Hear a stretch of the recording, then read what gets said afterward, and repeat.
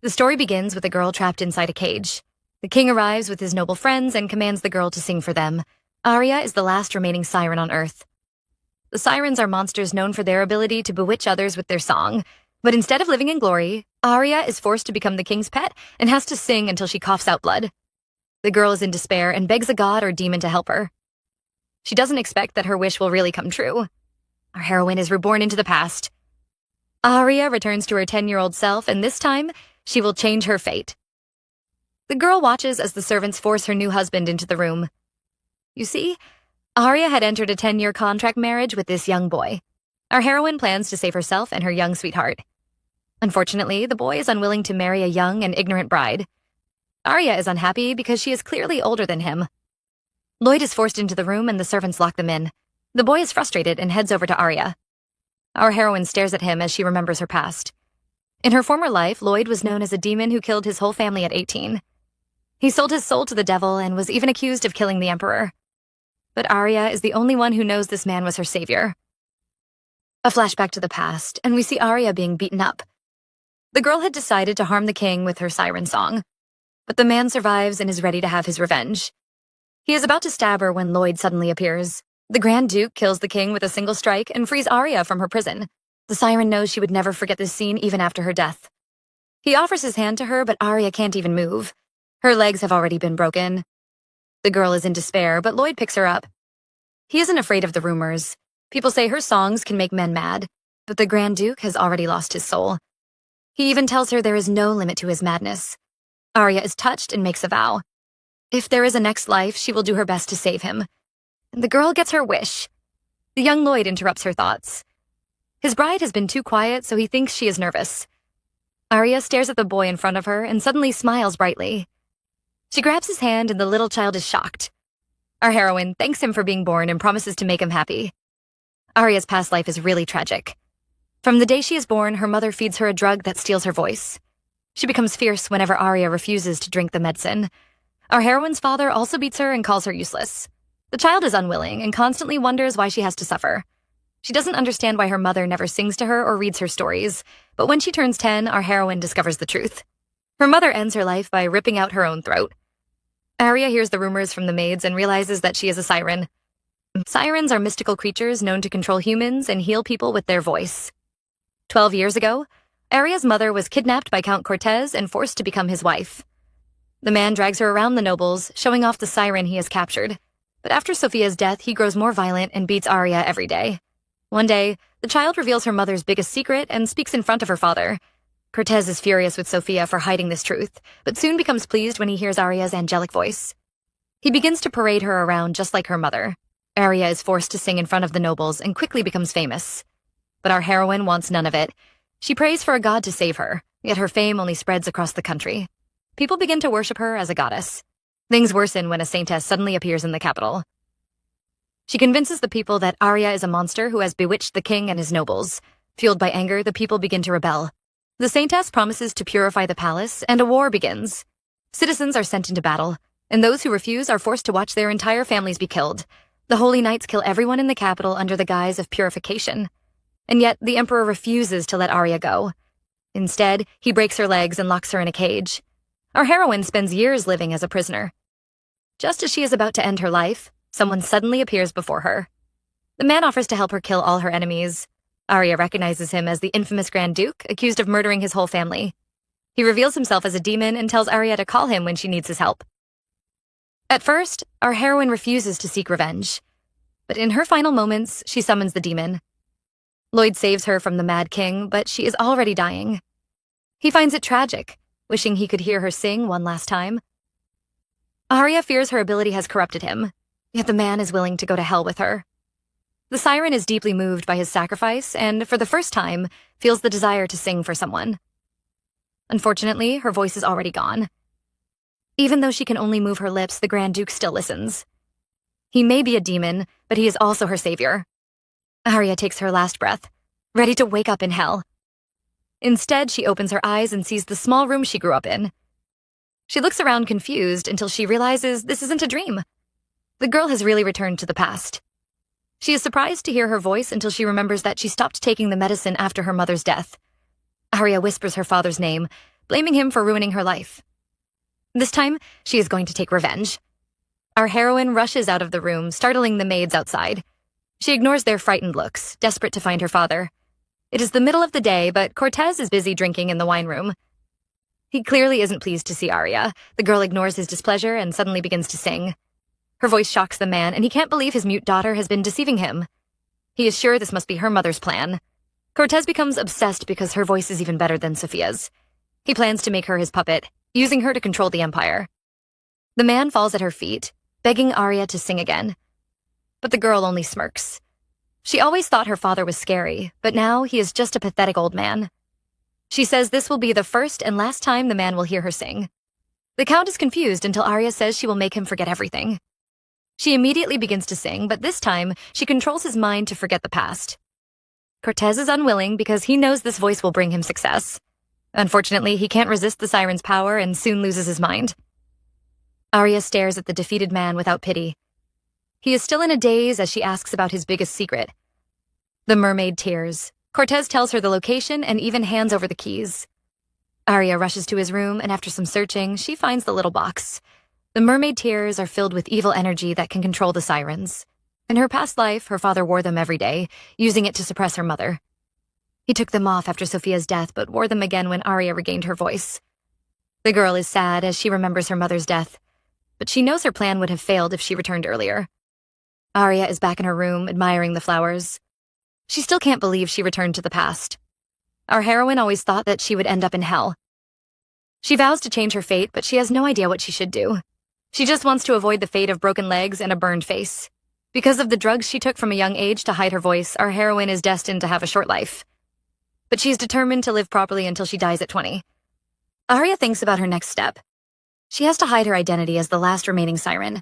She knows everyone would lose their mind when they hear her sing. Well, except for one person. Lloyd has already lost his mind a long time ago. His eyes had always been empty, and he would only react when he killed someone. The Grand Duke was known to take drugs, desperate to escape from reality. Arya recalls the events that would happen 4 years from now. Everyone in the Valentine family, including their servants, would all be murdered.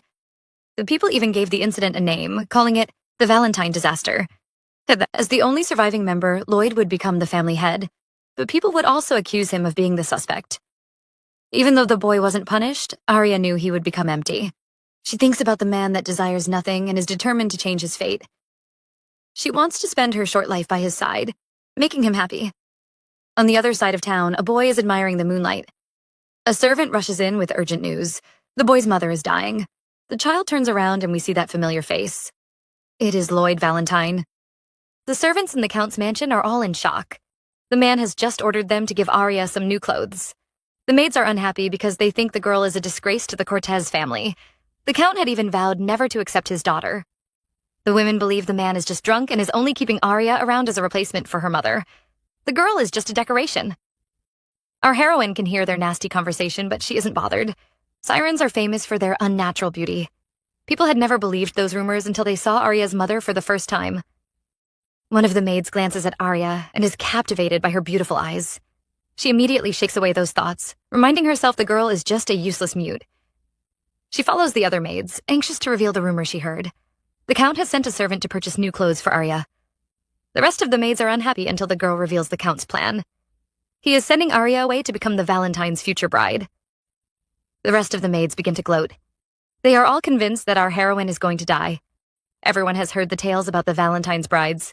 The duchy only opens its gates when their prince is searching for a wife. But the women who marry into the Duke's household all die during childbirth. Of course, these are all rumors. No one knows the truth because the women who marry into the duchy all abandon their families. The maids are pleased with this news and soon have an evil idea. They plan to mistreat Arya since the girl is mute and can't complain. Our heroine glances at the foolish maids, wondering if she should teach them a lesson just like her father. Instead, she chooses to spare their lives. She takes out her notepad, ordering the women to bring her some good food. The maids try to talk back, but Arya immediately shatters a plate. She glares at them, scaring those nasty bullies. Our heroine is pleased when she sees the table full of delicious food. The maids try to fawn over her, but the girl glares at them. She is not interested in their fake service. The child smirks because she will make them live in fear, always wondering when she would take her revenge. She orders the maids to get out, causing the frightened women to run away. Arya notices their fear and feels inferior. The child thinks her face is too scary. In her past life, her face had been covered in burns. When she took her mask off, people would immediately become frightened. Arya is sad and decides to continue hiding her face. Days pass, and we see our heroine going on a journey with her father. Except the people seem to have gotten lost. No matter what they do, they just can't find the right road. Count Cortez is furious and orders the carriage to stop. He curses the Valentines even though he is the one rushing to befriend them. Arya isn't upset because the Grand Duchy has always been strict. Their mansion is hidden in the woods, which prevents outsiders from visiting. They also inspect everyone they work with and never socialize with random families. The girl knows her father is only furious because the duchy rejected all his letters, causing the other families to mock him. Meanwhile, the driver looks terrified as he urges the count to return. He explains that the road to the duchy is unknown because those who visited never came back alive. The man really regrets taking this job. Cortez is furious and blames the guard for accepting the job. He refuses to turn back, threatening to kill the man if he can't find the way. While the men argue, Arya takes a look outside and immediately notices a weird energy. This place is covered with a barrier. In the Empire, every group has a different power. The sirens use mythical energy, while the priests have divine power. The wizards use mana, but the spellcasters perform magic. Their powers might be different, but every group can sense the other's energy. Arya is sure this is an illusion barrier set up by the duchy. Just then, the men hear some growling. The guard immediately remembers the rumors about the beasts in these woods. Cortez is scared and blames the man for hiding the truth. They are all terrified, but it is too late. Arya hears their screams and knows a battle has begun. Arya slips on her mask and steps outside to take a look. She immediately sees the injured bodies of her father's guards. Opposite her, we see a man wearing a dark cloak, surrounded by huge wolves. He is clearly unhappy with the unexpected visitors. Our heroine knows she is in trouble. She notices his familiar gray eyes and immediately feels nervous. Just then, the man orders his wolves to kill her. Arya falls to her feet and closes her eyes as she waits for her death. But instead of a wolf bite, she suddenly feels the large dogs licking her face. The poor girl is so confused, she has giant question marks floating over her head. Well, at least she is still alive. The man wonders if his dogs have suddenly gone mad. He flicks their forehead and they immediately hide behind Arya. They have totally forgotten about their master. The Duke is so shocked, he thinks his dogs have gone crazy. He studies the girl wearing a mask, wondering what sort of creature she is. His dogs are super fierce and only respect the strong. They only follow the Duke because he is the strongest person in this world. The man crouches down and studies the girl, wondering if she is stronger than him. He feels dissatisfied because no matter how he looks at her, she seems to be weaker than an insect. Arya knows the dogs are only friendly because sirens can communicate with animals. In her past life, her father had killed all the beasts around her, so she could never use this ability. The girl admires the huge dogs, and when she touches their fur, she immediately falls in love. Her pretty eyes even begin to sparkle. The Duke watches in disgust as the poor girl is almost buried by his huge dogs. He carries her like an insect, determined to take this strange girl back to his mansion. The group arrive at the estate, and the butler scolds the count for trespassing into the Grand Duchy. He says the man should be grateful to Arya because she saved his life. Meanwhile, the girl is more interested in the strange drink the man has given her. She touches the floating white object and immediately jumps at the feeling. The butler is confused by her reaction, but still secretly whispers that it is marshmallow. Our heroine hears the wrong name and is more curious about the strange object. The Grand Duke can't scold the little girl, so he orders his butler to feed the count's men to his hunting dogs. Cortez looks terrified, refusing to believe his loyal knights have turned into some dog food. He glares at Arya, blaming the girl for his misfortune. Instead, he sees two large dogs glaring at him. The man is immediately frightened. The butler reminds him that Arya is his savior, but her father remains silent. He only smiles when the butler offers to compensate him. The Grand Duke says they can give the count any amount he asks for. Cortez smirks with greed as he offers the Duke another deal. He is willing to sell his daughter to the Grand Duchy. He whispers from across the room, urging Arya to take her mask off. Our girl just watches him like a clown. The man is embarrassed but still insists on selling his daughter. The Duke wonders why Cortez had hidden his child, but the man claims the girl is mute. He thinks that will make her a good wife, and even tells the Duke to cut off her arms since she can also write. The butler is really furious and accuses the count of insulting their family. The man slams the table, unwilling to take the blame. The butler warns him not to misbehave since they only accepted him because of his father. Arya stares at the butler, pleased by his insult. Her father has always hated it when people mention his genius father. The butler notices her stare and leans down, urging the little child to finish her drink. Arya can't understand why this strange man is so nice to her. She hears the dogs barking and is immediately convinced it is because of her siren abilities. Our girl is going to use that to her advantage. She shamelessly advertises herself, claiming to be good at taming animals. She can also learn things quickly, so she urges the butler to take her away. The Count is displeased to see his daughter speaking up. He snatches her paper, warning the useless girl to stay quiet. He grabs her arm but sees 3 large dogs ready to attack him. Cortez grabs his daughter's hand roughly, warning the girl to stay silent. He sees the huge dogs glaring at him, but before they can attack, the Grand Duke punches his face. The man pulls Arya away and is prepared to buy her. Our heroine is excited, staring at the man in awe. He looks the same as her sweet Lloyd. Well, except for his long hair. The Duke is confused by the child's stare. He doesn't understand why this little child isn't afraid of him. He had just offered to feed people to dogs and had even threatened her life. Arya holds his cloth tightly, not frightened by his harsh words. She stares at him with bright eyes, determined to hold on to his golden thigh. The Grand Duke can't resist her cuteness and offers to make the payment immediately. The Count is stunned, but the butler is already used to his master's impulsive behavior. Valentine wonders if the man is unhappy, but his butler grins widely.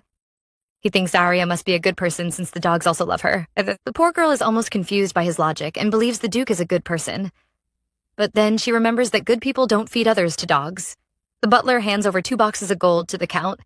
Valentine warns the man never to appear in front of them again. He must also forget about Arya for the rest of his life. The Duke threatens to end the entire Cortez family if the man betrays his vow. The Count is still as greedy as ever as he tells them he has another request. He wants Arya's first daughter to be handed over to him. The Count is pleased with himself, but our heroine is furious. Her father is only asking for her child because he hopes her daughter will be a siren. He is still filled with evil ideas even after her brainwashing. The Grand Duke is also angry when he hears the Count's absurd request. He changes his mind and plans to feed the entire Cortez family to his hunting dogs. The butler leads the Count away before his boss can totally destroy him, but he also has another plan. He asks the torturers to take Cortez away and teach him a lesson. They will punish him for his foolish words and make sure he forgets about his daughter. Arya approaches the butler and he immediately changes from a scary gangster into a gentle grandpa. The girl marvels at his quick switch. The man leads her into a huge room and even apologizes for not preparing a better place. Meanwhile, our girl is in awe because this room is more fancy than the Imperial Palace. Just then, she sees a maid approaching. The girl introduces herself as Dana, the head maid and also Lloyd's nanny. The woman clearly loves cute things and is already eager to serve Arya. Our poor heroine is unused to such attention, and even her little fingers turn red. Dana apologizes for the prince's absence because the boy is taking care of his sick mother. She urges Arya not to be upset if the prince doesn't welcome her. Our heroine feels sad, afraid her little crush might not want his new bride. The maid tries to distract her, asking Arya to write down her favorite foods. Our heroine begins to write but finds it difficult. The poor girl has never tasted many foods and has no idea what she likes. The maid is waiting for a long list but only sees Arya asking for some warm soup. The child will be happy if she can have some warm soup that hasn't spoiled. Dana looks just as shocked as we are. The girl thinks the maid is disappointed, so she panics, trying to think of something she likes. She remembers her new favorite, the marshmallow, and quickly writes it down. Dana is confused until the little girl explains. She laughs because the child is too adorable. She still expects more, but our heroine is really out of ideas. She finally explains to the woman that she doesn't know many foods. She is afraid to look at the maid, expecting to see her disappointed face. But instead, she sees the woman crying. Arya doesn't understand why Dana is sad, so she offers to learn. Instead, the woman suddenly leans over and gives the child a big hug. I also want to hug her too. Arya is afraid the maid might be disappointed by her lack of knowledge. Instead, the woman leans over and gives her a big hug. She feels pity for the poor child and tries her best to comfort her. Arya is unused to such affection because she has been treated harshly from a young age. She chose to escape instead of taking revenge. But now Dana's hug makes her feel comforted. Our heroine closes her eyes in bliss. The next day, Arya is admiring the rainfall when Dana rushes in. She thinks her baby miss might be scared and worries about her. Arya isn't pleased by her new nickname. It is truly a crime to be short. She asks the maid not to call her a baby, but Dana only laughs at her. She even rubs our heroine's little head. Arya is stunned by her touch and keeps caressing her hair. She finally understands why the dogs love to be stroked. It really feels good. Dana finds her behavior amusing, offering to stroke her head again. Arya refuses, insisting that she isn't a baby. The maid laughs, wondering why the girl is staring out of the window. Arya's eyes sparkle as she says she was admiring the pretty flowers. The maid is surprised because the Duchess also likes flowers. She mentions the rare plants in the garden, and our heroine becomes curious. She stares at Dana with her sparkling eyes, begging to see the plants.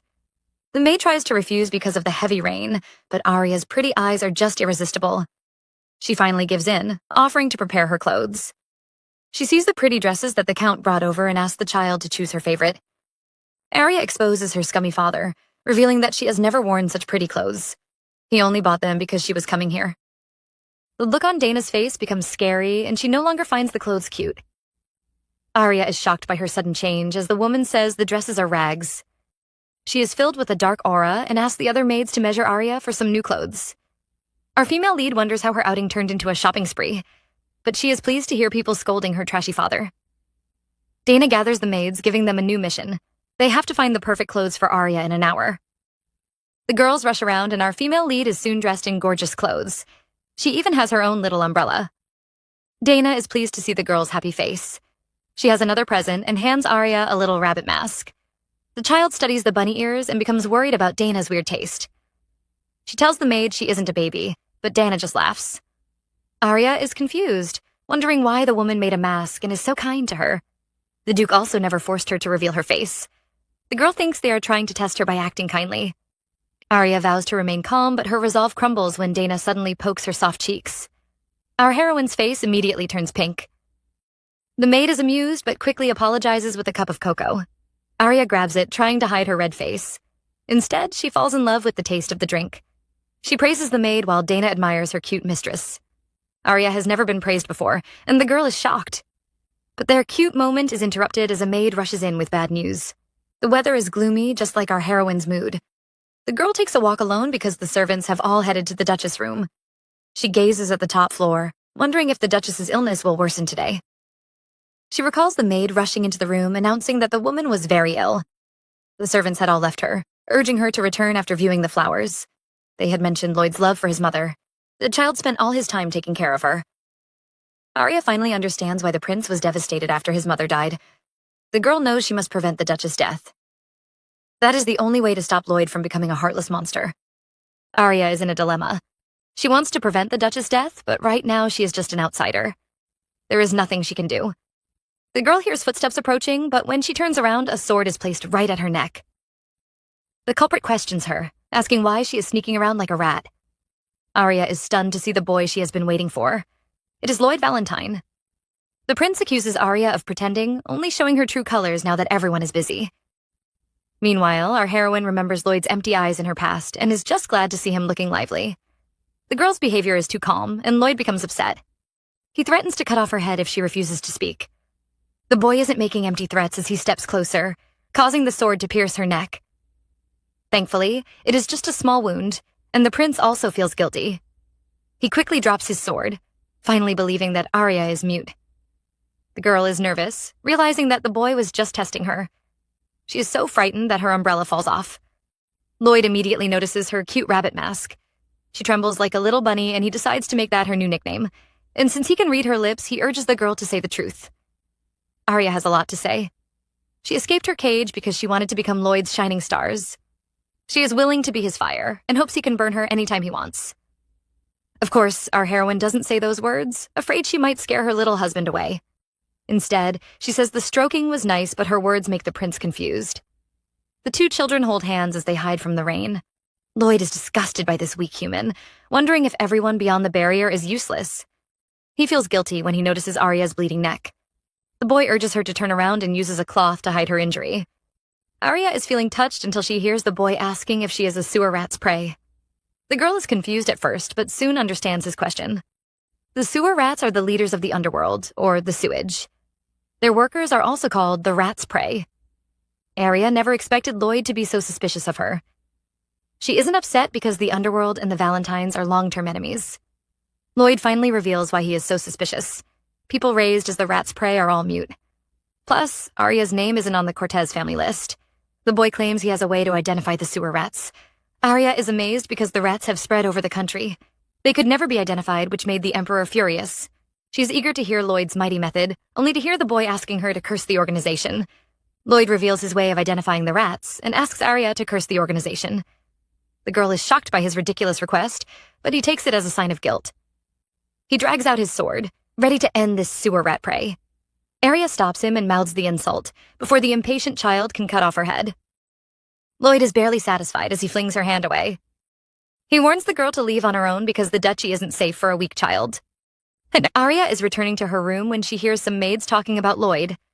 They are afraid the boy will go on a killing spree because of his mother's condition. The Duchess's sickness has worsened, and the maids are afraid she might really die this time. The woman has mentioned her last wish and wants to be buried under a cherry blossom tree.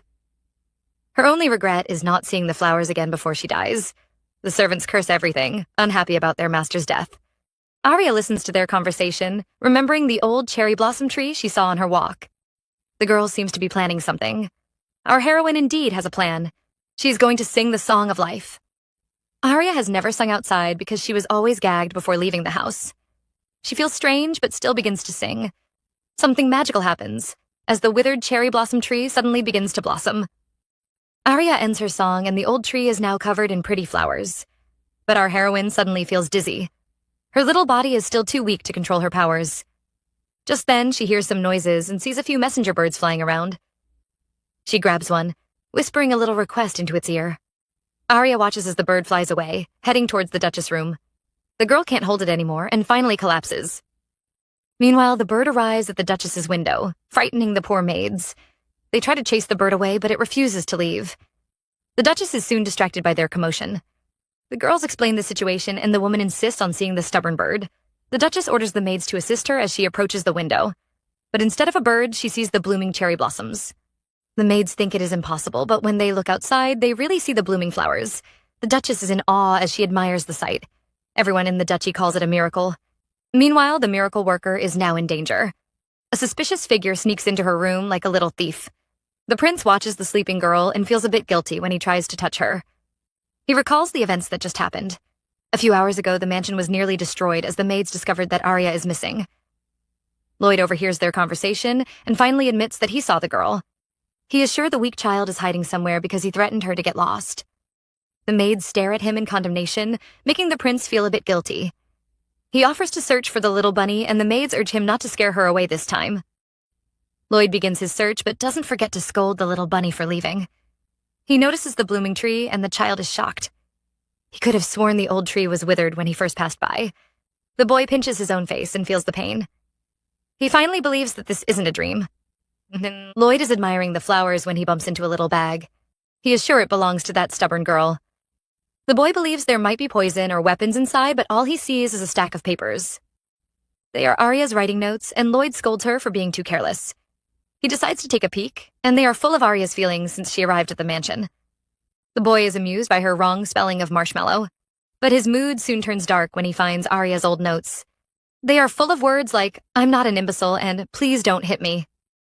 The last note breaks our heart as the girl pleads for someone to love her. Our female lead finally wakes up and sees a large crowd standing beside her bed. The maids all look worried, but Arya isn't used to their behavior. Dana feels pity for her weak and fragile miss. She caresses the child's head, and our heroine is pleased by her touch. Her cute face almost makes the servants faint. Arya remembers her important mission and sits up, frightening poor Dana. She asks about the Duchess, but the maid assures her the woman is fine. She mentions Lloyd's visit and hands over the storage bag he brought. Arya is relieved to have her bag, but when she opens it, she spots a new pen. The girl is confused because the pen looks very expensive. Dana thinks it might be a gift from Lloyd. Arya is impressed by the duchy's wealth. She notices something else inside the bag, but it isn't a gift. It is a note from Lloyd warning her to get lost. Our heroine is frightened as she thinks the pen might be her farewell present. She asks Dana for advice, but the maid only laughs. She tells the child the prince has ordered them to bring over all kinds of desserts. But our female lead isn't happy to hear this. The girl is afraid this might be her last supper. Arya is forced to take some bitter medicine for her sickness, but the maids reward her with a jar of star candy. Our heroine has never tasted such sweets and is very curious. She takes a bite and her face immediately flushes with happiness. The maids receive another attack of cuteness, causing their poor hearts to nearly jump out. Dana arrives with some flowers and books to make her little mistress happy. Arya is admiring her presence when a group of men rush inside. Her maid says the 6 men will be her personal guards, and Arya is impressed. She notices a foul look on one of the men's faces and wonders if he was forced to be her guard. Our heroine is still thinking when she is suddenly attacked by a giant sneeze. The whole room freezes at the sound, making the girl wonder if something is wrong. A maid studies the 100 things to know about weak people and concludes that flowers are harmful. The women panic, gathering around to discuss. They take a look at their fragile miss and immediately get rid of the flowers. Arya is disappointed when she sees the empty room, but Dana is relieved. She has never taken care of someone from outside the barrier. The servants always mention a barrier, so Arya becomes curious. Dana explains that a barrier separates the Valentine mansion from the outside world. Because of this, the people in the duchy are stronger than others. Our heroine remembers that the giant dogs she saw were even bigger than normal wolves. The girl finally understands why Lloyd refused to let her stay. Dinner time arrives and the maids fuss over Arya, worried the bitter taste might upset her. They are afraid the girl might get food poisoning. Dana warns the maids to treat Arya like a newborn baby since the people outside the barrier are the weakest. Our heroine refuses to accept her baby status, but seeing the people caring about her makes her feel cherished. Just then, she hears a malicious voice condemning her weakness. Arya looks around, trying to find the speaker, and soon notices the mean knight. The man thinks Arya is weaker than him, and he smirks, feeling superior. He has no idea the girl is actually a siren with super hearing. His words are very unpleasant, and our heroine feels disgusted. She waves him over, but doesn't expect the man to mock her for being mute. The maids are enraged and are ready to fight him. But what frightens the man is the look of fear on Arya's face. The knight gives an insincere apology, saying he is just worried about Arya's health. The maids are furious while our heroine glares at him. She suddenly asks about his age, and when he says he is 24, she scolds him for being useless. She points out that her health can get better, unlike his sick brain. The man has been completely roasted and is full of anger. He actually asks a 10-year-old child what she has accomplished. Arya glances at him once more, giving him a final blow. She says her goal is never to become like him. The knight curses Arya, but the room is soon filled with a cold aura as Lloyd appears. He is furious at the insult and immediately draws his sword. He is prepared to end the guard's life until he sees a nervous Arya shaking her head. Lloyd spots her injury and immediately becomes obedient. Well, a sword isn't the only way. The boy walks in with 2 huge panthers, threatening to end the knight's life. The man gazes at the dangerous animals and trembles in fear. He apologizes to Lloyd, but the young boy only scoffs. He orders the disobedient guard to kneel and beg for Arya's forgiveness. The man obeys, bowing in defeat. Arya finds his previous behavior useless since he still ended up in such a pathetic state, but the girl should worry about herself. A furious Lloyd scolds her for putting up with the man's behavior. Our heroine feels wronged because she really thinks she got her revenge. The boy ignores her, handing over a brass knuckle. Arya receives it in fear, wondering if it is used to beat people up. Lloyd explains that it is a symbol of his authority. While he is gone, he is giving Arya his power. He says the girl can get rid of the guard or even send him to the stables. But the prince has a condition. Before he returns, Arya has to find another home outside the barrier. The girl watches him leave, wondering if this is the proper way to chase someone away. A few hours later, Arya is trying to sleep when she hears a strange sound by her window. The girl staggers over in confusion, only to see the cute messenger bird. Arya admires its beauty until she notices a note tied to its leg. Our curious heroine begins to read, and it is a letter from the Duchess. The woman thanks the mysterious spring fairy. She was really going to die until she saw the spring flowers that Arya had gifted her. Their beauty had given the Duchess the courage to live again.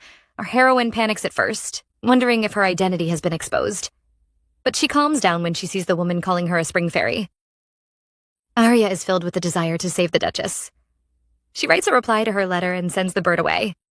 The girl vows to save the woman and give her all the beauty in this world. Days pass and our heroine begins to worry about her weak little body. The girl might really die if she tries to sing the Song of Healing. Arya feels frustrated but is determined to find a place to practice her singing. She tries to rush outside, but Dana stops her from leaving. She insists that her little mistress has to get some rest.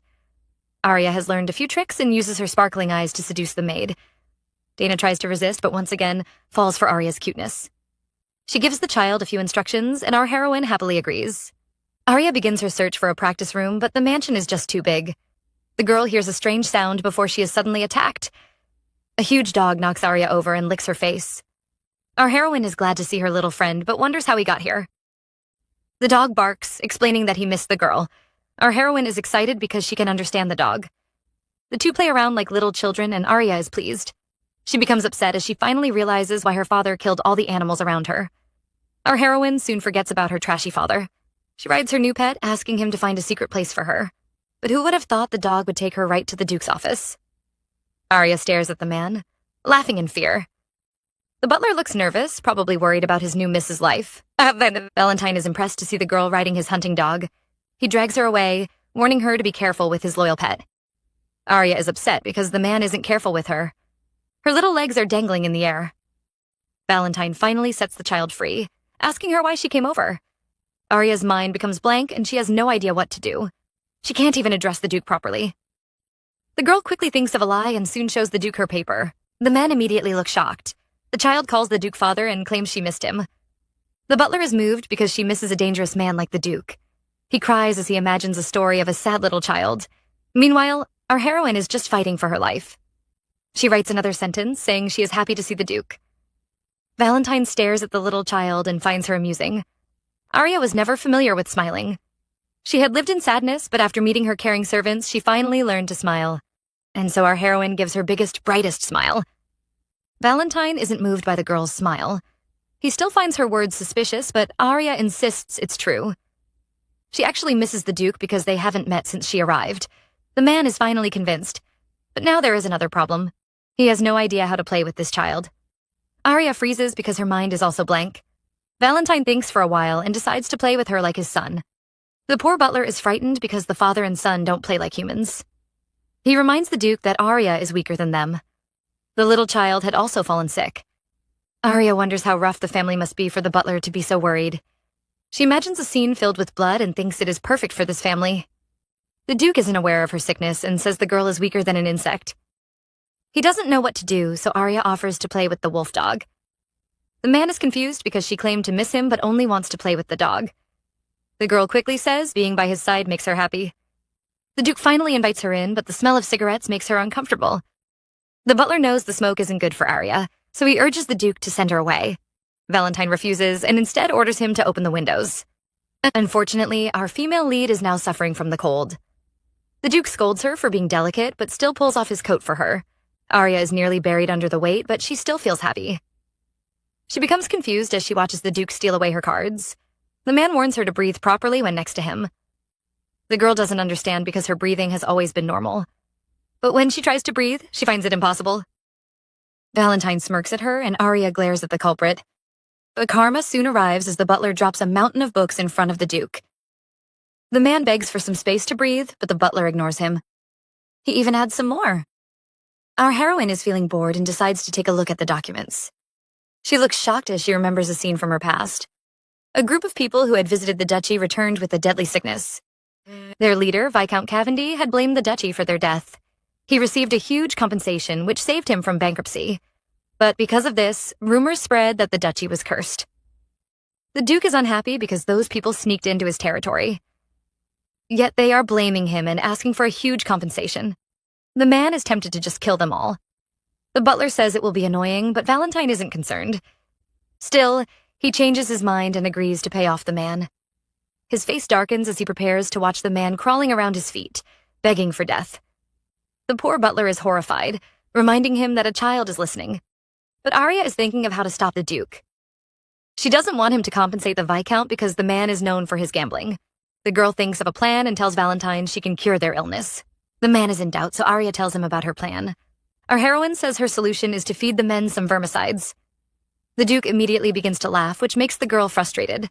Valentine is only laughing because he finally understands what happened to those men. He is impressed by how quickly Arya figured it out and offers to get her anything she wants. Another day passes, and Arya once again rides the hunting dog. Her only request was to see the Duke every day, and he said the dog would bring her over. But right now they are going in a different direction. The dog finally stops running, and Arya sees the estate where she was bought. The girl heads inside and is greeted by a group of handsome men. She urges them to keep quiet, but they are too excited to see their cute mistress. Arya is trying to eavesdrop, but the men surround her, admiring her cute detective act. She glances at them, and they are all watching her in awe. The girl decides to play along, and the men almost die from her cuteness. She ignores the bunch of weirdos, focusing on her mission. She can really hear some voices from inside. The Duke has no idea a certain child is listening. Right now, he is acting like a bandit as he asks the Viscount to pay for the parasite. The man is confused, so Valentine explains that the parasites they ate belong to his mansion. Since they took them without his permission, the men also have to pay. The Viscount is terrified and begs the Duke to let them off. Arya didn't expect the man to show up alone, but guesses that all his subordinates are sick. The Viscount claimed it was the duchy curse, but the sickness was caused by a parasite. His men had entered the duchy without permission and eaten some infected snakes. The Viscount kneels without shame, begging the Grand Duke to pity him. Valentine isn't interested in his show of pity and immediately draws out his sword. His butler is frustrated because his boss always resorts to violence. He begs the Duke to have a peaceful conversation for 10 minutes. Valentine is unwilling, but the butler urges him to discuss for 5 more minutes. Arya is surprised when she hears the Viscount offering to sell his heirloom. The man must be really desperate. The Duke is pleased with his offer and urges the man to pay his debt quickly. The Viscount tries to complain, but immediately cowers at the Duke's scary face. Arya is still eavesdropping when she hears some footsteps approaching. The girl doesn't have the time to hide, and the furious Viscount catches her. The man recognizes her hair color and pulls off her mask. He smirks when he sees the girl's face, calling her the Clown of Cortez. He never knew Sophia had a daughter, but Arya looks just like her mother. Cavendy thinks the girl was sold to the duchy because of her ability. He believes the Valentines will also turn her into a clown, forcing her to sing.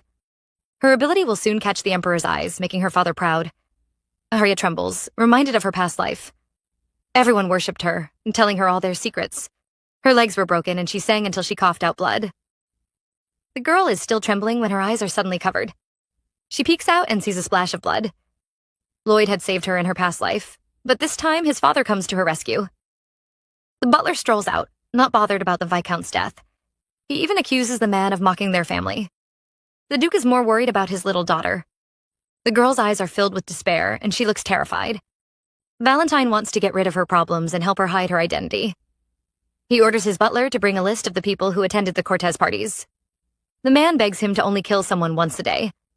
Arya praises her new father and thanks him for his help. The butler can't believe the child is praising the man for killing someone. She truly fits this weird family. Valentine pretends to be aloof, but he still rubs his daughter's little head.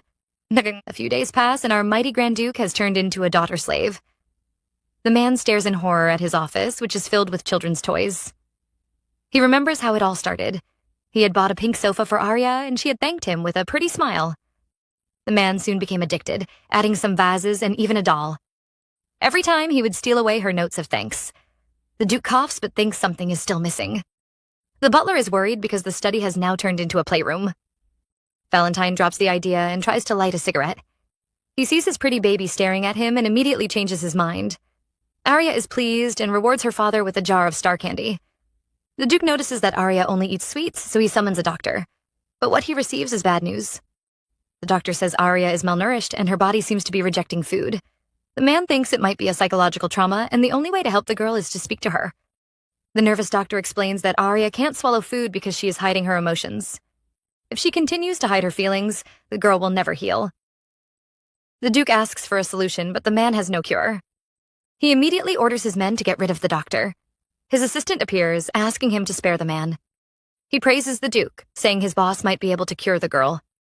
Valentine remembers the child's praises and believes he has a chance.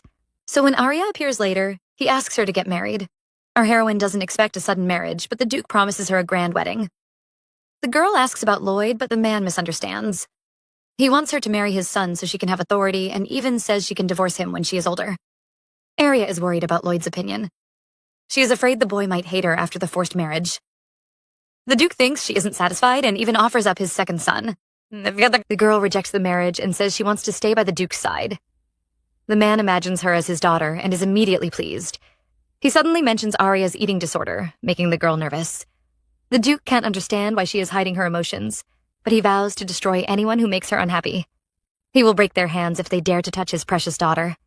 He kneels before Arya, asking her to stop hiding her emotions. The butler is horrified, thinking the Duke has scared away the little girl. But he is shocked when he sees Arya crying. Our heroine doesn't care if the man is a murderer or a demon. She hugs the Duke because he is her savior. The next morning, the duchy is thrown into chaos. Arya asks for breakfast, but this time she wants some scrambled eggs. The maids almost cry as they run around, urging the cooks to prepare the meal. Our heroine is amazed by the new dish, and when she takes a bite, she almost cries from happiness. The girl eats until the plate becomes sparkling again. The nervous cooks stand by the side waiting for her judgment. Arya praises the dish, and they immediately attack her with different types of food. The girl grabs a candy and thanks the cooks for their hard work. The servants cover their faces because their mistress is sparkling.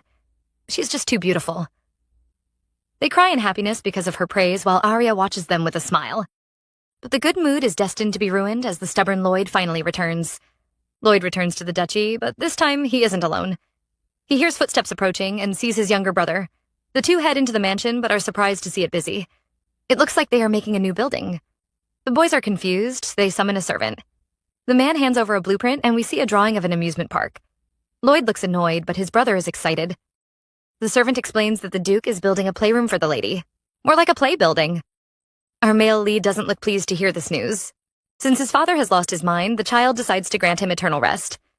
Vincent is confused, wondering why they are sneaking around in their own mansion. The boys stop walking as they notice a pretty sight. Arya is sleeping in the garden, surrounded by many animals. Vincent is amazed, wondering if the girl is a forest fairy. He remembers that she is a siren and is impressed by her ability. The girl has tamed the stubborn beasts, and even the fierce Duke adores her. He stares at his brother, excited to see what might happen next. Our heroine wakes up next to a huge panther and is surprised to see footprints on the ground. She wonders if someone came by. Arya finishes her meal, which makes Dana happy. Our heroine has gained a little weight and she rubs her fat belly. But the child still isn't satisfied. She isn't strong enough to sing the song of healing or destruction. The song of healing can cure any sickness, while the song of destruction can ruin people's life. In her past life, Arya began to sing those songs when she turned 14. But the girl is now in a hurry. The Valentine disaster will happen in 4 years, causing Lloyd to become a demon. Arya refuses to let that happen, so she urges the cook to bring more food. The servants are happy to comply, and another meal is served. Dana notices something strange. Her lady seems to have amazing table manners. Even her walk is graceful. Arya almost feels her soul floating in fear. She had learned those skills after her father's beatings. The girl quickly drops her spoon. She pretends to be sad as she says she is too weak to eat. The maids stare at her in shock, and Arya is afraid her plan has failed. Just then, a fight starts as the servants struggle to feed her. The head chef pushes them away and boasts about his license in meat slicing. Arya ignores the clowns and asks Dana to help her, breaking the hearts of the other maids. The next day, our heroine dresses up like a pretty doll. Dana is pleased and offers to take her to see Lloyd. The child is alarmed because she knows the boy will chase her away. She runs out of the room, ignoring the maid behind her. Arya finally stops at the library. The girl is afraid to see Lloyd and decides to ignore him until the Duchess is healed. She looks around, finally noticing that she is at the library. Arya had chosen this place as her practice spot, causing the Duke to think she is a bookworm. The girl is about to sing when she sees someone approaching. A handsome boy walks over, calling her his sister-in-law. The handsome boy grins at Arya, introducing himself as a genius adopted by the Grand Duke. But Arya already knows him. Vincent was a famous genius in her past life. He was adopted by the powerful Grand Duke, but was later kicked out before the Valentine disaster. The rumors spread around town that he was actually a spy for the sewer. Everyone mocked the boy, and he became a drunkard, wandering through the sewers until he died. The people even gave him a nickname, the Genius of Misfortune. Arya stares at the future spy, but the boy looks too innocent. Vincent doesn't know the girl's thoughts and praises her for reading such advanced topics. Our heroine is frightened because she randomly grabbed the books. She has no interest in these topics, but the boy insists on discussing with her. Arya begins to sweat because his words sound like a foreign language. Vincent praises her intelligence and even offers to share his books with her. He suddenly stops smiling as he reveals his hatred for dull people. He thinks they are a waste of oxygen and shouldn't be alive. He starts smiling again, but Arya isn't impressed. She finally knows why the boy was chased out. He is too annoying. The day has barely begun, but our heroine is already unhappy. She glares at the annoying Vincent, who is also at the library. Every time she sees the boy, she always feels uncomfortable. She also can't practice her singing, which makes her upset. Just then, the annoying child asks her to pick a book. Arya is frustrated because anytime she picks a book, the boy discusses the topic. He would also mock her intelligence. Our heroine asks him to recommend a topic, and he gives her a book for dunces. It is filled with basic calculations. The culprit has the courage to smile, and Arya almost spits on his face. The girl returns to her room, and Dana almost faints from fear. Her little miss is like a furious volcano about to explode. Arya isn't angry at the boy for insulting her. She is just unhappy because he is disturbing her practice time. She has to learn the Song of Healing so she can save the Duchess's life. Arya plans to get rid of Vincent, but decides to spare him because he is Lloyd's brother. The girl heads to the library the next day, but sees the annoying Vincent. She decides to leave, but the boy stops her. He smiles like a demon as he mentions her family's musical talent. Aria's grandfather, Maestro, was a famous musician. Vincent laughs at her, mocking her for not knowing her family's history. This is the last straw, and our heroine finally snaps. She slaps the boy with a book and heads to the piano. Vincent studies the sheet and doesn't believe the girl can play the famous masterpiece. The score was created by the Holy Empire, and no one has been able to play the music. But Vincent is bound to be shocked.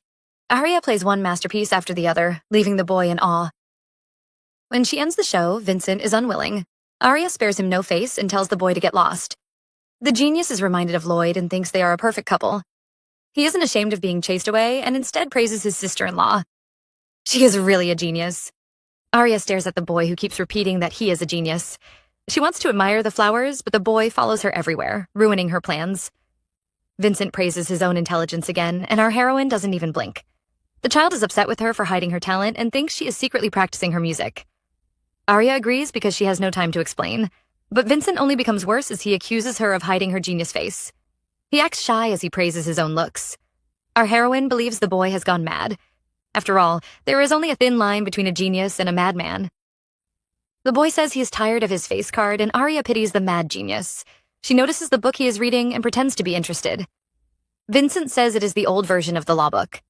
Aria watches him, wondering if the boy is about to become a judge.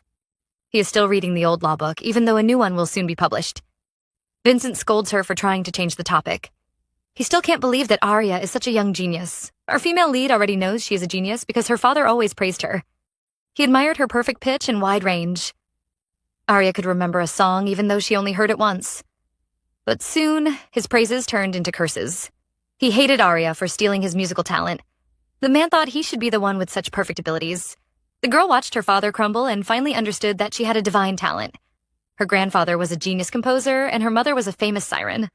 Aria was born with both abilities and everyone worshipped her talent, but the girl never wanted those powers. Vincent says Aria would be popular if she could sing. The Valentines would support her with all their power. He has no idea that the girl has already experienced this fate. The Emperor even worshipped her as his god. Aria's past has taught her a harsh lesson and she advises Vincent. She says the people that praised his talent would also kill him because of his abilities. The boy is shocked, but she warns him never to live for people's validation. He has to live for himself and stop trying to prove his intelligence. Vincent blushes in shame and even his fingers turn red.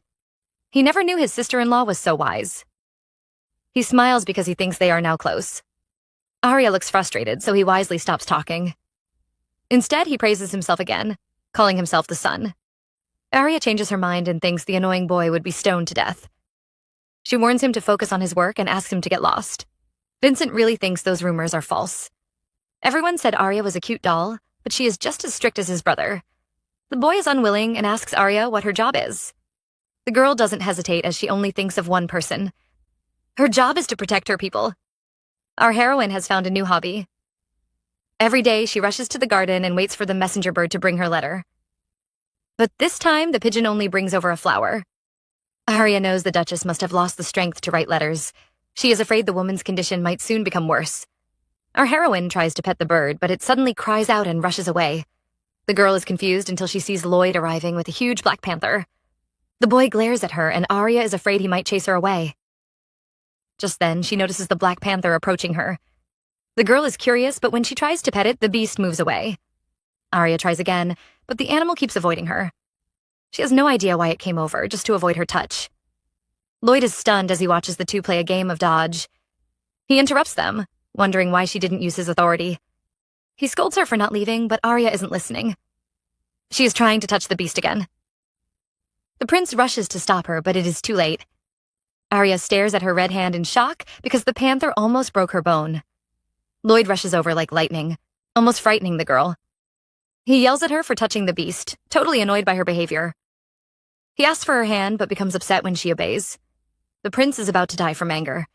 Our heroine stares at her hand, which has been put in a cast, and thinks the boy is overreacting. Lloyd suddenly calls her a schemer.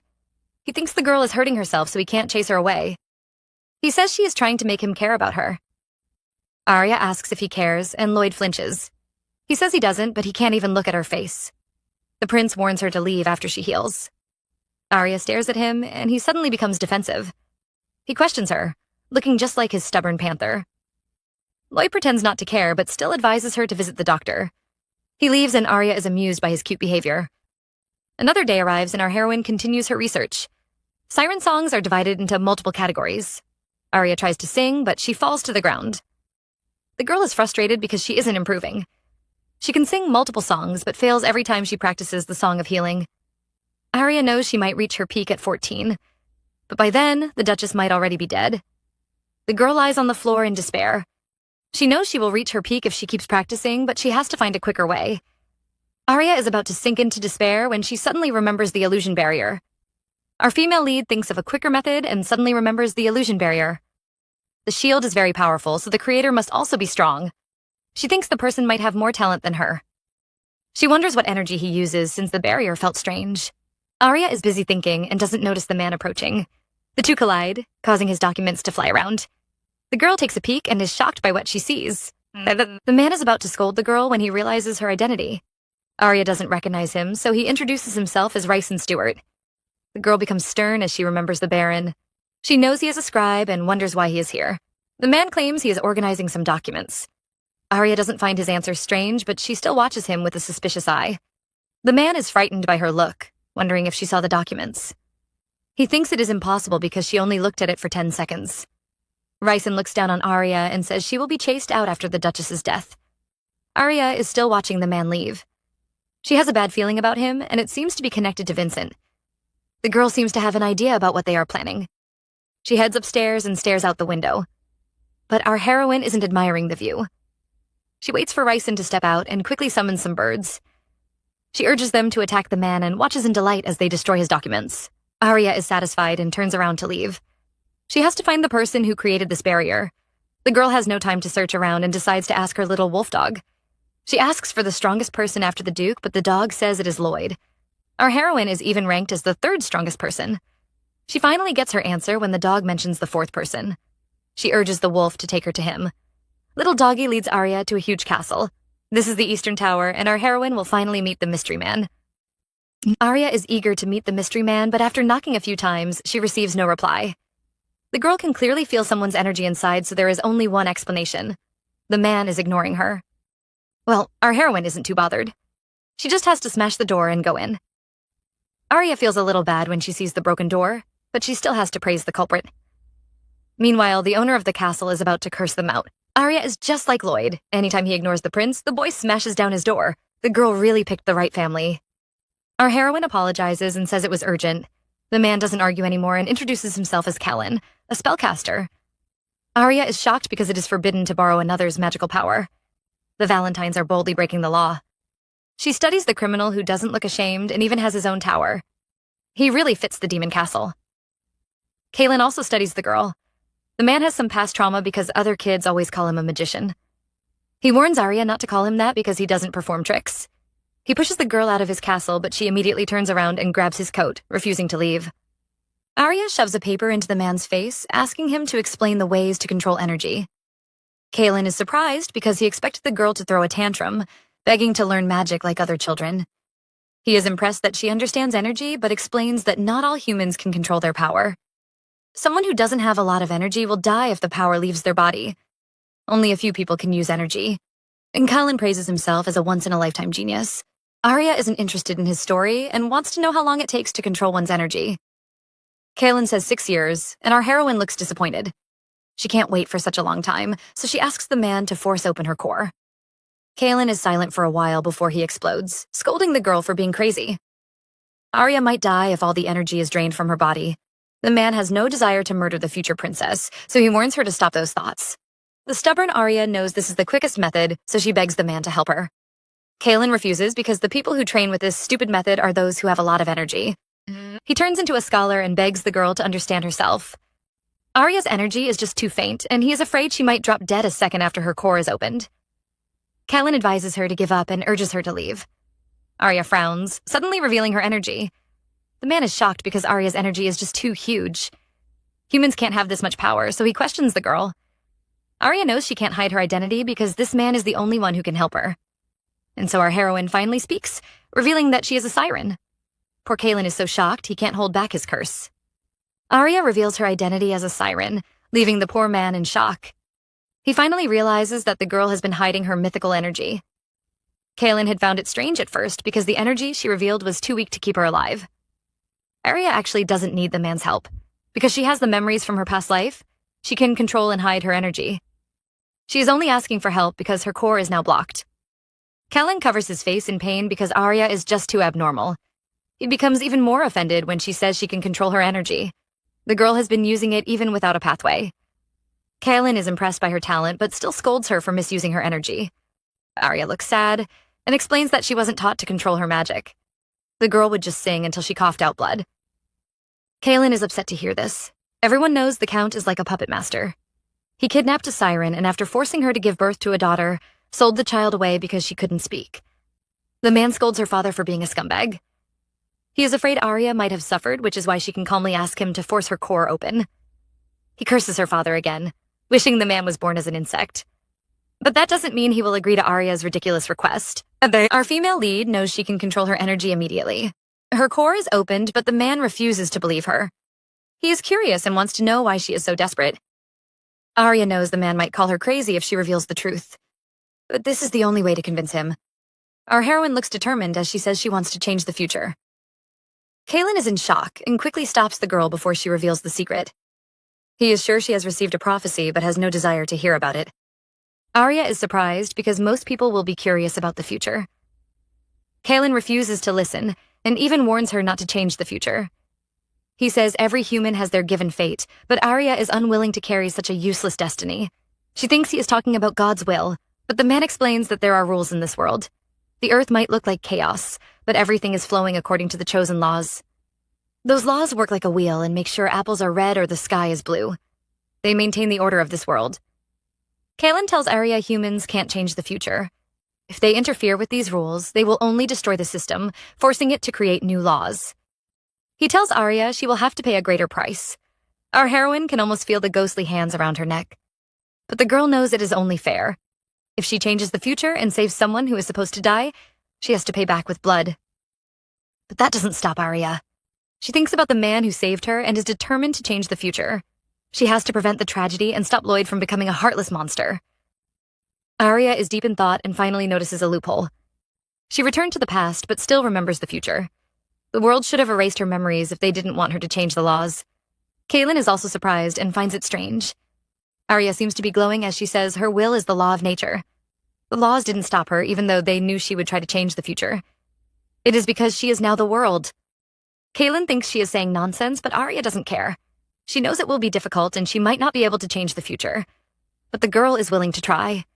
If the world is wrong, she will try to make it right. She refuses to sit around waiting for disaster to happen just because she is afraid of a price.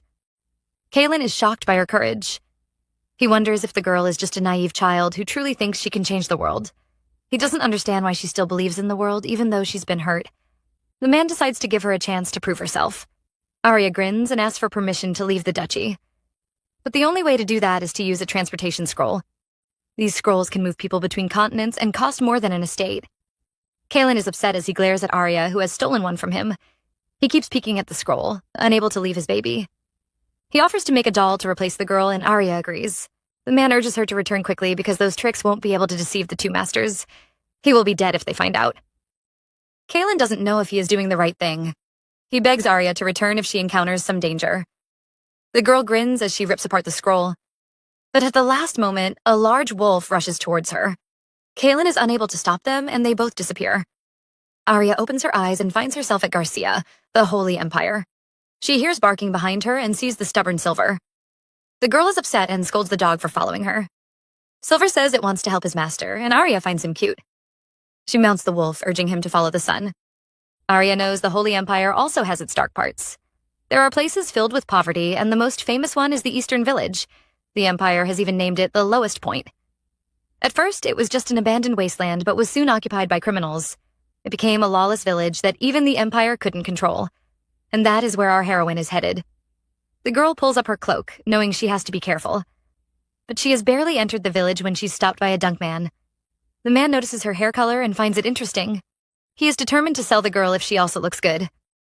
The man thinks he has found a prey and plans to sell Arya off. He is ready to take off her cloak, and our heroine closes her eyes in fear. Silver comes to her rescue, scaring the man away with its fierce behavior. The criminal screams as he runs away in fear. Arya is still shocked because she has barely entered the city but was almost kidnapped. She finally understands why the government gave up on this village. Arya glances at the confused wolf. She asks it to wait behind, but Silver immediately protests. She says the dog is too big and will easily attract criminals. She is afraid they might try to sell him off. Arya leaves the wolf behind and heads out alone. It has become dark, so she knows she has to hurry. She sneaks around the alleys and can hear people begging for their lives. Arya realizes the danger and knows she has to be careful.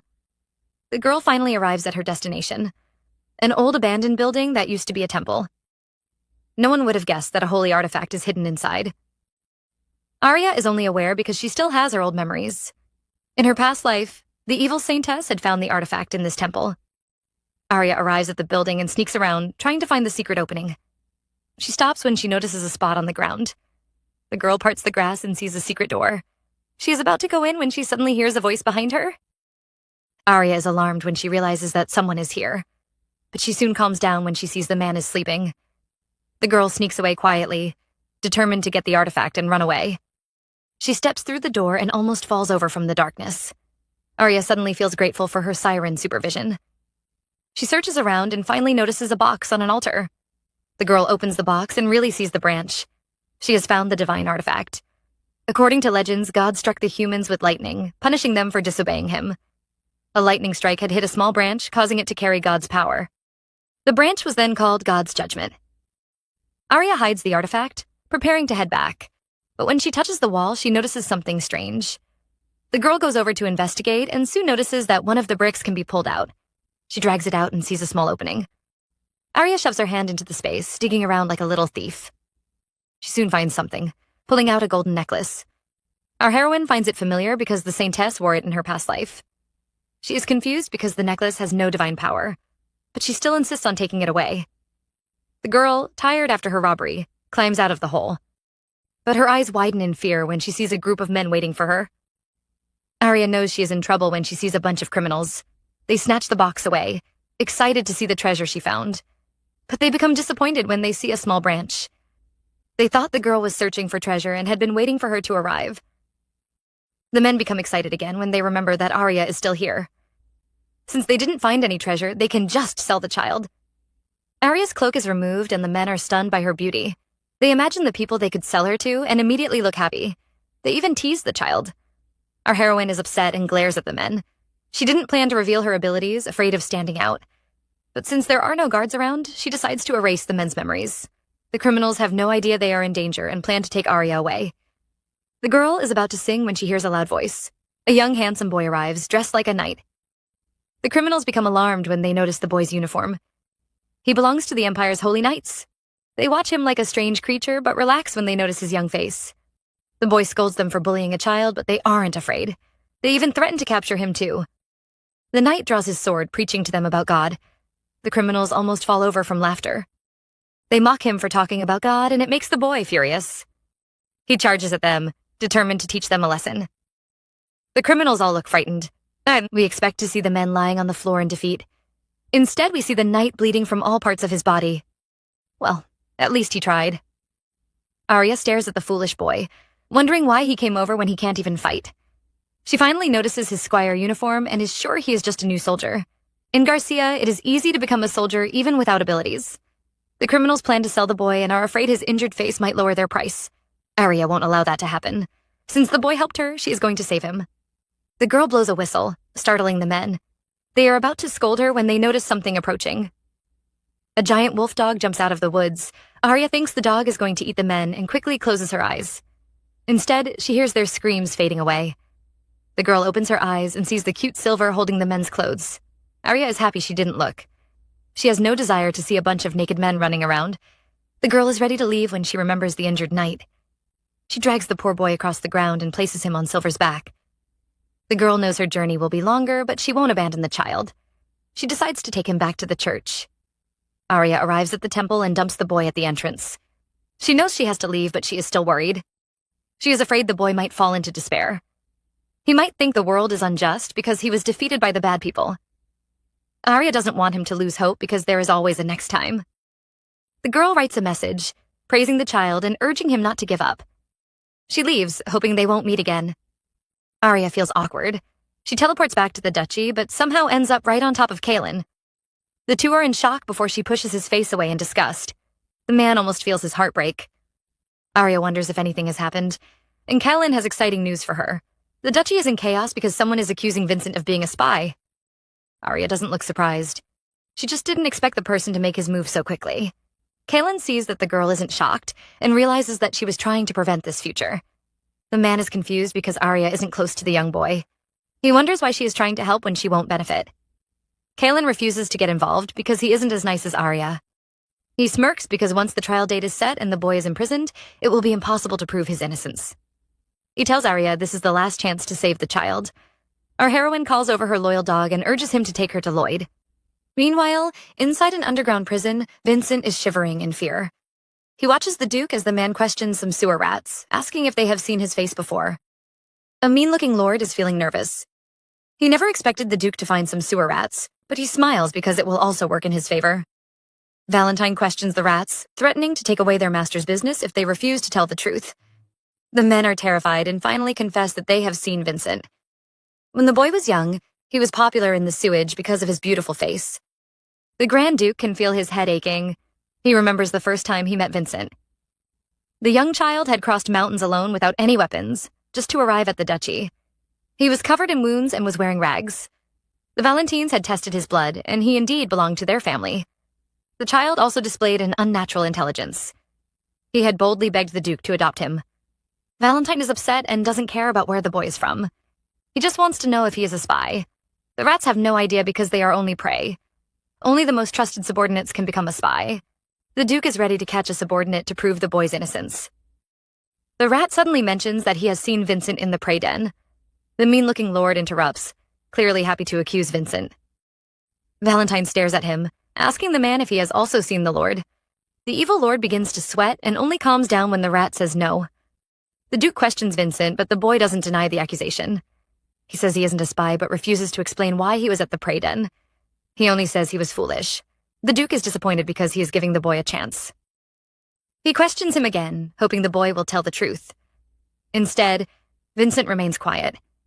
The Duke stares at him, but he has no choice. He orders his men to lock him up. The poor child is in despair, wondering if this is his end. He remembers Arya's words, warning him that his abilities would kill him. He finally understands what the girl was trying to say. The boy is in pain when someone suddenly approaches and grabs his hand. He turns around and sees Arya staring at him. Vincent isn't the only one who is shocked. The soldiers are also alarmed to see their mistress. Vincent asks why she is here when another person appears. Lloyd separates the two, warning them to stay apart. The children look serious, but we have no idea if they are here to save Vincent. Is the boy really a spy? Lloyd appears like a ghost, separating the two and warning them to stay away from each other. Valentine feels his head aching as he stares at the stubborn children who barged in. Lord Beaufort tries to persuade the prince to leave, saying the trial shouldn't concern him. The young prince becomes furious when the man says he is worried about Vincent. He is anxious to hide his caring side, so he tells his father he has another purpose for coming. The Duke immediately looks curious. The children proudly display the divine artifact that Arya had found. But the branch looks so weak and pitiful, almost making the other lords laugh. The Duke is also confused until the branch suddenly begins to glow. The men look shocked as they realize that the branch is a holy artifact. The Lord Beaufort becomes worried, wondering why the children brought the weapon over. Vincent is in awe because he recognizes the artifact. The boy knows it is hard to find one and wonders if Arya has been chosen by God. The young girl always surprises him. Lord Beaufort has no idea what the artifact can do, so Vincent explains. Anyone who lies while holding the holy weapon will be punished for deceiving God. The Lord looks frightened as he asks what the punishment will be. Our naughty heroine mouths an answer, and Lloyd helps her to translate. The girl wants the man to try it himself. The two kids are going to test the holy artifact right now. Lloyd passes the branch to Vincent, asking if he is a sewage spy. Arya gives the boy her support, and the child almost cries as he denies the accusation. Nothing happens, so that means his answer is true. Lloyd wants to know if the boy has ever harmed them or helped others to ruin their family. Vincent nearly yells as he shouts his loyalty. The Duke leans over, curious to know why he was at the prey den. The child still refuses to answer, but swears that he has never harmed the duchy. Valentine is satisfied and is ready to end the trial. Vincent isn't the only one who looks shocked. Lord Beaufort is furious and unwilling. He curses Arya because the nasty guard who insulted her was his son. Our heroine had sent the boy to work in the stables and has now destroyed his plan. The man believes Arya is his nemesis because she always ruins his plan. The redhead notices his boss's angry face and also thinks the branch is fake. He accuses Arya of bringing over a fake branch to deceive them. Lloyd is frustrated and scolds the man for being an idiot. He snatches the branch and hands it over to the man, asking him to prove his innocence. The redhead has barely spoken when he is suddenly struck by lightning. His friends rush to help him while the evil lord trembles in fear. He apologizes, saying he misunderstood Vincent only because he wanted to help the Duke. Valentine isn't deceived and knows the man isn't loyal to him. He reads the Lord's document and the man is just trying to destroy Vincent. He glares at him, wondering if he has a grudge against the child. The Lord stammers as he tries his best to deny. Vincent finally reveals the words he said to the man. He told the Lord his stupidity would reduce everyone's intelligence. What a nasty mouth. He even pretends to be sorry and apologizes for speaking the truth. The Lord knows that isn't the reason, but he still feels like killing the boy. He even has to accept those mean words. Vincent laughs at the man, once again amazed by his foolishness. Instead of accusing him at once, the Lord should have released the information in bits. That would make everyone lose their trust in Vincent. The child mocks the Lord and says standing next to him can reduce a person's brain cells. The boy shows his disdain for the Lord's intelligence, and the man is furious. He knows the child's secret and why he always visits the prey den. But still, he says nothing, pretending to like Vincent. Lloyd shows his impatience and shoves the holy artifact at the man. He wants him to prove his innocence. Arya leans over, whispering into his ears. The prince looks furious as he glares at the men, repeating Arya's words. She thinks the group have all tampered with the new law book. The men all look nervous, especially Rysson. He finds it impossible and wonders how Arya discovered the truth. The men had been very careful, and the only one who noticed their plan was Vincent. That is why the vassals are trying to destroy the boy before he exposes their secret. He thinks the child might have told Arya, but when he glances at him, Vincent also looks shocked. Riken trembles in fear as he recalls the day he bumped into the princess. He can't believe the girl read and understood the documents within a short time. Lloyd accuses the men of ruining their family name. He mentions their crimes, and it is enough to fill a whole book. He stares at them with a cold glare, and the lords are all frightened. The Duke asks Lord Beaufort to explain himself, but the man refuses to speak. He seems to be afraid of the holy artifact. The other men glance at him, making the Lord upset. He thinks it's unfair, so he pushes the branch to Rysson. He accuses the man of committing the most crimes and tells him to answer the Duke. Rysson is shocked because he was only following the Lord's order. The man had promised him a higher position. The branch doesn't react, so the Duke knows Rysson isn't lying. The children stare at the men with disdain because they are only making things worse. The Duke draws out his sword, determined to punish the men according to the rules. Arya is afraid of the man's fierce aura and is reminded of the first time they met. Lloyd scoffs when he notices the girl's frightened face. Still, he moves closer and covers her eyes. Vincent feels left out, so he rushes over to cover her ears. We see a splash of blood as the Duke ends the men's life. Lord Beaufort is left alive, and he begs the Duke to spare him. He is unwilling to die, so he decides to expose Vincent's secret. The boy always visits the prey den because his mother is a prostitute. Vincent pales as the man reveals his true identity. The Duke isn't bothered, but Arya can feel the boy trembling. The Lord is anxious, so he exposes Vincent as the son of a prey. Arya finally understands why the boy was unwilling to speak. He would rather be chased out than reveal his shameful secret. The evil Lord claims the children of a prey are also prey. Vincent has been visiting the sewage for 5 years, secretly trying to take his mother away. Beaufort glares at the duchy, resenting them for living in luxury. The Beaufort family was once a noble and powerful house, but they soon became greedy for more fame. They married the emperor's sister, becoming close to the royal family. But when the old king passed away, the new emperor destroyed their power, leaving them in ruins. The man resents Vincent because he was easily accepted by the Valentines. He is just a distant relative, but the whole world praises him as a genius. Beaufort thinks it is unfair.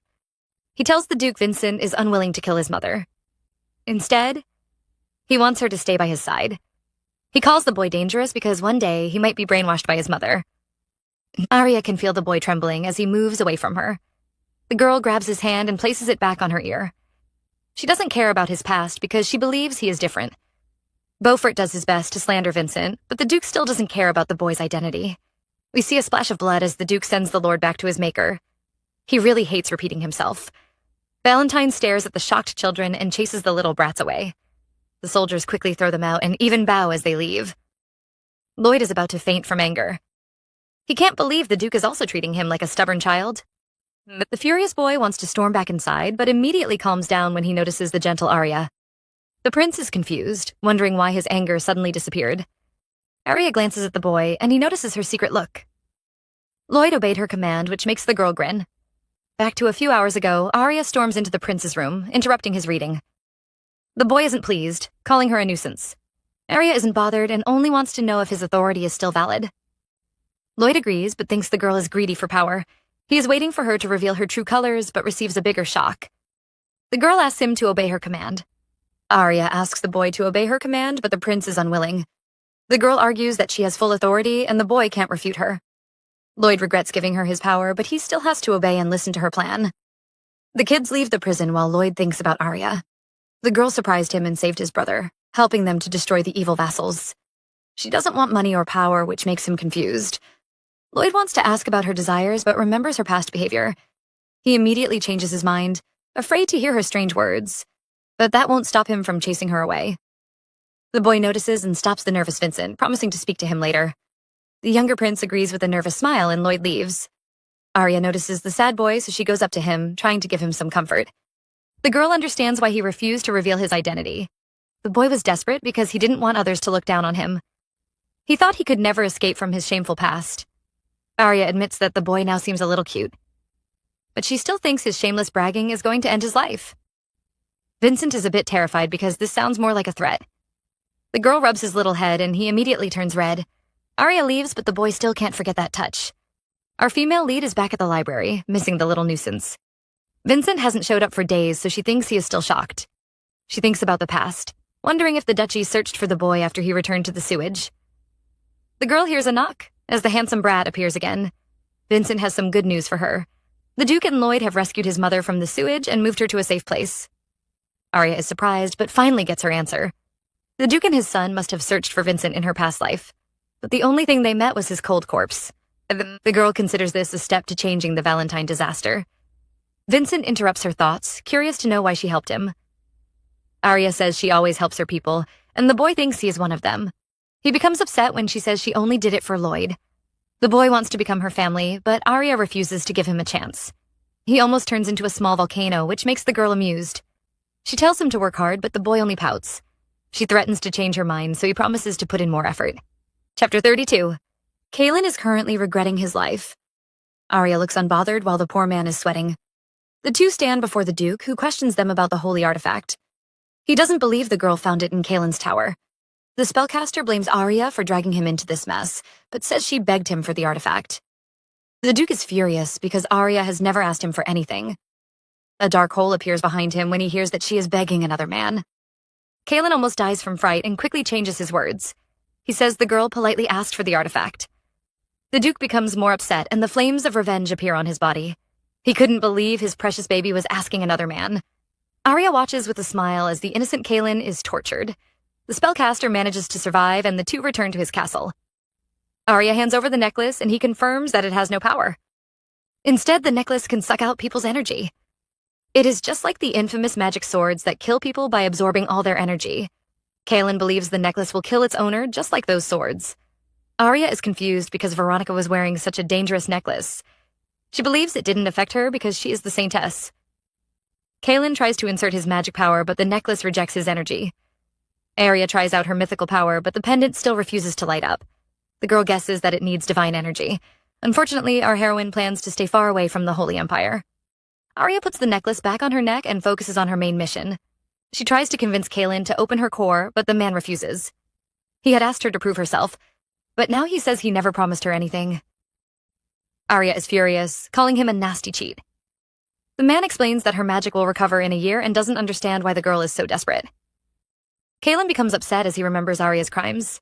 The girl said she was going to Papal Church, but instead sneaked out to the lowest point.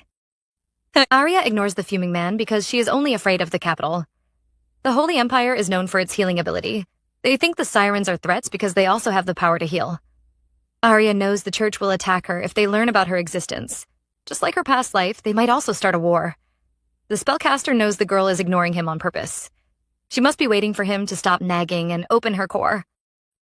Arya doesn't argue, which makes the man annoyed. He thinks the girl is rushing to her death, so he refuses her request. Arya tries to stop him, but the man vanishes. Our female lead is annoyed, so she decides to take her revenge. She begs Silver to bite the man's butt for her. The girl refuses to give up and vows to make Kaelin open her core. Arya is taking a stroll through the garden. She feels worried because the Duchess has stopped sending her letters. Just then, it begins to rain.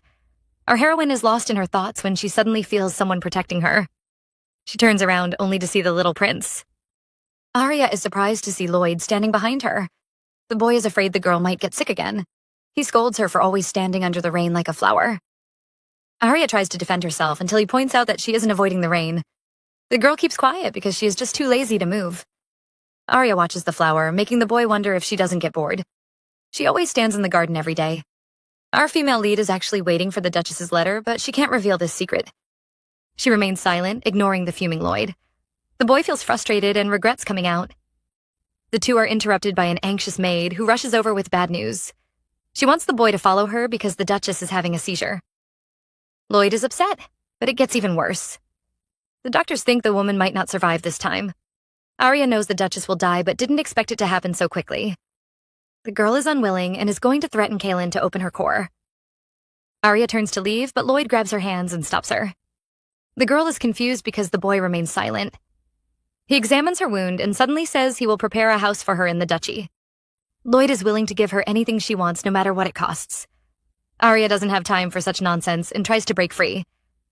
She orders the boy to let go, but he only hands her his umbrella, urging her to leave. He tells her to find her maid as he walks away.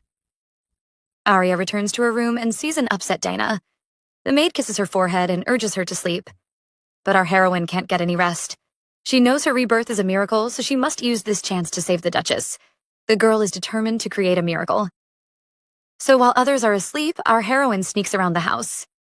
She looks for Silver, but the loud dog almost causes them to get caught. She warns the wolf to keep quiet as he takes her to Kaelin's tower. Kaelin can't believe his ears when Arya tells him her plan. He even asks the girl to repeat her words. Our female lead says she is the only one who can cure the Duchess's illness and begs the man to open her core. Kaelin knows he should reject the girl. The Duchess is destined to die today, and stopping that will only destroy the laws. But the man can't refuse Arya. He stares at the girl's pretty eyes and can feel his resolve weakening. Kaelin slaps his own head, convinced that he has gone mad. Kaelin is sure he must have gone mad. He knows the girl might die if he opens her core, so he decides to create a fake path. The man will activate her core for a little while. Arya is surprised because she thought he would refuse her again. The girl grins like a proud cat, and Kaelin turns his head away from the proud bunny. He warns the girl that her body might suffer from the side effects. Arya still looks unbothered, which frustrates the spellcaster. He can almost feel himself aging. He thinks about his demon boss and begs the girl to return alive.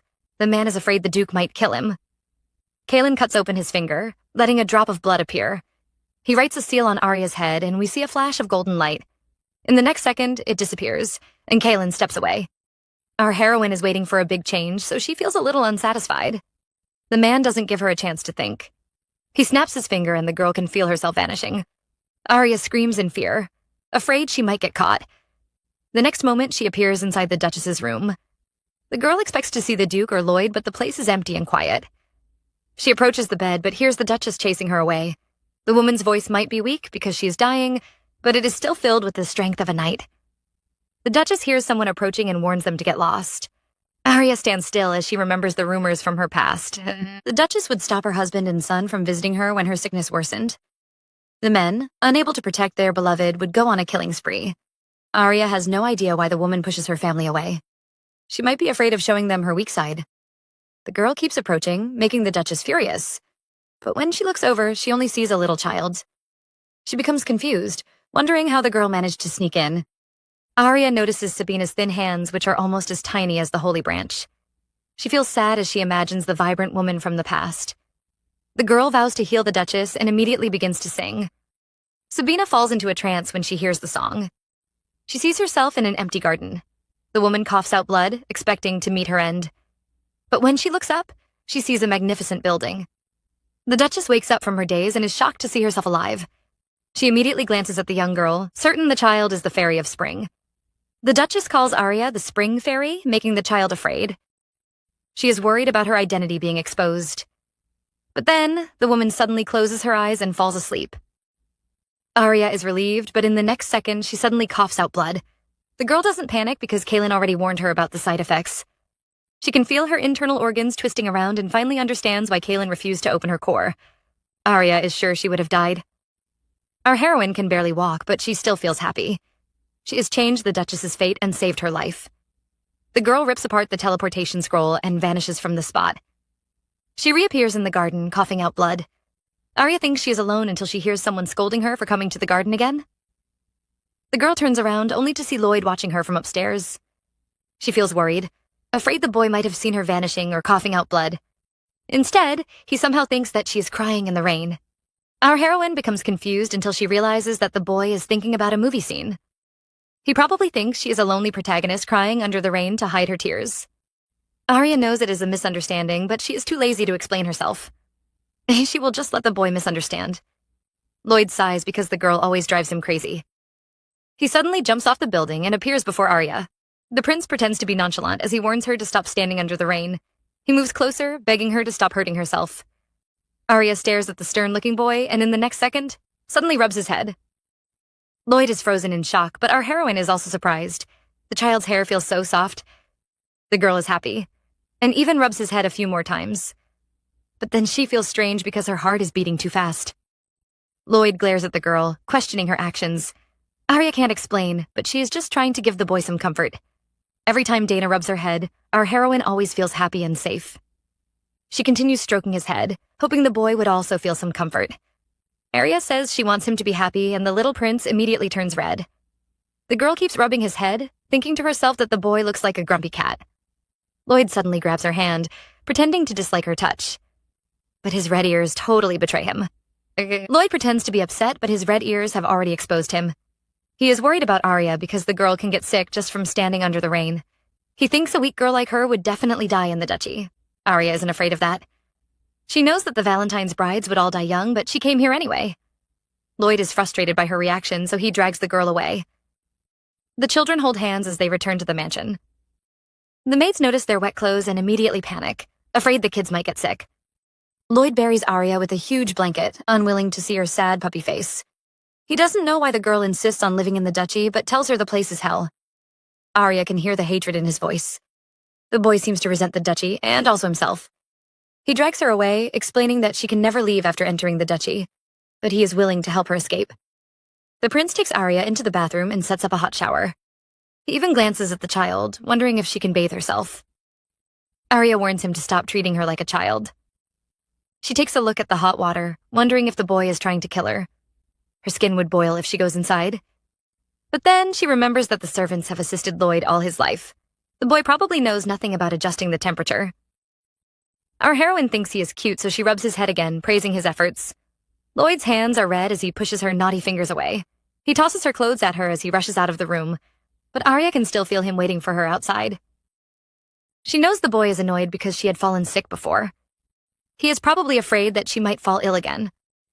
Our heroine is feeling happy until the boy says he is searching for a new house for her. He thinks he will find one in a day, so he warns her not to fall sick. Arya feels upset because the boy is so desperate to chase her away. Lloyd suddenly mentions their marriage. He says the girl can only divorce him when they're older, so he's giving her this chance to escape. Who would know that Arya would suddenly rush outside? Lloyd is surprised to see her, but the girl says she isn't running away. She knows she can leave their castle and have a normal life somewhere in the duchy. She can even ignore the Valentine disaster, but Arya knows she will regret it. She tells Lloyd they can get a divorce 10 years later and asks the boy to marry her. Lloyd is surprised because who would want to get married and have a divorce 10 years later? He is confused by Arya's behavior because she isn't greedy for money or power. She doesn't even care about her safety, so he has no idea what she wants. Arya suddenly pulls him closer and gives the child a peck. They both stand in silence, shocked by this sudden action. The prince touches his cheek and immediately turns red. Our heroine, feeling guilty, quickly runs back into the bathroom. She pretends to be deaf, ignoring the boy screaming at her to open the door. But Arya can't ignore her racing heart. Dana rushes into Arya's room, afraid her little miss might have fallen sick. Instead, she sees a strange scene. The little girl looks fine, but the prince has a dark look on his face. The maid becomes defensive, accusing the lord of threatening her mistress.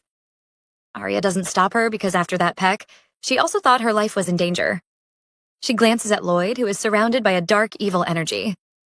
Yep, the boy is still furious. Dana notices their weird energy and becomes curious.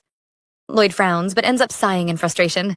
He scolds the reckless bunny, who pretends to be innocent. The prince rubs his face and almost reveals that this is his first kiss. Unfortunately, Arya catches on and becomes nervous. She thought the boy would be like the other nobles who greet others with a kiss. The girl can't control her curiosity and asks the dreaded question. We can see the flames of fury rising above the prince's head.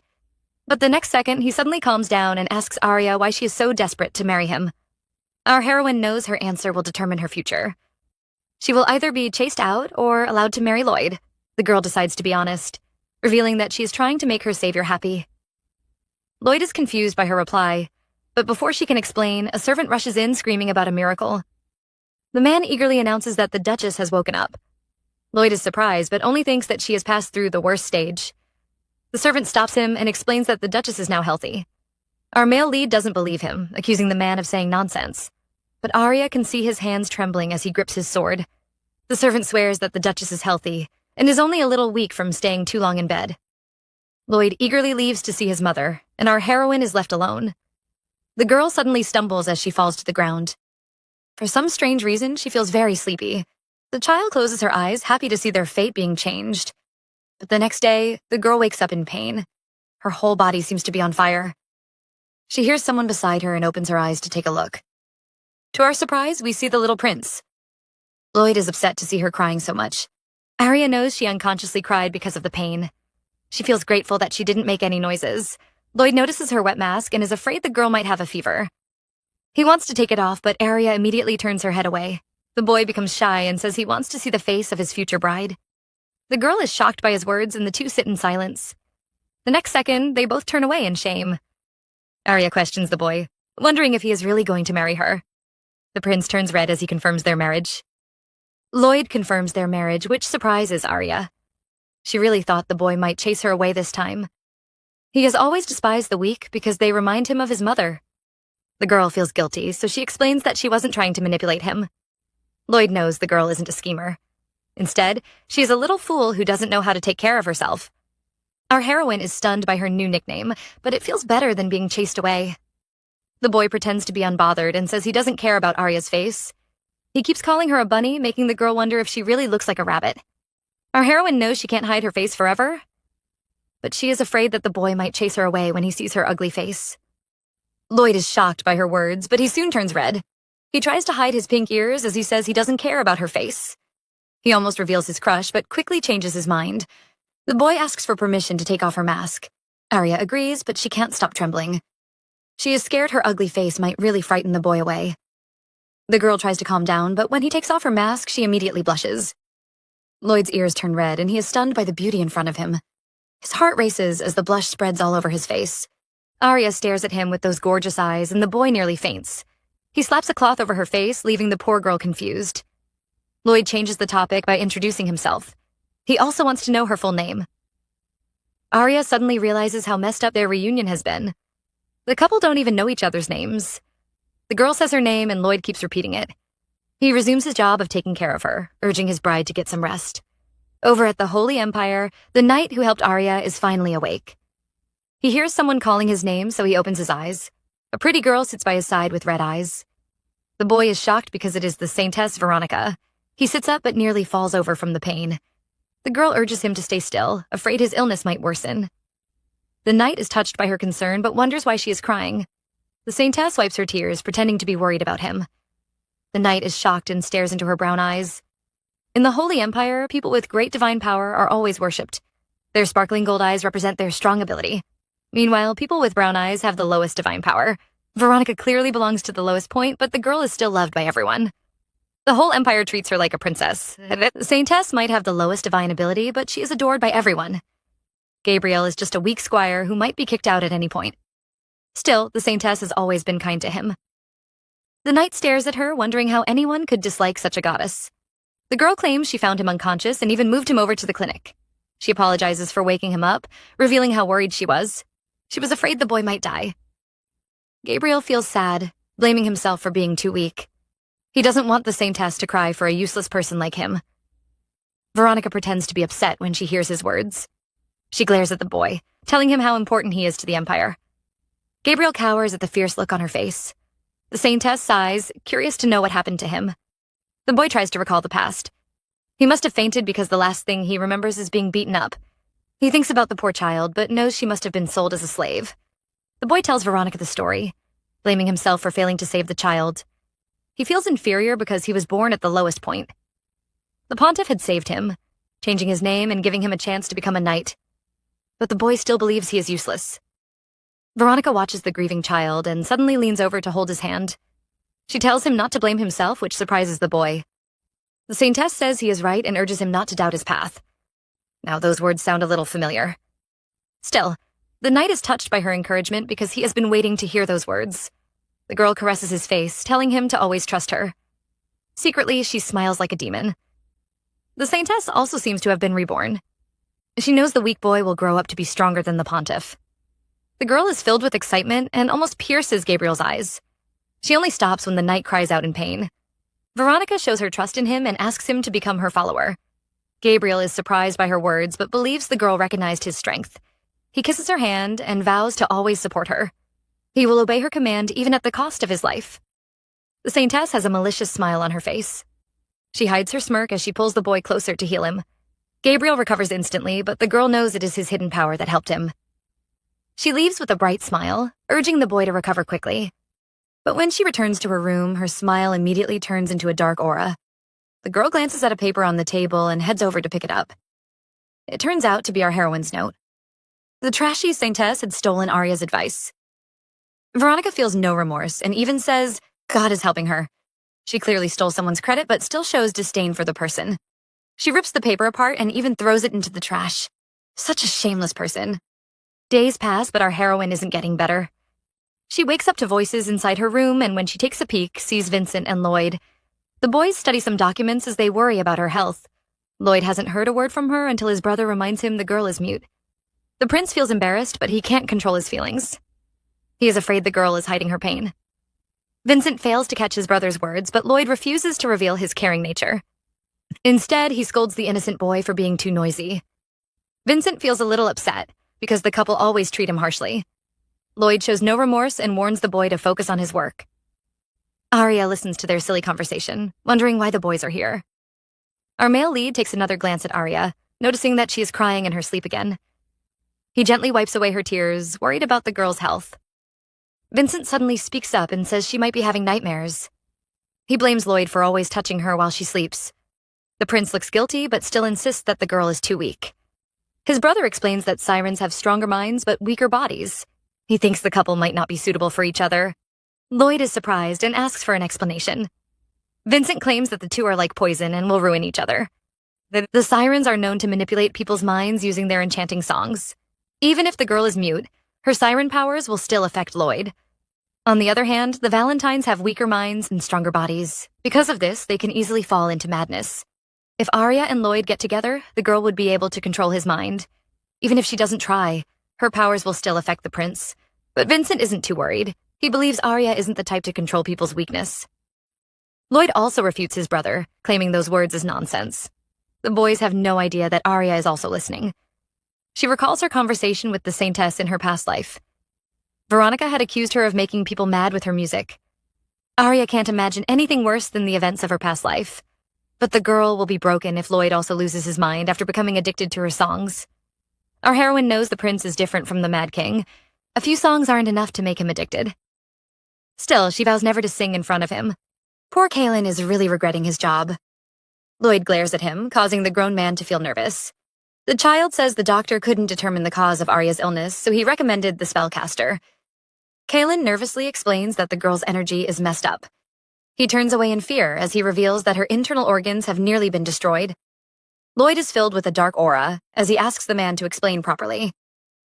Kaelin curses the doctors for giving him such a hard job. He says Arya's energy is too weak, causing the girl's body to be too fragile. Because of that, Arya would need to take some potions to control her energy. Lloyd finally calms down because their family also has to take such potions. Kaelin prepares over the drug, ready to call the servants to feed Arya. Instead, the prince grabs the bottle and says he will do it himself. Kaelin is surprised but quickly steps out. Behind him, Lloyd keeps staring at the bottle. Arya wakes up to see a blurry figure in front of her. When she looks closely, it turns out to be Lloyd. The boy pulls her up and gently feeds her the medicine. Our heroine is shocked and cleans her eyes properly. Yet the scene in front of her doesn't change. The boy even caresses her cheek, making her wonder if this is just a dream. The next day, Arya finally wakes up feeling better. When she glances to the side, she sees Lloyd standing beside her. Our heroine is surprised, but when she asks the boy, he claims he just arrived. The girl feels upset, thinking it was all a dream. There is no way the busy prince would take care of her all night. Lloyd explains that the girl has been sick for a week. Arya notices his tired face, wondering what happened. The boy can't hide his huge eye bags as he says he hasn't slept for a week. He changes the topic, but the girl becomes more curious. Unfortunately, the two are interrupted as Dana steps in with their breakfast. She pauses in shock when she sees Arya's bare face. Our heroine turns away, worried her ugly face might frighten Dana. She becomes upset at the thought that the woman might not like her again. Just then, the maid finally speaks, asking where the prince found such a lovely fairy. Arya is surprised, but thinks the woman is teasing her. Instead, Dana becomes more excited and even leans down to give the child a kiss. She is convinced her little miss might actually be a pretty fairy. Arya rubs her head, happy with her kiss. But then, she glances at Lloyd and the two kids remember that awkward pack. Dana laughs when she sees the children blushing and looking away from each other. The prince whispers to her, warning the maid to stop her strange behavior. She is leading his innocent little wife astray. The maid is curious, but the boy refuses to explain further. He is afraid Arya might have heard his words. Our heroine is desperate to save her life, so she strongly shakes her head. The boy remains suspicious, so she quickly changes the topic. The girl tries to use her face card to distract him. Lloyd is defeated by her looks, but when he asks her to eat, the girl can't move. She is too weak to even feed herself. The prince acts frustrated, but he still rushes to her side to feed her. Arya is stunned as his tone reminds her of the dream she had. The girl blushes in shyness, but Dana misunderstands. She tells the prince to be gentle, but Lloyd feels aggrieved. He has never been this gentle in his whole life. Arya finds him cute because she knows the rich boy has never fed someone before. Lloyd has a bad feeling when he sees the girl's smiling face. She must be having bad thoughts. As expected, she leans over and eats right from his hand. The girl has a bright smile as she urges Lloyd to continue feeding her. The prince is stunned by her beauty and obediently follows her request. Arya is full of happiness. Not only has she recovered, she can finally see her mother-in-law. The girl asks around, desperate to find a good gift for the Duchess. The maid encourages her to bring some flowers from the cherry blossom tree. Arya remembers the tree outside her room, so she rushes over quickly. The girl arrives at the spot, but soon faces a huge problem. No matter how hard she jumps, she just can't reach the branch. Arya is about to call her pigeon friends when she suddenly hears a voice from above. The petals fall over her, making the girl look up. She sees Lloyd climbing down the tree and suspects the boy might actually be a cat. The prince has heard about her visit to the Duchess and hands her a flower to give to his mother. Arya refuses to take it because the boy has cut off the whole branch. She is afraid the Duchess might be upset, so she only selects the flower buds. The boy is confused because he wanted to prove to the Duchess that the trees have bloomed. Arya praises the flowers, which makes him shy. He turns away, wondering why the girl is so obsessed with the flowers. Arya notices his red ears and decides to play a prank. She sneaks up and secretly places a flower on his ear. Our heroine is almost caught, but thinks of a lie to deceive the boy. Poor Lloyd falls for her trick, but then the flower really suits him. Arya feels proud because she can tell the boy has never been pranked before. She has taken both his first prank and his first kiss. Our heroine smiles, but notices someone behind Lloyd. The redhead can barely hide his laughter, and Arya remembers his name is Claude. The boy is Lloyd's secretary, and she has seen him around before. He seems to be older by a few years, but they had never met. She stares at the laughing child, certain he also died in the Valentine disaster. Lloyd glares at his secretary, scolding him for laughing. Claude stares at Arya with his puppy eyes, begging her to help him, but his actions only make the Lord more upset. He tells his secretary to turn around because his eyes are too irritating. Claude tries to resist, but a glance at Lloyd's demonic face makes him change his mind. Arya watches as the innocent boy is forced to walk backwards. Just then, she feels someone trying to hold her hand. Arya glances at Lloyd, who pretends like nothing happened. The girl smiles as she boldly grabs his hand. The boy refuses, afraid his strength might hurt the girl. Arya says she trusts him, so she isn't worried. Lloyd stares at her pretty smile and also begins to laugh. The children arrive at Sabina's room, and Lloyd notices the girl's nervous face. He teases her because she always looks fierce with him. He never knew she would also be scared. The prince rushes in suddenly, and the two see the Duchess waiting for them. The two children rush in only to see the Duchess waiting for them. Lloyd is still worried about his mother's health, but Sabina only feels a little pain. Meanwhile, our heroine is fangirling over her mother-in-law. She imagines the woman in a knight's uniform and can barely stop herself from drooling. The mother and son soon notice the girl's sparkling gaze. Sabina teases the child, offering to let her touch her face. Lloyd rushes to defend his wife, which makes his mother laugh. Her son has always been focused on his lessons, but it seems like he has finally fallen in love. The prince is shocked, silly, unable to say a single word. Sabina is convinced that the boy has a crush, but Lloyd hurriedly denies it. His mother teases him, picking out the flower placed on his ear. Our male lead is stunned before he turns and glares at the culprit. He finally knows why all the servants were staring at him. Arya shows no remorse and even says he looks good in red. The prince is full of frustration, but his anger disappears when he glances at Arya's smiling face. Our heroine spends the next few days in happiness. She visits the Duchess with Lloyd until the woman finally recovers. But those peaceful days finally come to an end. Right now, a battle is going on between the Grand Duke and his son. They both glare at each other, scaring our precious Arya. The atmosphere is more terrifying than that day at the prison. The Duke still remembers Lloyd's attempt to kill Arya, so he refuses to give his daughter to this brat. Meanwhile, the butler thinks of his boss's 2 sons, wondering how he got a daughter. Lloyd challenges his father, reminding him that he brought Arya into the castle to become his bride. He points out that the man had also tried to kill Arya before he became obsessed with her. The Duke still refuses to accept his son's proposal, and they both start another staring contest. The Duchess finally steps in, shocked to hear about their attempts to end the girl's life. She scolds the 2 men, wondering if they have lost their minds. They seem to have been causing trouble just because she was ill. Sabina asks Arya to come over, placing the child on her lap. She glares at the annoying men, wondering why they would think of hurting this precious baby. She glances at Arya, afraid the child might develop some trauma. Instead, she spots the bruise on the girl's neck. The Duchess immediately turns into an angry mama bear. She is ready to end the men's life, but Arya quickly stops her. Our heroine says she is okay, because she already expected such problems. The Duchess warns her to stop saying that, because she might actually get used to such treatment. She tells Arya she doesn't need to be strong. The child can even hate those annoying men for the rest of her life. Sabina knows the events happened a long time ago, but she doesn't want Arya to forget them. She tells the child not to speak to the Duke or Lloyd until they both apologize. Even then, she doesn't need to forgive them. The woman says Arya isn't okay. The child is just unaware that she is hurt. Our heroine remembers Lloyd's words and finally understands the meaning. She had gotten used to the harsh treatment from her past life, so she really thought she was okay. But now our heroine cries as she realizes that she was also hurt. The men are both surprised to see the child sobbing. Sabina is heartbroken and hugs the girl closer. She glares at her useless husband and son, warning them to get lost. The mama bear furiously tells the men to get lost.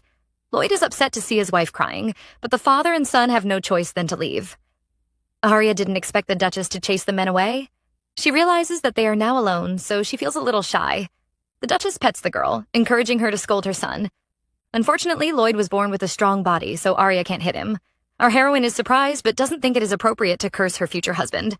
The Duchess tells her not to worry because she will never be as bad as her annoying husband and sons. Our heroine thinks about the 3 scumbags and agrees with her mother-in-law. She tries to hide her smile, but Sabina notices. The woman caresses her face, encouraging the girl not to hide her emotions. She wants Arya to do whatever she wants. The child feels awkward, so she gives a very fake smile. The Duchess is amused and begs her to stop. She knows the girl is trying to impress her, but she wants Arya to act like a child, just like her foolish sons. Our heroine thinks about the 2 little brats and begins to chuckle. Soon it turns into a loud, joyous laughter. Sabina feels happy, so she hugs the girl again. Arya remembers the Duke telling her to show her emotions and thinks the 2 are really a couple. The Duchess suddenly tells the girl to reveal her secret when she feels comfortable. Arya is frozen in fear and even begins to sweat. Sabina is amused and gently taps the child's nose. She even calls her the Fairy of Spring. Our heroine realizes that the woman already knows her true identity. Meanwhile, the father and son stand outside with dark faces. Lloyd speaks to his father with a harsh tone, but the Duke warns him. He stares at his furious son and knows the boy has something to say. Lloyd is curious to know how his father helped Arya. Valentine says he gave the girl some advice which made her regain her appetite. Lloyd never knew about her illness, so the Duke explains. Arya could only eat some soups or candies, but even then she couldn't stop vomiting. Lloyd had no idea because he always thought the girl was an outsider. He remembers that the Duke had also saved Arya from her father. The prince worries that the girl is only marrying him to repay her debt. Valentine also has a question for his son. Everything seems to have changed since Arya arrived, and the girl has given them hope. He thinks the boy is only marrying her because of this. Lloyd immediately turns into an angry panther. He thinks his father might have forced Arya to marry him. The prince doesn't care about her special ability and is ready to become her shield. He vows to destroy his father if the man ever tries to use Arya. Lloyd jumps around like an angry cat, daring his father to touch his girl. Valentine watches his son leave and says the boy misunderstood him. The butler knows his boss is just rage-baiting his son. The Duke admits his crime and says the boy is just too cute. His assistant warns him to stop before he ends up dead. Valentine suddenly sighs because he thinks Arya might be the person he has been looking for. The butler is curious, but the Duke quickly changes the subject. He is finally willing to let Lloyd marry his daughter. Once again, his assistant wonders how he got a daughter. That night, Dana announces that the priests from the Grand Temple will be visiting. Arya doesn't look too pleased to hear this news. The Temple of Eden is the last religion remaining in the world. Everyone who wants to get married must first request permission from God. Arya knew they would contact the temple, but never expected the priest to come over. She is anxious and hopes nothing bad will happen. The girl is nervous about meeting the priest, but Dana says she doesn't need to see those scumbags. Our heroine is surprised to hear her blasphemous words, but the maid doesn't care. She kisses the child's forehead, urging her to go to bed. Arya convinces herself that everything will be fine and she falls asleep. But the next second, our heroine is woken up by strange voices. The child thinks a fight is happening, so she steps out. The vassals have calmed down since the last incident, so she is sure this is an outsider. Arya finally arrives at the room where the argument is happening. She leans over to listen only to hear the men talking about eavesdroppers. Our heroine nearly faints from fright. The men think no one can hear them, but a certain siren is listening. Arya is sure the men are the priests from Eden. Inside the room, a brown-haired man is furious. He doesn't want to send his people to the duchy, but his boss says they have no choice.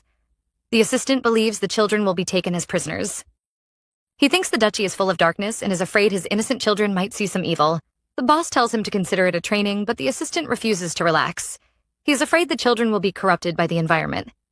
Arya never knew that the temple would send a child to the duchy. But then she realizes that the Valentines have always been secretive. She becomes upset when the man says the duchy will corrupt their children. The boss suddenly mentions the squire who recently showed some divine powers. The assistant says the boy has an angel's name, and our heroine is shocked. She wonders if they are talking about Gabriel. In her past life, the man was the captain of the Garcia's Holy Knights and killed thousands of people.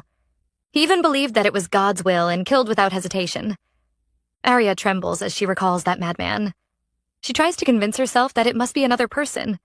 Inside the room, the two priests have decided to send Gabriel into the duchy. They are afraid the boy might explode because of his chaotic energy and cause damage to the Empire. The priests know the boy is desperate to refine his ability, so they are determined to use him. The girl can hear them moving closer, so she hurries to hide. The two men are relaxed and even plan to let the boy volunteer himself. Arya watches them leave, despising the scheming men. They are unwilling to send their precious candidates and are trying to scam a little squire. She can't believe such wicked people are actually priests. Our female lead begins to doubt the meaning of good and evil. Garcia might be the symbol of good, but it is just as dirty as the duchy.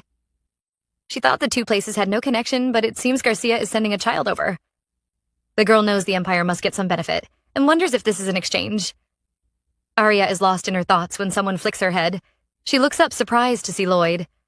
Lloyd is walking around when he spots the eavesdropping Arya. The girl says she couldn't sleep, so he advises her to listen to a lullaby. Our heroine leans over, asking him to sing one for her. Lloyd almost swears at her, so he quickly covers his mouth. He feels frustrated, but asks her to call the head maid. Arya stubbornly insists that it has to be him. The prince is upset because the girl teases him every time. Arya watches him throw a tantrum and finally realizes that they seem to be meeting often. Lloyd says his study is in the building, and the girl looks shocked. She really doesn't know which makes the prince disappointed. He always thought the girl was hanging around the garden because it was close to his study. He finally realizes that it was just a coincidence. The prince almost faints when Arya mentions his mother's advice. The Duchess wants her to swear, so Lloyd encourages her to do it. The little girl has never cursed, so she has to think for a while. Soon, she mentions all the harsh words she has ever heard. Arya soon runs out of mean words, but the prince is already upset. He is afraid those words might have been said to Arya. Indeed, our female lead heard those words from her father. Lloyd is furious and wishes he could end the Count's life. Arya sees his dark face and doesn't reveal that Kaelin also taught her one. She still wants the spellcaster to have a long life. Lloyd is full of regrets because he only just realized that he doesn't despise Arya. He is only worried about the girl's health. The prince is finally ready to accept her as his wife. Arya notices that he looks upset, which makes her relieved. The girl believes she will die after 10 years, so she doesn't want to burden the prince. She doesn't want him to love her, because he will only blame himself for her death. Arya will feel better if he only marries her because of pity. That way, she can travel abroad after their divorce and end her life in peace. The girl is busy thinking about her future when an evil claw squeezes her cheeks. Lloyd blames her for ignoring him, so he squeezes her face even harder. Our heroine ends up with bruised cheeks while the boy pretends to be invisible. He suddenly grabs her hand, going down on one knee. The prince apologizes for threatening her and trying to make her life difficult. He makes a vow never to do it again and promises to give her everything she wants. Lloyd begs her to stay here because this is now her home. Arya is supposed to be happy, but the girl looks frightened. She never thought she would have her own home. The boy boldly declares himself as her husband and is ready to have their wedding. Arya interrupts his confession because underage weddings are supposed to be illegal. Lloyd reminds her that the Valentines have never followed the law. The girl knows this is true, but she is afraid it might affect Lloyd's second marriage. The prince immediately looks unhappy, and this time he doesn't hide his curse. He vows to only have one wife and promises Arya that she would be his last. The girl nods and he finally calms down. He vows to show her the world and give her a happy life. Arya is pleased because the boy wants her to live like herself. But she is still worried that her past life might repeat itself again. Lloyd notices her feelings and after kissing her hand, promises to destroy anyone who offends her. Arya is stunned as she realizes a shocking truth. Lloyd might have been a demon in her past life and a young prince now, but one thing has never changed. The boy has always liked her. Arya almost screams at this disaster. Over at the Holy Empire, Gabriel is about to leave for the duchy. Of course, Veronica has to play the role of the caring sister. She sees the boy off, praying for his safety. Gabriel is touched and vows to return stronger. The girl pretends to be upset and says she only wants him to be safe. The knight leaves, but he is still thinking of the saintess. He will be gone for 5 years because he wants to protect the girl from danger. He will make sure she fulfills all her dreams. The contract between the Garcia Temple and the duchy has been passed down for generations. Garcia must send over a young priest to purify the evil intent in the duchy. Gabriel remembers that the holy priest had called the duchy a dangerous place. The Valentines are the worshippers of the devil who gained their strength after borrowing the forbidden power of the demons. But for some reason, the Holy Empire has left them alone. Gabriel is unwilling because he thinks such evil should be eliminated. He vows to become stronger so he can expose the Valentines and destroy them all. Over at the duchy, the people have no idea that a threat is approaching. The cook is having a showdown with Arya as they prepare the wedding meal. The girl wants strawberry cake, and the man hurries his assistants to prepare it all. Arya notices everyone's joyful look, and Vincent says they have seen hope. Because the Duchess's illness was suddenly cured, the people believe the Valentine curse is already over. Arya is nervous about this misunderstanding, but she is determined to end the curse and make it real. But just then, Vincent says the curse can never end, and our heroine deflates like a ball. She wants to know more, but the boy also has no idea. Vincent notices her disdainful look, so he explains that only the Duke and his son are aware of the secret. Still, the boy is sure that the Duchess's recovery is not related to the curse. He believes someone outside must have helped. Arya becomes nervous until the genius explains that the duchy is still full of evil intent. She has no idea what he means, and Vincent nearly explodes. He doesn't understand why everyone is protecting her so well. Our heroine is eager to hear the story, and so Vincent begins. The first master of Valentine was God's favorite and was given a special prophecy. The deity planned to judge the world, so he gave the master the task of destroying the demons. However, Valentine fell for the demons' temptations and sold his soul to summon them. He released the demons and opened the gates to hell. Because of this, the deity placed an eternal curse on the master. Vincent thinks the man was just afraid. He was unwilling to go to God's side and leave his family behind. Arya also supports her family and even blames the deity for giving the task to a human. She even calls him lazy, which makes the boy smile. The girl defends the first master and even says she would also have done the same. Vincent laughs until he cries, amused by her blasphemous words. Arya says she is a Valentine, and the boy doesn't doubt her. He explains that only the Holy Empire takes the story seriously. Because the tale has even passed down for generations, Vincent is certain that the truth has changed. He only wants Arya to know that the Valentines are born with a lot of evil intent. The curse even affects the whole duchy, making the people stronger and the animals bigger. Arya doesn't see anything bad with those changes, but Vincent says it is because they have been purified. He tells her that a priest is coming to purify the evil intent with divine power. The Holy Empire is also anxious to protect the duchy, because if they fall, the whole world will be destroyed. Arya finally understands why the Emperor respects the duchy. Everything will end if the evil intent is completely purified, but Vincent says it is impossible. The Valentines have spent hundreds of years trying to lift the curse, and even the pontiff couldn't achieve this goal. Arya believes her song is more powerful than the pontiff. She tells Vincent that she has a way, making the boy curious. Our heroine vows to break the curse and is ready to do everything she can. Arya wakes up to see a stranger standing beside her bed. The woman introduces herself as Arya's new maid. Dana explains that the girl was sent out of the duchy after being framed by another person. The true culprit recently confessed, so the maid was brought back. Our heroine seems to have a hand in this. Some days ago, a male servant who heard her singing came over to threaten her. He even boasted about framing another servant and chasing them away. Arya had simply brainwashed him with her song and made him confess all his crimes. Turns out, Moran was the maid who got sent away because of the evil man.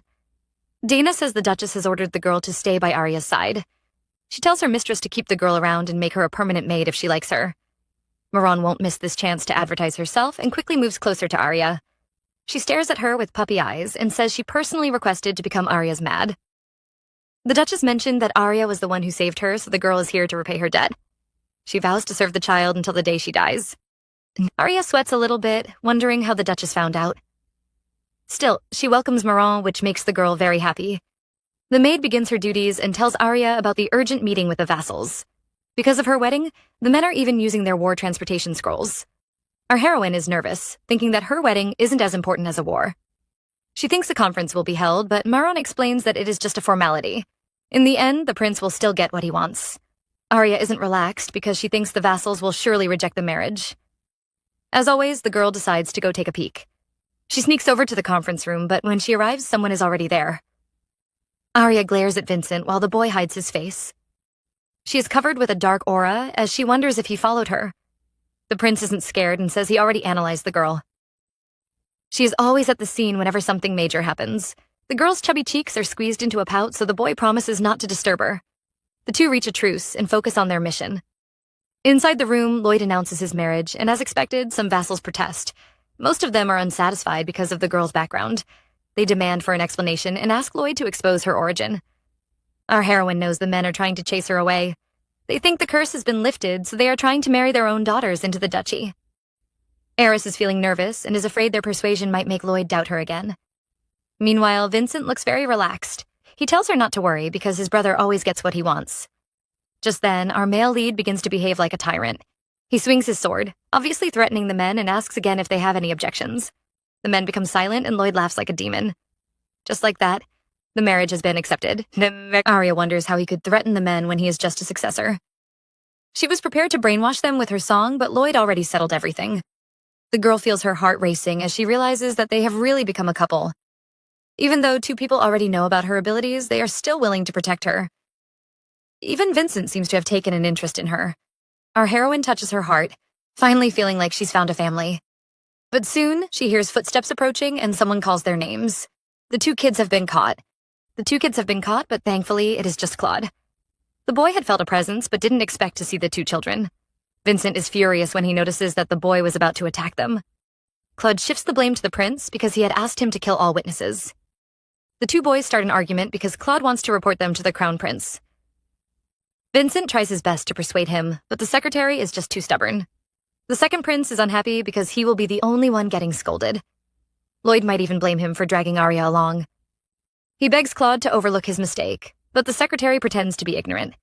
The two kids are forced to watch him with open mouths. Vincent soon explodes, refusing to believe that the secretary won't help them. Claude remains calm and ignores the fuming prince, causing Vincent to nearly pass out. The knight is clearly enjoying his misfortune and even comments on the prince's pale face. He drags him away while Arya watches the two boys. The secretary is really the only person that can piss Vincent off. The group eventually meets Lloyd, who scolds them for being noisy. Vincent is about to sacrifice himself and reveal his mistake when Arya suddenly steps in. She pulls Lloyd away and begs him to make Claude her knight. The secretary is stunned while Vincent just directly faints. The next day, the whole mansion is full of happiness. It is finally Arya's wedding day. Dana urges the girl to smile, and we see our gorgeous female lead. The maid praises her beauty, certain the fairies in the forest aren't as pretty as Arya. Moran is unwilling to fall behind, and even says the child's smile can melt mountains. The two maids battle with words, all eager to praise Arya. Their words make the poor child embarrassed and she tries to stop them. Maron shares a piece of advice with Arya, telling her that the people she loves are always the prettiest. She proclaims her love for Arya and urges the child to also love herself. Our heroine stares at her reflection, and for the first time, she really examines her face. She notices her gorgeous eyes and her pretty little smile. Arya realizes that she doesn't care about the world. She only needs to be surrounded by the people she loves. The girl smiles with happiness, finally understanding the meaning of love. Once again, Maron confesses her love for Arya, but this time she is caught. Vincent appears and isn't pleased to see another person confessing to his wife. He is ready to duel with Maron if she wants to fight for Arya. The maid immediately hides behind the girl, refusing to see the scary prince. She apologizes to her mistress because her love isn't strong enough to face Lloyd. Arya is amused until she notices how handsome her husband looks. He seems different with his new clothes, and even his hair has been styled. The girl feels shy and doesn't know where to look. The boy also remains silent, making her wonder if she looks weird. She doesn't feel ugly for the first time, but Lloyd's silence is making her doubt herself. Just then, the boy tries to touch her veil, causing Arya to glare at him. His action is inappropriate, but she soon notices his red ears. The girl recalls Maron's words and her heart begins to race faster. She has just realized that Lloyd is the most beautiful person in her world. Arya admires Lloyd's beauty, but when she praises his good looks, she uses the wrong words. She calls the boy pretty and doesn't understand why he looks annoyed. The girl finally realizes her mistake, but it is too late. The prince moves closer, telling her to look at the mirror. He indirectly calls her pretty, which surprises Arya. But Lloyd doesn't seem to understand what he just said. The girl can't hide her smile as she thinks of ways to tease him in the future. She starts laughing at his cute reaction, which pisses off the boy. He decides to take his revenge and suddenly lifts Arya. He even teases her about her weight. The girl panics at first, then she begins to admire her husband's strength. The two arrive at the wedding venue while the girl watches him. She wonders if the boy is upset because they are only having a short wedding. But she is sure he doesn't care since he has achieved his goal. He just wants to announce her status to the world. Lloyd faces his little bunny, asking her to hold his hand. The girl finds his tone annoying, and suddenly the boy doesn't look cute. But when he places the ring in her finger, she notices the smile on his face. Arya wonders if he is happy because they are finally married. She feels shy, so she shifts her gaze to the massive blue diamond. She can't believe the duchy is using such expensive jewelry for a child's wedding. The girl admires the ring but notices that the stone looks strange. Lloyd confirms her guess, asking her to project her thoughts to him. The two communicate in their minds, and he explains that this is a telepathy stone. Arya catches on quickly, which surprises the prince.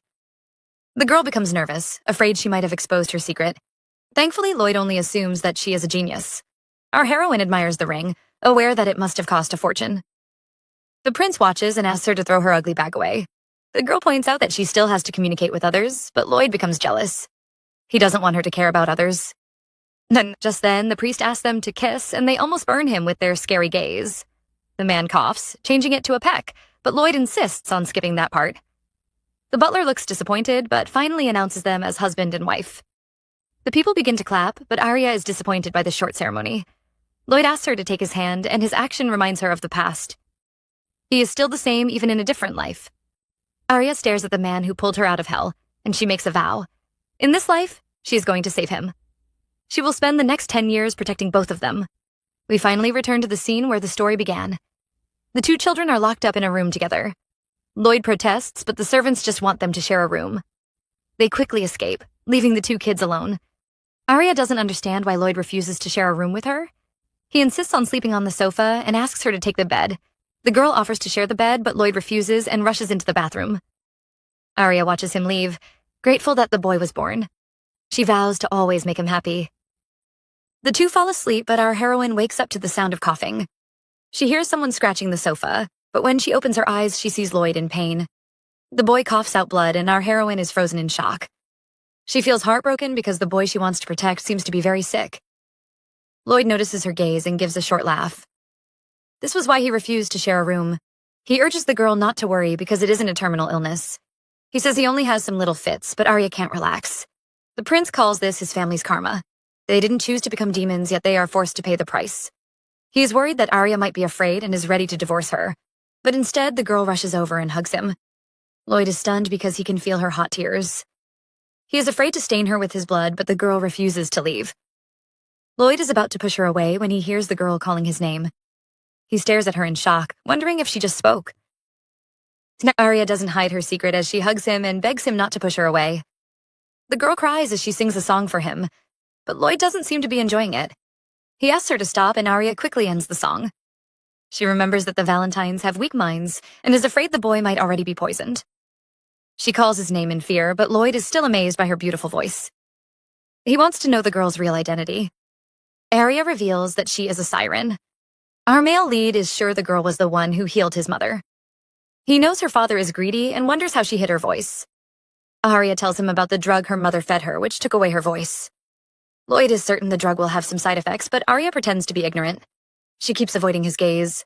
The girl changes the topic and says they both know each other's secret. Lloyd reveals that he still has some hidden truths, but Arya believes the child can do no wrong. She tries to distract the boy and says she had a scary nightmare. She begs Lloyd to sleep next to her and hold her hand. The prince knows she is trying to change the topic, but he can't refuse her cute face. The two end up sleeping together, and Arya hopes this is enough to comfort him. She regrets wasting the blue diamond, but Lloyd urges her to always wear it. He hopes the girl can call out to him when she's in danger. Arya also wants to help him and promises to always come to his aid. The next day arrives and Arya has made up her mind. She won't hide the truth about the Valentine disaster since the boy already knows her secret. She gives Lloyd a wedding gift, and it turns out to be the mermaid tears. She calls it a token of love, and the boy nearly loses his soul. Arya calms him down and says this isn't a confession. She just wants him to know that she will never harm him. Lloyd touches his red ears, regretting that they haven't been pierced. Arya believes the pearls have found their home because the boy will never harm her. Gabriel finally arrives at the mansion, and Lloyd hurries over to tell Arya the news. The girl is a bit excited, but he warns her not to speak to the boy. He says the pontiff is worse than the sewage rat, so right now, Gabrielle is just a spy. Arya changes her mind and decides not to speak to anyone from Garcia. But like they say, no one knows the future. Arya is in the garden with her maid and is admiring the flowers. Suddenly, she hears a rustle behind her. The girl turns around only to see Gabriel. She finds him familiar until she remembers their meeting at the lowest point. The boy also recognizes her face while she does her best to hide from him. Myron the mama bear shows up, stopping the boy from coming close. She yells at him for speaking casually to the future Duke's bride. Gabriel doesn't know her identity, but he is certain he has met Arya, but his words only make Maram more furious. She believes the boy is using cheesy lines to flirt with her mistress. Gabriel tries to defend himself because he has really seen Arya before. Maran doesn't believe him, and when she asks Arya, our heroine quickly denies the boy. Gabriel stares at her with wide eyes but soon apologizes. He is certain Arya is trying to hide the truth, but believes she has a special reason. Maron's anger keeps rising until her hair begins to float in the wind. Gabriel ignores her and is just happy to see Arya alive. He always blamed himself for failing to save her. The maid begins to doubt because the boy truly seems to know Arya. He introduces himself as Gabriel and says he is here on a holy mission. Arya is shocked, but tries to convince herself the boy just has a similar name. She remembers that Gabriel's power manifested late in her past life. The girl glances at his eyes, relieved to see their blue color. But she panics when she notices the specks of gold around them. This boy will be the pontiff's right-hand man and also Veronica's loyal dog. Arya trembles in anger because the knight had ruined her past life. Still, our heroine refuses to resent him. She plans to ignore the boy but suddenly changes her mind. If she can win Gabriel over to her side, she will have a powerful ally. And so the girl hands him a secret note before she walks away. The boy opens the note, but it says, "I saved you." Arya sits alone in an empty building, plotting on how to get Gabriel to her side. Just then, the boy himself arrives, pleased to see her alone. He has been bothered by her previous statement. Arya says she saved him and calls him an angel, which makes him blush. He says he isn't one, but Arya points out his sparkly features. The boy even has an angel's name. Gabriel accepts his new nickname, eager to know how Arya saved him. He wonders how she could get him over to the papal church. Our female lead decides to satisfy his curiosity, so she blows a whistle. Immediately, a large wolf dog comes running. Gabriel finally realizes that the evil intent in the duchy is real. He tries to protect Arya from the monster, but the girl reaches over and pets the dog. Gabriel is in shock, but just then a huge panther arrives. Other animals keep rushing, and I think they should just start a zoo. Arya explains that the animals helped her and the boy feels a bit useless. He finally understands that the girl never needed his help. Instead, he just became a huge burden to her. Arya notices his upset face, so she urges him not to doubt his path. Gabriel is stunned by her words because the Saintess also said the same thing.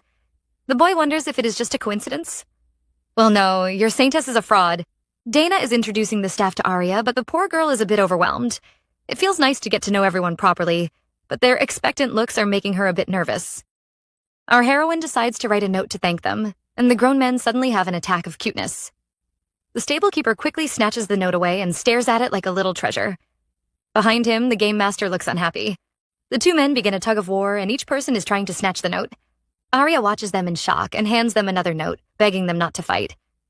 The game master immediately cries like a baby, happy to receive a note from his mistress. He tries to steal her away, telling her to come and see his bunnies.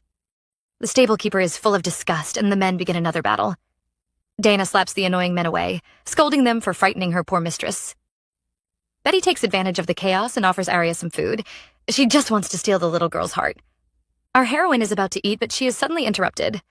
A scary-looking man arrives with a patch over his eye. He introduces himself as Dustin, the captain of the Black Falcons. Arya stares at Claude beside him, but the poor boy looks like he was beaten. Dustin was supposed to be Arya's knight, but the girl requested for Claude. He praises the child, certain the boy's ability will soon surpass his own. Arya is impressed because the man doesn't seem jealous. He is not like her father, who beat her up because he was envious. Our female lead is curious about Claude's injured face, and the boy immediately complains. He was beaten up by the jealous guards because of Arya. Dustin covers the boy's mouth, saying, "These are battle scars from training." Claude wonders which training has 17 people against one. Arya interrupts them, asking Dustin if he hit the boy. The man denies, and Claude stares at him in shock. He finally confesses that he sat by and watched. Arya warns him not to bully her knight and promises to scold them if the boy is injured again. Claude feels touched because the girl is the first person to stand up for him. Everyone else just tells him to fight if he feels upset. Our heroine imagines the boy's poor life and tries her best to comfort him. Dustin isn't moved by the boy's pitiful act. Claude made sure to get his revenge, and everyone who fought him is still stuck in bed. The captain promises to punish them and changes the topic, asking Arya for a card. Our heroine is speechless, wondering how the meeting turned into an autograph event. The girl has no idea why everyone is trying to steal her card, so she asks Lloyd. The boy knows it is because of her cute face, but only tells her to throw the cards away. Arya says she has to communicate with others, but Lloyd doesn't want her to care about them. He knows she has been hanging out with Gabriel, and the prince is jealous. Arya says she just wants to be his friend, which makes Lloyd upset. She explains that she wants Gabriel to have some positive feelings for the duchy. The prince doesn't think she should pay attention to him because the priest isn't important. Arya holds his hand, revealing that she only cares about her people. Gabriel isn't her person, and she is only close to him because he came to help the duchy. Lloyd is filled with a strange emotion which makes him panic. He doesn't want Arya to interact with others. He is about to say this when he notices the girl holding his hand. Lloyd knows this feeling is wrong, so he only tells Arya to be careful around Gabriel. Arya is still trying to figure out how the battle for her cards began. She realizes that the Grand Duke was the one who started everything. The girl is prepared to scold him until she notices his tired face. Arya is sure the man hasn't slept, and he praises her for noticing. He says he is losing sleep because he is getting old. Our female lead is speechless because the Grand Duke is still in his 30s. The next day, the whole duchy is suddenly shaken by a loud bang. Moran holds her mistress, yelling about an earthquake. Everyone is worried and rushes to the window to take a peek. Arya's eyes widen when she sees the huge hole outside. The Grand Duke is standing in the middle of what looks like a dragon's footprint. The girl refuses to believe the Duke could cause such damage. Beside her, Claude looks grim as he says it is finally time. Outside, Kaelin and the two princes gather around. Lloyd picks up his sword, offering to knock his father out so they can drag him away. Our heroine is a bit scared because Lloyd is still too weak to fight his father. The two draw their sword and begin their battle. Arya focuses on the dark aura surrounding the Duke and notices it isn't sword energy. The Duke is using the evil intent from the demons. Lloyd is soon injured and is afraid his right hand might become useless. Just looking at the dark intent is enough to make everyone tremble.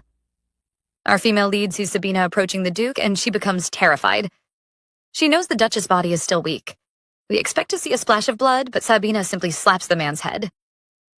The group are all stunned by this sudden change of events. The slap actually works, and the Duke soon recovers. He is surprised to see his wife, wondering why she is here. He says it is dangerous, but Sabina calls him the scariest person. Valentine picks up his wife, quickly taking her away. And so everyone is forced to swallow this dog food. Arya is still curious about what happened, so she asks Lloyd. The boy says it is time to change the head of the family. The evil intent is already showing signs of being passed down. Once it leaves his father's body, the man will become powerless and rotting. The Duke will suffer from madness until the end of his life. According to tradition, he will be locked up in an annex and surrounded by a barrier before he becomes uncontrollable. Arya is shocked, but Lloyd says they still have 5 years. The girl wonders if this is related to the Valentine disaster. She knows the evil intent will be passed to Lloyd, so she is worried about him. The boy says he will have some seizures, but he will become stronger than before. Arya recalls that painful night and is unwilling to see the boy in pain. She thinks the demonic intent can't be passed down if Lloyd refuses to have children. The prince says it is possible, but it will also be the end of the world. Arya finally realizes why the boy never married in her past life. He wanted to end everything. The girl notices that he has pierced his ears and is wearing the mermaid pearl. Lloyd becomes defensive because he thinks she is going to take the gift away. Arya tells him that is her promise to never betray him. Since the boy wants to see the end, Arya is going to fulfill his wish. The girl smiles like a demon as she says they can go to hell together. She just wants the prince to do whatever he wants. Lloyd feels touched, but he isn't ready to destroy the world. He just wants to stop the duchy from paying that stupid price. Arya leans against his shoulder, promising to fulfill his request. But will she be able to save him and prevent the Duke from dying? Arya, worried about the Grand Duke, visits his office the next day. The man calls her his daughter, and she stares at him, wondering when she got another father. Arya thinks the man is unbothered until she notices the pile of bottles in front of him. She takes the wine away, afraid drinking might worsen his condition. The Duke protests, asking Arya to leave some for him because right now, drinking is his only solace. Our heroine notices his huge, black panda eyes and can tell the man is losing his strength. He must be desperate for some sleep, which is why he is trying all measures. She asks the butler, who confirms that the Duke hasn't slept for 10 days. Tristan interrupts them, telling Arya that he would soon lose his mind. His butler tries to stop him, but the Duke wants his daughter to know the truth. He confesses to Arya that he has a secret. The man can hear her song wherever he goes. Arya looks frightened, trying to figure out how the Duke found out. The only people who know her secret are from the Duke's family, but they will never expose her. Tristan explains that he hears her song clearly whenever the evil intent is inside him. Arya looks defeated as she realizes that the Duke has always known her secret. She recalls her past life when Lloyd said her song could reach him anywhere. The girl always thought it was just a coincidence, but now realizes that it is the evil intent. The Duke should have black eyes like Lloyd, but because of the evil intent, they are now faded gray. Tristan knows he has no future, so he covers his eyes in despair. Arya is heartbroken because the Duke needed her song the most. Yet, he never forced her to sing, and always left her alone. She drops the bottle and says her song can reach everywhere, even down to hell or demons. Arya is willing to use her ability to save the Duke from darkness. And so that night, the girl sneaks into his room. She is surprised to see his door unguarded, until she remembers the Duke's formidable strength. The man seems to be asleep, but Arya notices his pale complexion. She knows the Duke is suffering and is impressed by his endurance. The girl, desperate to give him some relief, sings a lullaby to help him sleep. But she never thought the sleeping man would suddenly wake up laughing. Arya watches with a pout as the man's shoulders tremble from laughter. The child is upset, so she yells at him to stop. Unfortunately, the Duke laughs even harder. When he finally stops, he feels pleased because Arya sang about his angelic face. The man even strikes an arrogant pose. Arya glares at the Demon King, warning him to listen seriously. He is still talking about her compliment, so she tries to push him back into bed. Of course, she struggles for a long time, but the Duke barely moves. Arya feels like she has lost all her dignity. She hadn't used her mythical energy because she thought the Duke had a weak mind. This time, she plans to pour all her energy into this lullaby and knock the man out. Tristan teases the child, certain she will sing about babies and stars again. Arya's face turns red in embarrassment, because the Duke is actually right. She is about to leave from frustration, but the man pulls her back. He says the first song made him sleepy and begs her to sing another one. Arya is touched because the man has never been so vulnerable. After threatening him not to laugh again, the siren begins her song and the Duke soon falls asleep. Arya stares at the sleeping man, certain he must be a fallen angel. The girl watches him with a smile, vowing to take away all his nightmares. The next day, Arya is playing around when someone calls her name. Tristan arrives and the man looks better than before. He has prepared a thank you gift for Arya and tosses her a golden key. The girl is confused until he says it is the key to her room. Arya, happy to have her own space, immediately glows like the sun. The Duke is surprised because she wasn't this happy when he built her a playroom. He offers to show her the room and when the girl agrees, carries her like a baby. Arya is stunned, but she can tell the Duke is very happy. She is still reducing the evil intent, but seeing the happy Duke makes her relieved. Her happiness soon turns to fear as they approach the room. Arya is afraid the Duke might have decorated her room in a weird way. But when she opens the door, she sees a gorgeous and luxurious room filled with everything she likes. Arya doesn't believe that her father prepared all this, and Tristan finally admits that the Duchess also helped. Arya happily looks around the room and soon notices a pink bunny. The Duke says he didn't choose that, which makes Arya confused. She wonders why the Duchess got her a pink bunny, but soon remembers another culprit. It must be the naughty first prince. Arya is holding the pink bunny as she stares at Lloyd, who refuses to glance at her. The boy looks guilty and tries to cover his red ears. Arya is now certain he was the one who bought the pink bunny. She finds his reaction adorable, so she strokes his fluffy dark hair. Lloyd is enjoying this pampering until he remembers his pride and dignity as a prince. He quickly pushes Arya's hand away, causing the girl to feel some regret. The prince hands over some letters to distract her, and Arya immediately becomes curious. She thinks the boy is planning her debut, but Lloyd just wants her to pick a new adoptive family. He has recorded all the best houses, and when Arya chooses one, he will move her register over to them. Arya realizes that the prince is trying to hide her siren identity. She feels touched because Lloyd always does the best for her. The prince thinks she is afraid, so he explains that only her name will be moved over. Arya is afraid the families might not want a complete stranger, but Lloyd acts like a tyrant and says they are all below the Valentine house. Arya is convinced, but when she glances at the letters, they are all from famous families. She notices a name that makes her tremble in fear. The House of Chatoy is famous for supporting orphanages. They always hold charity events and have adopted a lot of children, but Arya knows this is all a facade. Count Chatoy had tried to sell her to Garcia in her past life. After he was chased away by her father, he quickly revealed her identity to the king. He convinced the emperor to hold a death trial for Arya, but instead of killing the siren, they replaced her with a girl from the orphanage. The count destroyed the girl's face and legs, killing her in place of Arya. He locked the siren in a cage and forced her to become the king's pet. The evil emperor rewarded him with a high position, giving him both wealth and glory. Because of their evil actions, the pontiff of Garcia began a war. Lloyd sees his bride trembling with fear, and he immediately becomes alarmed. He is sure the Chatoy family must have offended his wife. Arya is full of anger, wondering why she had to suffer so much. Lloyd notices her pain and urges her to reveal all her grievances. Our heroine finally opens up and reveals that she has a lot of dreams. The girl wants to learn how to use a sword, cook, draw, and even travel around the world. She just wants to live a free life. Lloyd immediately starts thinking of ways to fulfill her dreams. He offers to teach her the sword and even plans to find her a drawing teacher. He also knows a spot where she can learn horse riding. The boy kneels in front of Arya, asking her not to focus on his dreams. He also wants her to achieve all her goals. Lloyd glances at the Chatoy family's letter and vows to kill everyone who has offended her. The couple are still together, but Lloyd seems distracted. Arya is curious about his thoughts, and he says he is planning to take her to the forest. The girl is certain he is lying, because he was glaring at the invitations with murderous eyes. Lloyd changes the topic and claims he can't take her to the forest because she looks too weak. Arya is confused because hiding her energy doesn't make her weak. She believes her weakness comes from her shortened lifespan. The girl feels sad and suggests that taking a walk with Lloyd might make her better. The boy calls the idea stupid, but the next second he urges her to come over. Arya is stunned when Lloyd suddenly lifts her up like a baby. The Valentine men seem to be obsessed with carrying her. She urges him to put her down, but the prince says she might fall sick. Arya's face turns red because Lloyd's embrace is different from his father's. The girl can barely breathe because of her racing heart. Thankfully, the two arrive at the garden before our heroine dies from lack of oxygen. Arya expects the place to be dark, but instead, the garden is covered in mana stones. Arya knows the Valentines own most of the mana mines in the Empire, but this is still too extravagant. She admires the garden that is glowing like the night sky and Lloyd's amazing beauty. She finally makes up her mind and chooses the Angelo house as her new adoptive family. Lloyd finds it a bit difficult because Duke Angelo is a very stubborn man. He won't even be moved by Lloyd's threats.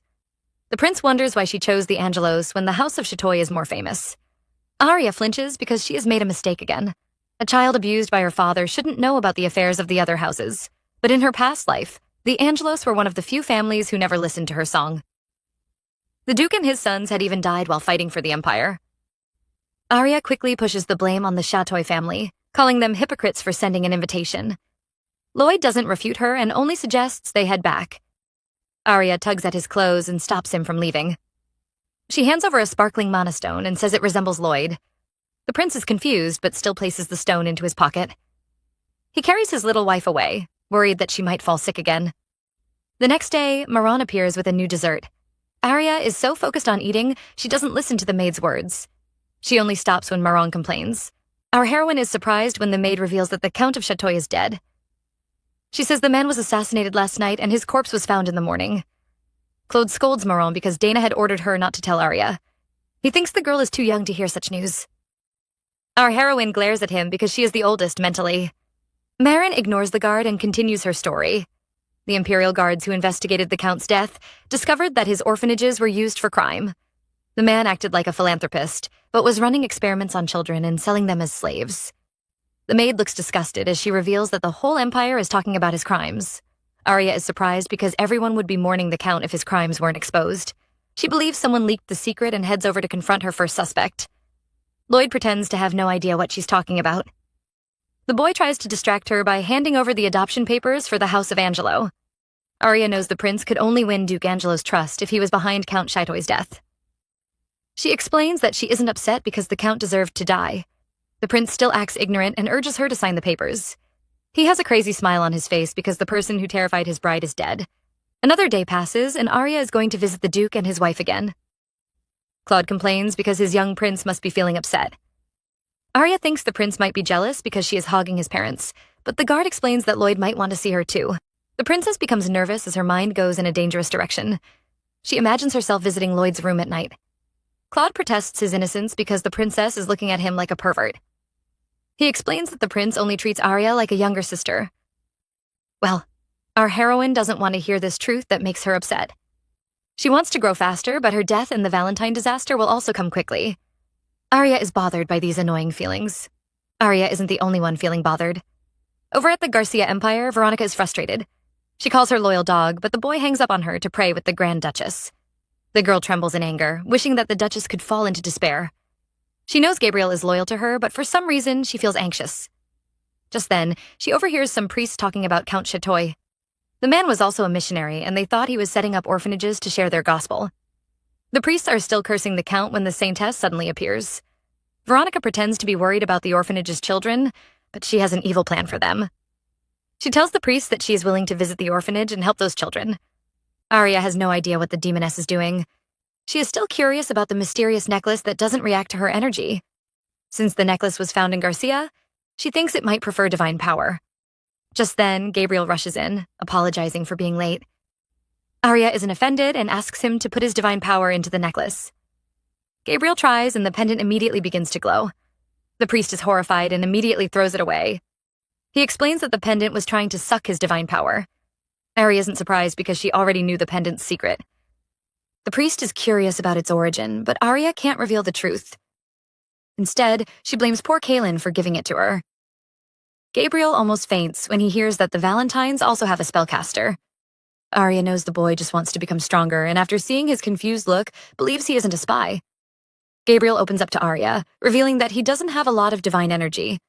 The priests sent him here because they believed he had potential after seeing his eyes change. The boy feels sad that he couldn't recognize this necklace. Arya doesn't want him to be disappointed, so she makes him happy by promising to keep his secret. The next time we see our heroine, a year has passed. Arya is now 11 and learning to ride horses from the Duchess. She still remembers the promise she made to show Sabina the 4 seasons. The Duchess hugs her little daughter, while Arya admires her mother's strength. The woman activates her face card as she urges Arya to learn the sword from her. The princess is seduced by her good looks and immediately agrees. But when she sees the furious Lloyd, the girl cowers and hugs her knees. She apologizes because she has been cheating on her husband. Arya has been hugging the Duchess while learning the sword. She sees Lloyd's furious look and thinks he is upset, because he also wants to hug his mother. The prince scolds her for her foolish thoughts and explains that he also wants to help her achieve her dreams. Arya finds him dumb since her whole life depends on him. She tells the boy to teach her everything he knows. Arya thinks the conversation is over, but Lloyd wants to know if she kissed his mother. She admits that she pecked the Duchess, and the prince calls her frivolous. The girl yells that he was her first kiss, which makes the poor boy embarrassed. The two joke around as another season passes, and autumn arrives, but the painting teacher isn't feeling good. He studies Arya's black drawing, thinking it might be some kind of fruit. The girl says it is her face, and the man almost bites his tongue. Arya finally realizes that she has no talent in drawing. Vincent appears and destroys her heart by calling her drawing hideous. He pretends to comfort her and says she can't know everything. Arya is feeling happy, thinking that the annoying prince has finally become nice. The boy bursts her bubbles in the next moment as he brags about being a genius. Arya can't deal with the annoying boy, so she asks Claude to take him somewhere else. The knight is eager to fulfill his duties and pushes the weak Vincent away. The boy protests, but Claude insists on taking him to a festival. Arya notices her maid's interested look, so she suggests that they all go together. The four head to the harvest festival, but once they arrive, the princess is glued to the delicious street food. Moran tells her a story, saying that kissing under the fireworks will make your first love come true. The girl feels sad because her first love is Arya, and she already has a husband. Vincent warns the maid to leave his sister-in-law alone if she still wants her life. Arya is watching their cute argument when Vincent suddenly says she must be feeling sad. After all, Lloyd isn't here to give her a peck of affection. Our heroine doesn't say a word and only calls Claude over to teach the second prince a lesson. Another season passes by as winter arrives at the duchy. Gabriel is waiting for Arya because he wants to celebrate his special day with her. In Garcia, the people celebrate the day Nua the demigod was born. They also share gifts to the people they would like to thank. Gabriel gives the princess a new bag, thanking her for being his friend and saving his life. Arya feels touched and drags the boy over to the kitchen. She's afraid he might be lonely in this foreign country, so she wants to celebrate his special day with him. The girl prepares a cake, and her gesture makes the priest very happy. A few hours later, our heroine is feeling guilty. She is afraid Lloyd might be upset, so she decides to bake a cake for his birthday. Arya plans to learn from the chef, but the man has bad news. The first prince doesn't celebrate his birthday. Arya recalls that the boy celebrated her birthday, so she doesn't want to skip his own. She urges the chef to make a cake and promises to take responsibility. But a few hours later, the three are all dumbfounded. They stare at the smelly, dark mess in front of them, which is supposed to be a cake. The chefs try to cheer her up, but Arya deflates like a flower. After years of struggling, Arya finally makes a decent cake. Well, the chef might have done most of the work. She happily heads over to Lloyd's room, eager to present her gift. The girl squats outside waiting for midnight, but she's caught by the birthday boy. Arya looks very awkward while Lloyd wonders if she's playing with fire. The girl finally recovers and wishes him a happy birthday. Turns out our male lead doesn't even know his own date of birth. He's afraid the girl might be disappointed, but Arya isn't bothered. The two promise to make every birthday special for him. 3 years pass by and Veronica is regretting her decision. She tries to contact Gabriel, but once again, he doesn't respond. The Saintess smashes the communicator, cursing the boy for betraying her. She is afraid her plan is now ruined and regrets sending Gabriel to Valentine. Veronica refuses to give up and soon comes up with another plan. The girl grabs a weapon and slashes her own body. She pretends to be terrified as she contacts the pontiff. Meanwhile, our heroine is about to be blinded. She stares at Lloyd, who seems to be glowing like the sun. The prince notices her glance and questions her strange behavior. Arya covers her face as she complains about his change. Lloyd is now 18 and seems to have grown up. She frowns at him because he's no longer cute. The prince apologizes, which only makes her angry. The younger Lloyd would have thrown a tantrum, warning her not to call him cute. Arya peeks at him from behind the book because just looking at him makes her shy and awkward. She almost faints when the boy suddenly calls her strange. She thinks he is talking about her, but Lloyd is examining the documents. The prince has noticed their diamond prices seem to have increased. He smiles like a demon as he prepares to punish the embezzlers. Arya watches in fascination but becomes upset when she recalls the Valentine disaster. Lloyd's eyes might still be black, but Arya knows it will soon change. The Grand Duke is already transferring his evil intent into his son. Arya and the priest are working together, but they still can't purify the evil intent. She wonders why her healing song, which helped Sabina, doesn't work on the Duke. The princess needs more information, so she asks Lloyd. She thinks there might be other sirens living on Earth. The boy says finding them will be hard because they have been hiding for generations. He hands Arya a document and promises to search for clues. Our heroine studies the proposal for a sea exploration and calls it a fraud. She only becomes interested when she notices the word Atlantis. The girl's mother had told her the story about the city. Atlantis was the siren's home that sank under the sea years ago. She can't believe someone is trying to find treasures from a fake legend, so she asks Lloyd to call the man over. She thinks he might either be a crazy liar, or he knows something about Atlantis. But when the mystery man arrives, he says he belongs to the Atlantis royal family. Our heroine is convinced he is a mad liar. She orders her guards to send him away, while the man tries to prove his innocence. He says he has proof, but then he brings out some random trash from the ocean. Arya once again chases him away, but the man calls the trash his family's heirloom. He claims the shell can find the door to Atlantis. Once they embark on a journey, it will lead them to Atlantis. Arya wonders why he never tried it, and the man cries as he admits that he is drowning in debt. The girl wants to take a look at the shell, but once she touches it, a golden light suddenly appears. Our heroine is stunned because the dirty trash has turned into the most expensive pearl in the world. She thinks the man doesn't need to look for Atlantis since he can pay off his debt just by selling this pink pearl. Instead, the man drops to his knees and calls her his queen, leaving our heroine speechless. The man is certain that Arya is from the Atlantis royal house. He reveals that his family are messengers sent to assist the royal descendants. Arya is tired of this delusional liar, but thinks the pearl might be special. She needs to find more information, so she asks the weird man to sell her the treasure. Lloyd is waiting for his wife, and when she arrives, he teases her with her new queen title. The girl warns him to stop mocking her and asks to see his wounds. Because of the evil intent, Lloyd's injuries have increased during the past years. Arya heals his arms, but she becomes upset and starts to cry. The prince tries to comfort her, but our girl is distracted by his big, strong arms. She is shocked by her dirty thoughts and immediately turns red. Arya pushes Lloyd away, trying to deny her feelings for him. The prince isn't upset because he had vowed never to touch her even when she becomes an adult. Our heroine doesn't know how to clear this misunderstanding. She studies Lloyd, noticing something strange. The Valentines are supposed to have weak minds, but Lloyd and his father aren't affected by her siren songs. Arya recalls a bit of her past life. She had met Lloyd a few times before she died. The man, covered in blood, killed everyone and begged her to sing him a song. The girl wonders if she fell in love with him at that moment. She is relieved that the current Lloyd hasn't lost his mind again. The prince notices her worried face and assumes that the girl is sick. He pulls her close and presses his forehead against hers. Poor Arya immediately turns red, but the ignorant boy thinks that she is just ill. The girl covers her forehead in frustration because the prince is treating her like a child. He even rubs her little head. Our heroine is forced to think about her cruel fate. She might have a husband, but she is going to die without even getting a kiss. Truly a sad life. Meanwhile, over at Garcia, an angry priest comes looking for Veronica. The man yells at her, and when she tries to touch him, he slaps her hand away. The priest is upset because the saintess is spreading a fake rumor that he has been assaulting her. He feels sorry for her, but warns her not to put the blame on him. Veronica says he isn't innocent and accuses him of bullying her because of her weak divine power. Barome is amazed and finally confirms that the saintess is weird. He always disliked her, but it was never because of her divine power.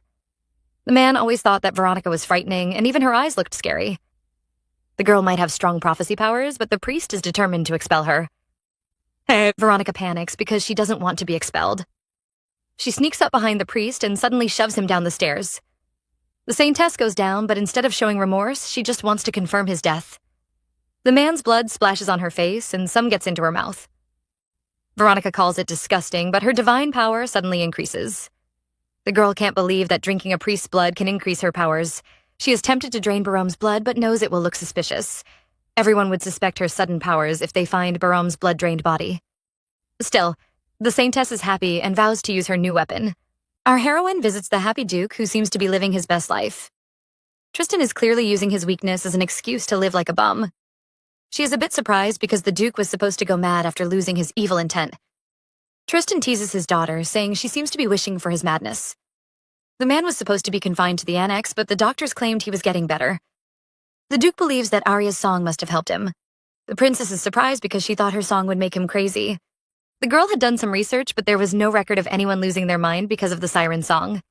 Yet in her past life, everyone who heard her song went crazy.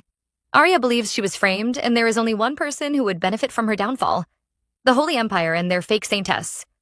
After the nobles lost their minds, the king became a tyrant, causing the citizens to die in the war. Arya always thought her song brought misfortune, but now realizes that she was tricked. Divine power isn't supposed to cause madness, so Arya wonders how the Holy Empire ruined everyone. Tristan notices his daughter's worried look and urges her to relax. Arya remembers that evil intent can cause madness, and is afraid the Holy Empire made a deal with the devil. She asks Tristan, but he claims it is impossible. Our heroine thinks the pontiff might have been ignorant, but suspects that the saintess acted on her own. Arya is desperate to find some clues and even rushes into the rain just to see Gabriel. She has always been worried about Lloyd, afraid the boy might lose his mind because of her song. Now that she knows she was tricked, the princess is eager to find the culprit. Arya finds Gabriel training under the rain. The priest is distracted by her presence and injures his own hand. The boy blames himself for his mistake, but Arya looks concerned. She is studying his injury when the mysterious pendant suddenly shows a red light. Gabriel is frightened because the necklace just drained his blood. He realizes that the pendant would only work when it touches blood mixed with divine power. The priest takes a look at Arya and almost faints from fright. The princess's eyes are now a bright golden color. The two children are amazed as they discover the pendant's secret. The jewel can absorb the divine power of others for its owner's use. Our heroine is confused because the necklace should be useless for Veronica, who had more divine power than Gabriel in her past life. Well, we wonder how she got that. The children return to the castle, but while Gabriel cleans up, Arya admires his good looks. The boy has grown up, and she is now certain that he is the famous captain from her past life. Just then, Gabriel begs Arya to give him the necklace. He explains that he has a special friend who is being bullied because of her weak divine power. The princess is now certain that Gabriel found the necklace in her past life and gave it to Veronica. She questions the boy because he had called the necklace dangerous. How can he give it to his close friend when the jewel could suck all her energy? Well, Gabriel has a solution. He plans to fill the necklace with his divine power so Veronica can use it. Arya challenges the boy, asking what he would do if the necklace kills someone. Gabriel feels ashamed and apologizes. He explains that he is upset because the saintess is being bullied. He even thinks that Veronica might not want such a shameful pendant. Arya is in doubt because in her past life, the saintess wore the necklace. She is surprised that Gabriel never doubted her until she recalls that he was the saintess's most loyal dog. The girl wonders where they found divine power until she remembers a case from her previous life. Back then, various priests were murdered in the Grand Temple. Every year, more than 10 priests went missing, and their bodies were always found drained of blood. People claimed an evil demon must have done it, and even accused the Valentine Duchy. In the end, no evidence was found, but Veronica's power suddenly increased during that period. Arya is horrified as she realizes that the saintess must have killed those priests. Arya knows the saintess might be a serial killer, so she has to stop her. She wants to know if Gabriel will help the saintess kill innocent people. The boy is annoyed by her insult because he thinks his pure saintess can never kill anyone. Arya repeats the question, curious to know if he will change his beliefs just because of the saintess. She begs him not to forget his path and says she will keep wearing the necklace. She asks him to keep it a secret even from Veronica. Gabriel agrees, but warns her never to insult his saintess again. Arya is worried because the boy already treats Veronica like his religion. She reminds the priest that Veronica is not a god. Just like other humans, she might do anything to get what she wants. Gabriel looks stunned by her words, and Arya knows he must be disappointed. After all, she just judged his friend without meeting her. The princess knows he will speak to Veronica and hopes her theory will be wrong. Arya is really having a busy day. She goes to sleep but wakes up to see herself underwater. The girl can even breathe under the ocean, and she admires the beautiful sight. She thinks this might be a dream, but when she touches the animals, everything feels too real. She heads towards the deepest end and suddenly has a shocked look on her face. Right in front of her is the mysterious Atlantis. Arya wonders whose castle this is, but decides to swim around and take a look. She notices a glowing box, but it can't be opened without a password. Just then, the ocean rumbles as the building begins to collapse. Our heroine is frightened and she desperately tries to escape. She manages to make it out and wakes up in her own bed. Arya is confused and thinks it was just a dream. But when she notices her injured shoulder, she realizes that everything was real. The girl also sees the glowing box from her dreams and almost faints from shock. She stares at the conch pearl, wondering if it is really a map to Atlantis. Arya is confused and decides to treat her injuries first, but then she faces another problem. The doctor will surely report to Lloyd, and even though Kaelin can keep her secret, he has no healing powers. Our female lead is in a dilemma because Lloyd mustn't know about her injury. She suddenly remembers the strange necklace and its divine power. She had taken it off because her eyes had turned a golden color. The girl is afraid it might not work, but decides to give it a try. A second has barely passed, but her injury is already healed. Arya turns her hand into a bat, swinging it around in happiness. She is amazed because her eyes return to their normal color after using the necklace. She can't understand why divine power is so easy to use. Anyone can become a priest as long as they have a bit of divine energy. The princess compares it to the energy from the other magic groups, and notices that divine power is easier to use. She finds it strange because it seems like divine power wasn't formed naturally. The energy seems to have been created by humans. Arya is too tired to think about that and takes another look at the strange box. She still can't figure out the passcode and decides to ask for help in the morning. The next day, she goes searching for Vincent, who has been waiting for 4 years to ask her a question. The princess expects to hear something important, but the boy is just jealous that she calls Gabriel an angel. He is unhappy because he thinks he looks more like an angel. Our heroine glares at the arrogant boy and regrets asking for his help. Vincent is done with his tantrums and finally notices the strange box in Arya's arms. He takes over the box and barely a second later finds the secret note hidden inside. The two study the paper, but it seems to be a musical code formed from an ancient language. Once they figure out the meaning, they might be able to open the box. Vincent says he might solve the problem if he knows the box's origin. Arya confesses that the box is from Atlantis, causing the prince to nearly lose his soul. He wonders how his sister-in-law found such a precious treasure. The girl says she got it through her dream, but the prince calls her a liar. He has no interest in her story and just stares at the box with loving eyes. Arya urges him to keep it a secret, and Vincent promises to guard it with his soul. The boy vows to open the box and solve this riddle. The next day, Arya visits the prayer room, but sees an upset Gabriel. She is a bit worried, so she questions his strange behavior. The boy looks sad as he admits that he might have placed the saintess on a pedestal. Arya guesses that he has revealed the mysterious necklace to the saintess. Our heroine is right as he confesses that he tried to test Veronica. Unfortunately, the girl who knew his personality guessed that he found a way to increase divine power. She pretended to be uninterested, but kept urging the priest to tell her everything. Arya glances at the sad boy and is secretly relieved that he no longer worships the saintess. Gabriel in her last life would believe Veronica, even if she said the sun rises from the west. The boy had been completely brainwashed into her loyal dog. The princess interrupts his sad thoughts, warning him that the saintess might soon visit them. Gabriel doesn't believe that Veronica will go that far, but Arya knows that she is desperate to increase her power. She is about to lecture the boy when she suddenly hears Lloyd's voice through their telepathy ring. The prince is coming to find her because the king has invited them into the palace. Gabriel is still defending his saintess, so our heroine panics and covers his mouth. Lloyd guesses that she is with the priest and says he will soon arrive. The girl is about to stop him, but it is too late. The door opens as the Duke appears. Arya feels like she has just been caught cheating, causing a guilty look to appear on her face. Lloyd can barely control his anger and regrets keeping the priest alive. Gabriel, unaware of his upcoming death, declares that they are both innocent. He tells Lloyd not to misunderstand, but his words only make the Duke furious. He threatens to gouge out the priest's eyes if he ever lusts after his wife. Meanwhile, the girl they are fighting for is wondering how to fix this problem. She wants to tell Lloyd about the necklace, but Gabriel suddenly stops her. He reminds the princess that this is their little secret. Arya is about to go mad and curses the boy for worsening the situation. She isn't the only one upset as Lloyd suddenly grabs the priest's hand. Our heroine sees a flash of blood and can even hear Gabriel's hand breaking. She finally realizes why her husband always called her weak. Turns out he can crush her hand if he holds her tightly. The ignorant priest hasn't learned his lesson as he tells Arya not to feel sorry for him. Our heroine can feel all her concern for the boy disappearing. Lloyd wants to know their little secret, but Arya is afraid Gabriel might find out. She tells a little lie and says the secret is about the honor of Gabriel's close friend. Lloyd doesn't look convinced, so she begs him to believe her. Our male lead trusts his wife, but he has noticed the way Gabriel looks at her. He drags Arya away and is grateful that the priest already has a crush. The poor boy hasn't even realized that he has feelings for Arya. Our male lead can recognize the priest's feelings, and it makes him upset. Lloyd drags Arya to his study and informs her that their diamond mine doesn't have a problem. The only diamonds that were stolen all belong to the king's palace. Arya is confused, wondering why their men would steal from the king. Lloyd explains that the problem isn't from them.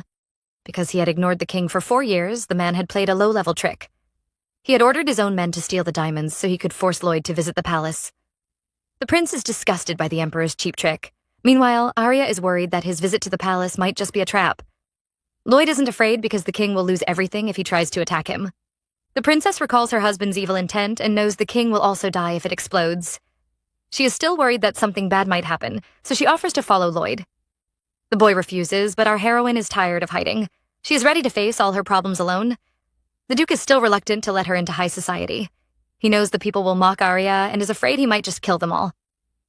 The princess sweats, feeling a bit nervous for those people. Still, she is happy because her husband is concerned about her feelings. Arya thinks everything will be fine if she goes with her new adoptive father. The next day, the couple head out to visit Angela's castle. Lloyd is annoyed as he glares at the huge light bulb standing behind them. Vincent isn't ashamed to be a third wheel and claims he is just hitching a ride to the library. The boy boasts about his research, and even though he is working for Arya, she is also annoyed by his smug behavior. The children turn around as a handsome butler with white hair welcomes them inside. Arya steps into the Duke's mansion and is surprised to see an empty space. The girl thinks the Angelos must have spent their fortune on helping the poor. Vincent is about to insult the castle, but Arya quickly steps on his foot. She ignores the crying boy as she finally realizes why the Angelos never listened to her song. They were just too broke to afford $100 million. The butler distracts Vincent, urging him to visit the library. Meanwhile, he takes the couple to the Duke's study. Arya is finally introduced to her adoptive father, Duke Martin. His second son Luther is also around, but the firstborn has gone on a mission. The group sits down, but soon sink into an awkward, miserable silence. Martin finally speaks and announces that the sewer rat is still alive. Arya is stunned while Lloyd claims it is impossible. 4 years ago, the Valentines had invaded the sewage and completely destroyed the territory. They had killed the sewer rat and even confirmed his death. Martin explains that his men have seen someone who looks exactly like the sewer rat. Our heroine is terrified and can't believe the man is still alive. She had brainwashed his subordinate, the wizard Hans, and forced him to kill his own master. The girl is worried because if the rat is still alive, it means her magic is no longer effective. Martin recounts his servant's story. The man had gone mountain climbing in his hometown, but soon noticed that the village chief was missing. He went into town but found the villagers dead and dried up like skeletons. Arya guesses that the villagers' energy was all sucked out. She is confused because taking others' energy will only ruin the body. She wonders why Hans didn't warn the sewer rat if he is still helping him. Martin says he has sent his eldest son over, but he still wants to report to Lloyd. He tells the boy to be alert because the sewer rat will have a big grudge against Valentine. Over at a secret building, Hans is drowning in sorrow. 4 years ago, the wizard had received a mission from the sewage. He was ordered to kidnap the Duchess and feed her a strange medicine. The man sneaked into the duchy with ease and soon found Arya surrounded by animals. He knew the beasts adored her, so he created a chimera that could paralyze anyone. The wizard thought the job would be easy, but the girl who was supposed to be mute suddenly began to sing. The man was brainwashed, and when he finally recovered, he had become a rebel leader. He fought together with the Valentines, destroyed his own home, and attacked his master. Hans prayed that the man would be dead because the Lord would never spare him. Unfortunately, the sewer rat was still alive. Hans begged for his life before his master finally allowed him to live. He wanted an eternal body, so he forced the wizard to turn him into a chimera. The boy tried to keep him alive, but the master needed a steady supply of energy. He soon became greedy and absorbed others' power while also stealing their bodies. Hans, tired of thinking, goes searching for his master. He feels some disgust as he stares at the handsome man with red eyes. The master might be alive, but his body smells like a rotting corpse. Hans urges him to leave because they have killed too many people. He is afraid someone will soon catch them. The sewer rat is unwilling because he needs a new skin. The wizard can't understand his master's obsession with handsome bodies. The rat orders him to find a new skin before they leave. Compared to Hans's darkness, the duchy is full of joy. Maron is stunned by her mistress's beauty and almost falls at her feet to worship her. We see a gorgeous Arya who is dressed in the most stunning gown. It turns out our heroine is finally having a debut. Although Arya thinks it is more like a war. Lloyd had visited the king and the two had settled the diamond case. The couple were invited into the palace to celebrate the Foundation Day, and all the other nobles will also attend. Arya is sure the new priests will also arrive with the Saintess. The girl is lost in her thoughts when Lloyd arrives. She is surprised to see him dressed in white, but he says he is going for an angelic look. Arya almost calls him arrogant, but when she glances at his handsome face, her heart almost falls out of her chest. Her husband really looks like an angel. The couple arrive at the palace and the servants announce their entrance. Arya expects everyone to crush them, but instead sees an empty space. She realizes that her husband must have chased them away. Lloyd shows no remorse and says he is just worried about her safety. Our heroine was waiting for the jealous looks, but now no one is even glancing at them. Behind the couple, Vincent almost cries because he was expecting a crowd. Arya can now speak to others through her mind because Lloyd has gotten her a general mana stone. She pities the second prince, so she tells him to have a dance. Then, he can get all the attention he craves. She expects the prince to be happy, but the boy suddenly begins to cry. It turns out our poor prince doesn't even have a partner. Arya feels her heart break and hands him a drink to comfort his sorrows. Vincent suddenly smiles and tells her to dance with Lloyd on his behalf. He is such a good wingman. Arya is also tempted, but she has never learned how to dance. She confesses to the men, and they both look shocked. Lloyd is amazed because his wife has always behaved like a proper miss. The prince seizes this chance and offers to help her. He feels glad because he can finally also teach her something. Arya realizes that Lloyd still remembers their conversation from a few years ago. Back then, she had urged him to teach her everything he knew. Our heroine is happy, but just as they are about to hold hands, the servants suddenly announce the king's entrance. The girl immediately turns into a pitiful cabbage. She sees everyone bowing, but when she tries to greet the king, Lloyd stops her. The prince is still waiting for her to take his hand. Arya laughs because he is openly ignoring the emperor. She thought she would be trembling in fear when she saw her former bully, but because of Lloyd, the girl is filled with strength. She happily takes his hand but tells him to teach her later. Just then, the evil king arrives and we finally see his annoying, unpleasant face. The emperor arrives, pleased to see the duke and his duchess. Arya glances at the king and guesses that he has a secret plan. After years of studying his emotions, she knows the look on his face when he is planning something evil. The emperor claps, urging the people to welcome the duke with happiness. He smiles darkly as he calls them the empire's heroes. Arya can see through the king's fake praise. He calls Valentine the heroes, but is actually mocking them for being demons. The girl is upset because the cowardly duke won't survive without her husband. Still, she forces herself to greet the king because she can't offend him yet. The emperor has heard about the famous duchess and mocks her for stealing Lloyd's heart. He is upset because the duke had given her the famous feldsteel, a jewel that costs more than the whole empire. Arya, eager to get her revenge, pretends to praise the king for his excellent eyesight. Secretly, she is calling the emperor a pig because he doesn't recognize the Valentine's importance. The man looks upset, and Arya can tell he understood her meaning.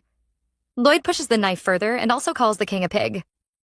Our heroine expects the man to throw a tantrum, but he controls his anger. He invites the two to a separate dinner, and the girl confirms her suspicion. The emperor must have an evil plan. Arya receives an urgent call from Vincent, making her rush into the lounge. But when she answers, she hears the second prince yelling at Claude. The girl feels frustrated because the boys have been arguing for 4 years. She interrupts their conversation and wants to know if Vincent has found some clues. The prince is excited because Angelo's library is full of ancient records.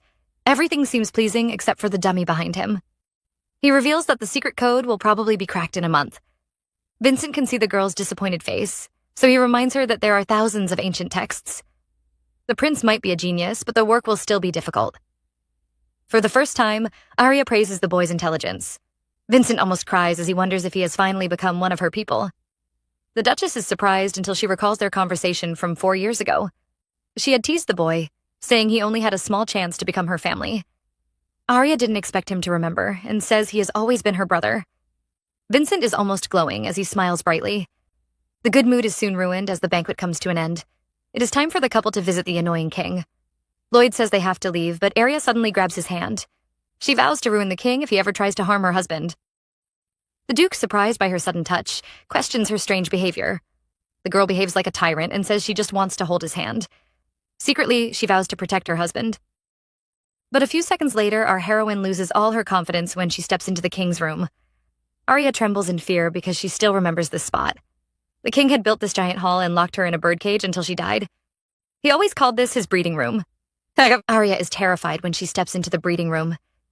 The king urges them to take a seat, but our heroine can barely breathe. She notices the servants standing around with weird looks on their faces. Everything feels strange, making the girl panic. She soon finds what she was searching for, a magic circle that can amplify the effect of magic. In her past life, the emperor had used it to amplify her siren song. Arya is nervous and warns Lloyd, though, their communication ring. She wants him to be careful because she is afraid the king is about to use some sort of magic. Lloyd is stunned when she reveals the amplification circle and wants to know how she found out. Our heroine realizes that she has slipped up again and says she will explain later. Right now, she's afraid the king knows the Valentine's weak spot and is trying to ruin Lloyd's mental state.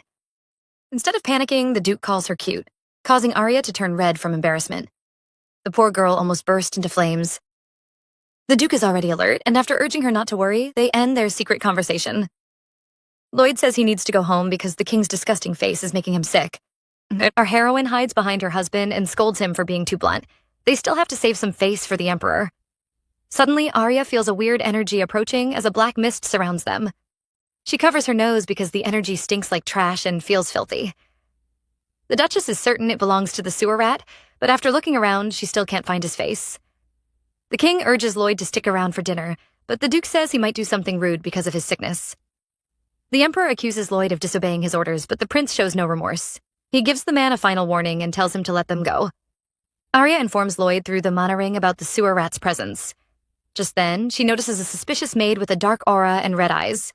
The woman suddenly grins like a devil and tries to attack Arya. Lloyd quickly protects his wife and ends the maid's life with a single slash. But they are both terrified when they see the dead body still moving. The maid has turned into a walking corpse.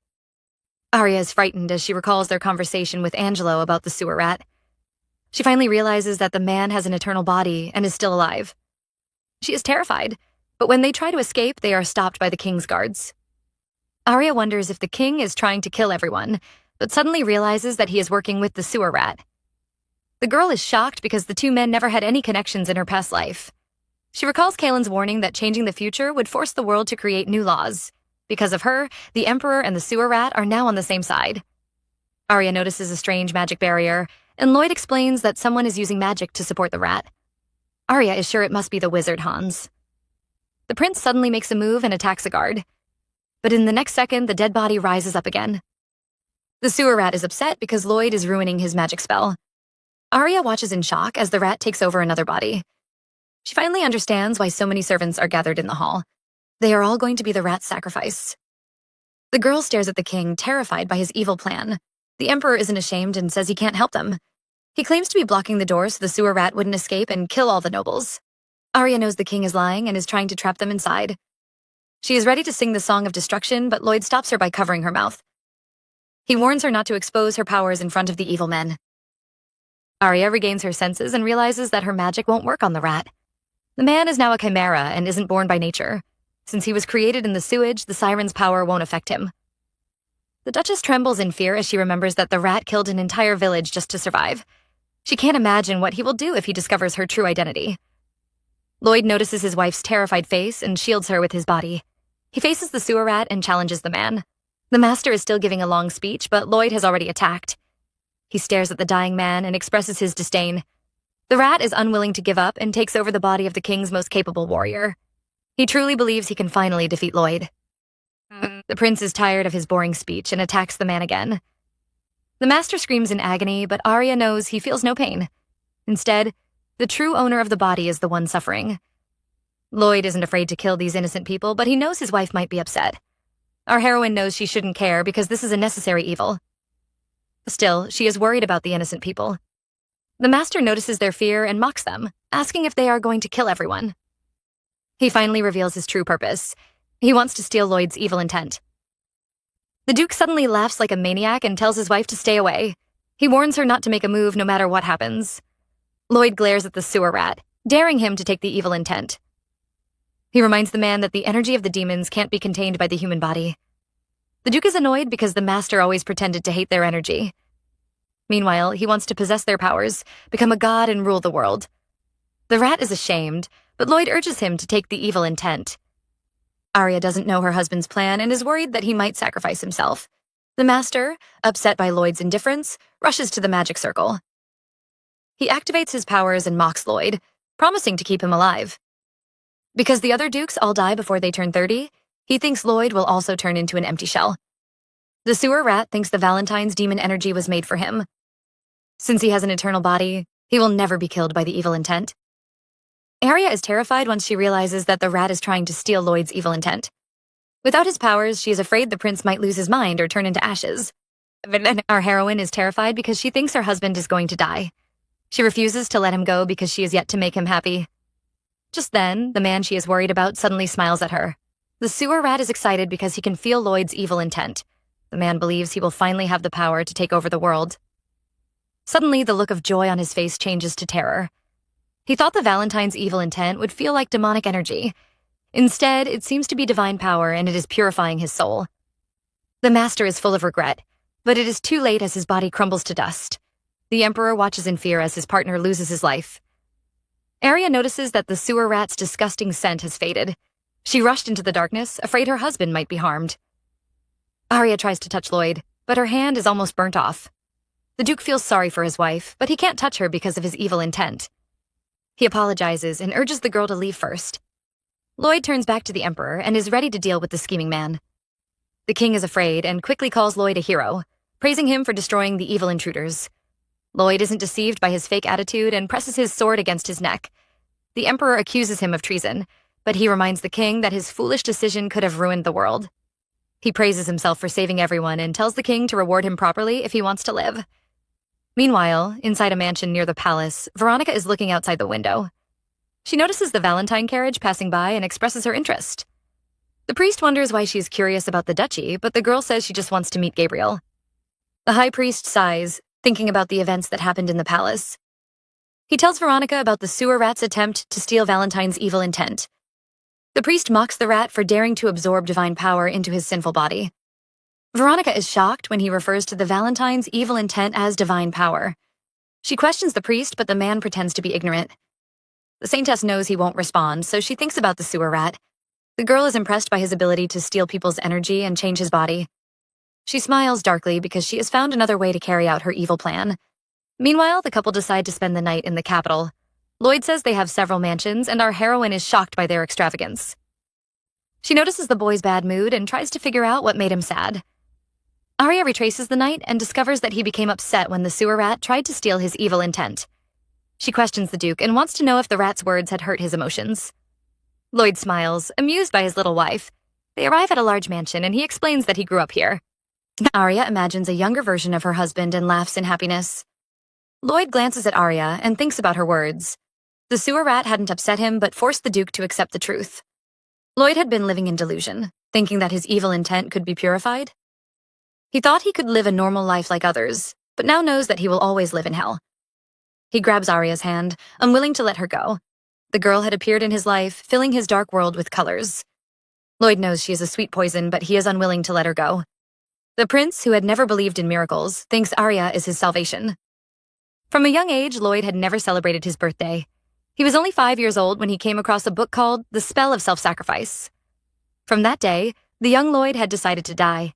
He planned to end his life the day he received the Duke's power and cut off the long line of evil intent. Our male lead returns to his childhood home, prepared to fulfill his young dreams.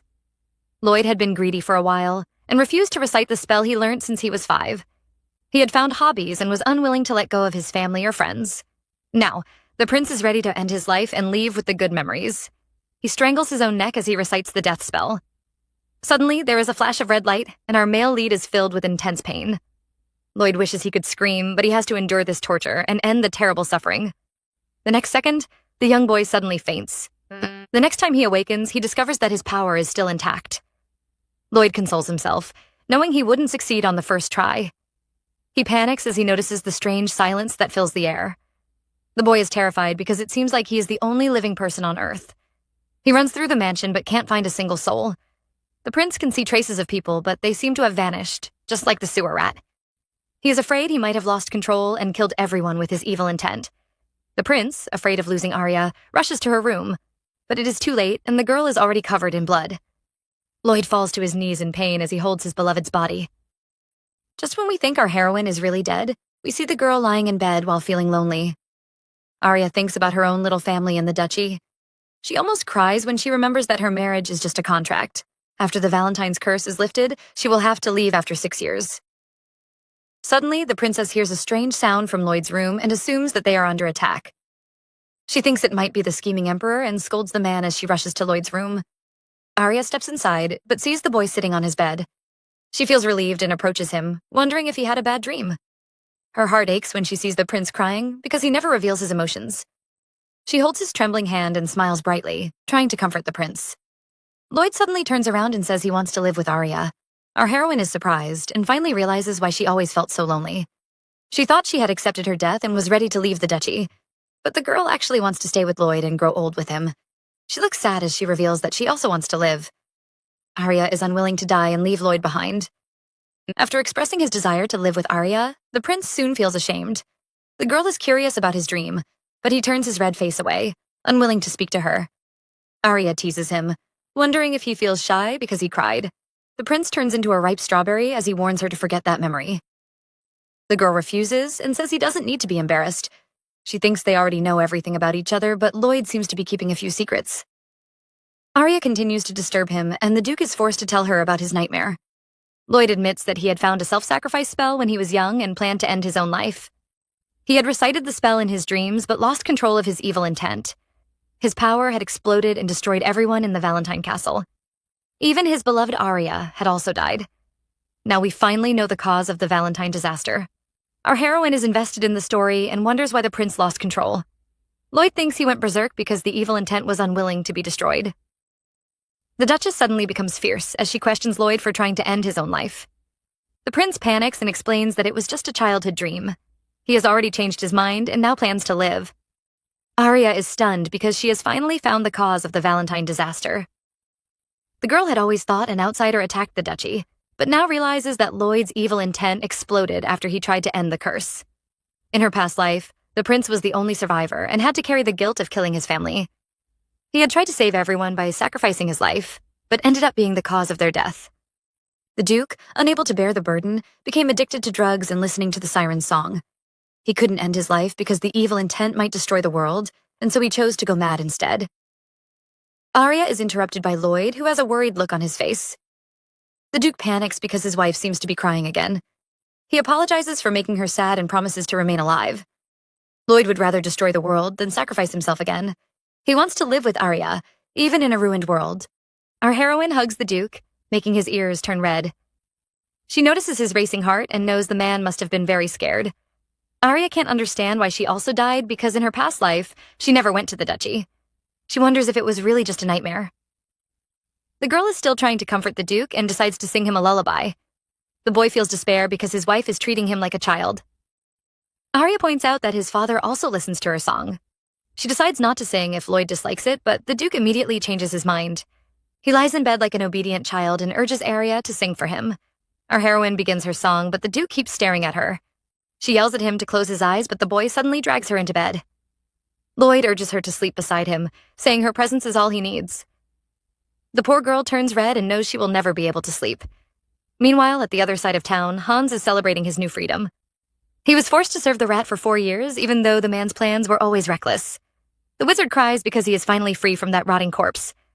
He thanks Arya for changing his life and vows never to commit another sin. The man is jumping around in happiness when a dark figure suddenly approaches him. The mysterious figure has been listening to his little speech and invites the wizard to join his team. Hans refuses because this mysterious force has been supporting the sewage and feeding them information.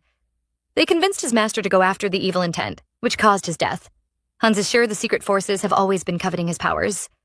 Unfortunately, he can't refuse the man and is soon dragged to meet their master. Vincent contacts Arya through the magic ball but notices her swollen red eyes. The girl secretly blames Lloyd for ruining her sleep. She questions the prince because he also looks tired. Vincent reveals that he stayed up all night to solve the mystery box. He looks proud as he shows Arya the content, but all we see are a few shabby papers. He tries to explain the meaning, but our heroine falls into a daze. She calls the documents trash, causing Vincent to nearly die from anger. We can almost see the smoke coming out of his ears. He explains that a precious musical sheet was hidden inside the mystery box. The second prince begins to sing, but his horrible voice almost causes Claude to lose his soul. Arya's face turns black as she is assaulted by his terrible singing. She tries to teach him how to sing, but her efforts are wasted on the tone-deaf prince. Claude says his ears are about to be destroyed, and our heroine calls it a song from hell. Vincent yells at them and says it is the Song of Hope. Arya has never heard of this song, but is sure it belongs to the Sirens, since the music sheet is from Atlantis. The girl becomes excited because she only knows the songs her mother used to sing. She finally realizes that other siren songs might exist. Vincent says there is more, and Arya tries her best to stop him. The prince refuses to listen as he begins to sing again. Suddenly, he hears a strange voice warning him to stop. Arya is so traumatized by his singing that she finally reveals that she can speak. Vincent has always been suspicious, because everything changed when she first appeared. The girl had planned to tell him, but his horrible singing had forced her to spill the truth. The prince is still complaining, so Arya tries to distract him by singing. Vincent is shocked by the song and decides to come over. Arya is waiting for the prince to arrive, but instead receives some unexpected visitors. The entire Valentine family has arrived at the castle. Tristan has heard about the Emperor's scheme, and he shakes his daughter around, trying to find some injuries. The jealous Lloyd immediately attacks his father, hiding his little wife in his huge arms. The Grand Duke suddenly begins to cry, frightening the two children. He accuses Lloyd of abusing his old and feeble father. Arya immediately becomes worried and scolds her husband for hurting the Grand Duke. The boy feels aggrieved because he knows his father is pretending. Tristan might have lost his evil intent, but his body is still as strong as a monster's. The Grand Duke shamelessly asks Arya to blow his injury. His plan fails because the Duchess used this scheme a year ago. Sabina mocks her husband for his low-level tricks. She immediately uses her face card, urging Arya to take a walk with her. The men watch in shock as their little princess is seduced away by the Grand Duchess. Sabina says she came to see Arya as she steals the girl away. The two are interrupted by a sick-looking Kaelin, and the man is about to go crazy. After hearing about the Emperor's attack, he was forced to use his energy to teleport everyone to the capital. The poor man cries as he scolds Arya for changing the future. The Duchess, stunned by his words, demands an explanation.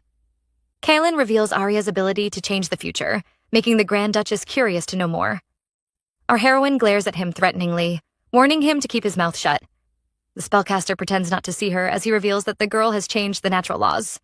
Sabina teases him, asking if he was wishing for her death. The poor man panics and tries to defend himself. Arya watches as he keeps talking, but he is only digging his own grave. Kaelin gives up on explaining because it is too late to undo her mistakes. He whispers to Arya that she will face the same destiny and will pay an even greater price. Our heroine is shocked to hear his secret whisper and wonders if the man is cursing her. She soon realizes that it is a secret warning. Poor Kaelin almost faints when he hears Lloyd's voice behind him.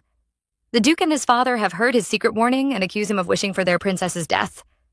The spellcaster jumps around in anger because everyone seems to be twisting his words. The Grand Duke glares at the man, asking why he is so upset. Kaelin is furious and decides to leave, wishing Valentine eternal glory. Unfortunately, Tristan grabs his hand and refuses to let him go. He asks the spellcaster to follow them to the palace, and this time, Kaelin really wishes he could die. Everyone knows a spellcaster is a criminal, so dragging him into the palace is just using him as a sacrifice. Tristan ignores the man's panic and asks Lloyd about his plans for the king. Our male lead has already threatened the Emperor and says he will listen to them no matter what they demand. The Grand Duke says he wants to kill the king, causing Kaelin to almost lose his soul. Tristan urges the spellcaster to make a fake puppet that looks just like the king. He is afraid the Grand Wizard will discover the fake king, so he also plans to kill the man and turn him into a puppet. The Grand Duke is filled with an evil aura because the king had dared to bully his daughter. Arya is tempted to remind the man that she isn't his daughter, and it was also his son who almost died. She realizes that the Duke might not be worried about Lloyd because he knows the sewer rat would never defeat the evil intent. The girl pulls her husband away, planning to have a secret conversation with him. Arya is curious about the true nature of the evil intent, because only the Grand Duke and his successor know the hidden secret. For the first time, Lloyd refuses to reveal anything and even acts like a cute bunny. Our heroine's heart escapes from her chest and flies towards the adorable man. She tries to act nonchalant, but is still shocked by her husband's sudden cute behavior. Arya guesses that Lloyd has taken a vow of silence since he refuses to say a word. Her father had forced the nobles to make this vow when he used her mother as a siren. Once they made this vow, they couldn't say anything, or even write about the secret because it would lead to their death. Arya decides to take a guess, and wonders if the evil intent is a form of demonic energy. She abandons the idea because the Valentines are already treated like demons and wouldn't hide such a secret. Arya is sure it is the opposite. Their evil intent must be a strong, sacred power that could even purify the Chimera. The girl is furious as she wonders who forced the demons to hide the truth about their sacred power. She questions Lloyd, thinking it might be the Emperor or the Kingdom of Garcia. But our heroine falls into despair as she realizes that it must be the whole world. Arya is sure even the nobles aren't aware of this secret. Only the most powerful people in the kingdom, like the king or pope, will know about the vow of silence. It turns out the whole world had agreed to make the Valentines the villains. Arya finally understands why the king tolerated Lloyd, but she still feels upset for the duchy. The Duke isn't concerned as he believes they are being punished for his ancestors' sin. The girl points out that Lloyd isn't guilty, and the price has already been paid. She is unwilling to watch her husband being bullied, so she drags him off to see the Emperor. Lloyd can almost hear his wife grinding her teeth in anger. Arya is upset by the unfair treatment and now supports her father-in-law's plan to turn the king into a puppet. The Valentine family all head to the palace to threaten the Emperor. Tristan gives the man two options. The king can die by his hands or be killed by his son. The Grand Duke says he has lost his powers, so he might not give the king a quick death. He urges the man to choose his son. Lloyd smiles like a demon and claims he isn't used to his powers. He is afraid he might hit the wrong spot by mistake and cause the king eternal pain. The Emperor trembles in fear as the two demons force him to make a choice. The weak coward is unwilling to pick any options. The king recalls a scene from his childhood. Back then, the previous emperor had told him several times never to offend the duchy. But Conrad had looked down on the Valentines because he thought they were bound by the curse. He never imagined that the men he despised would one day threaten to kill him. Tristan says his final goodbye to the king, acting like a loyal subordinate. He says the emperor is going to die, but he will forever live in their hearts. Conrad is terrified, but tries to convince himself the men are just joking. Just then, Tristan calls someone over and the king panics when he sees a spellcaster. He questions Kaelin, who is also upset to be there. The spellcaster says he is never doing this again. He has to cover himself with magic spells just to avoid the wizard tower. Tristan is tired of his complaints and urges him to finish his mission. Conrad tries to threaten them, but the Grand Duke isn't afraid. He is sure the other kingdoms will overlook this issue just because they are Valentines. The emperor falls to his knees and begs them not to end his life. He even promises to treat them as saviors of the empire. The two men are not interested in his offer, but Arya wants to accept the deal. She wants the Valentines to be treated as heroes and not villains. Tristan quickly changes his mind and says he is also interested. Arya doesn't expose the big liar and happily asks for a private meeting with the king. Conrad seems to have seen his savior, and he quickly agrees to the girl's request. Lloyd, afraid his wife might be harmed, insists on staying by her side. Arya urges him to leave, explaining that the mermaid pearls he is wearing will hurt her when she sings. Lloyd quickly tries to take them off, but Arya stops him by pressing his lips. She tells the prince to trust her, since he can hear her song wherever he is. Lloyd's ears immediately turn red as the boy runs away from the room. Arya is left alone with the evil king, and the man complains about Valentine's madness. He feels relieved because he thinks Arya is on his side. The emperor is still complaining when he suddenly sees the girl standing right in front of him. The man is frightened at first, but soon begins to admire her beauty. Just then, the gorgeous girl suddenly says she wants to break his legs and lock him in a cage. The emperor is shocked as he discovers that the girl can speak. Arya had planned to give the king a quick death, but now she changes her mind. Even killing him and turning him into a puppet seems like an easy death. Our heroine suddenly steps into the magic circle, causing the king to panic. He orders his guards to catch her, but the knights are all frozen by her magic. Arya smiles like a devil as she begins the Song of Destruction. Black magic fills the room as she curses the king to fall into eternal darkness. Arya still recalls the despair she felt in her past life. The Garcia Knights, obsessed with righteousness, didn't spare the people of Pineda. The citizens were forced to watch as their empire crumbled and died. Filled with endless anger, Count Cortez, unwilling to suffer, quickly abandoned his own daughter. He even gave the king the mermaid tears. Every day, Conrad would wear those pearls while listening to Arya's song. He wanted her to have a painful death and forced her to sing until her throat was destroyed. The siren was tormented and even prayed that an angry mob would find and kill her. Unfortunately, the king kept her alive and tortured her right until she died. This time, Arya is here to get her revenge.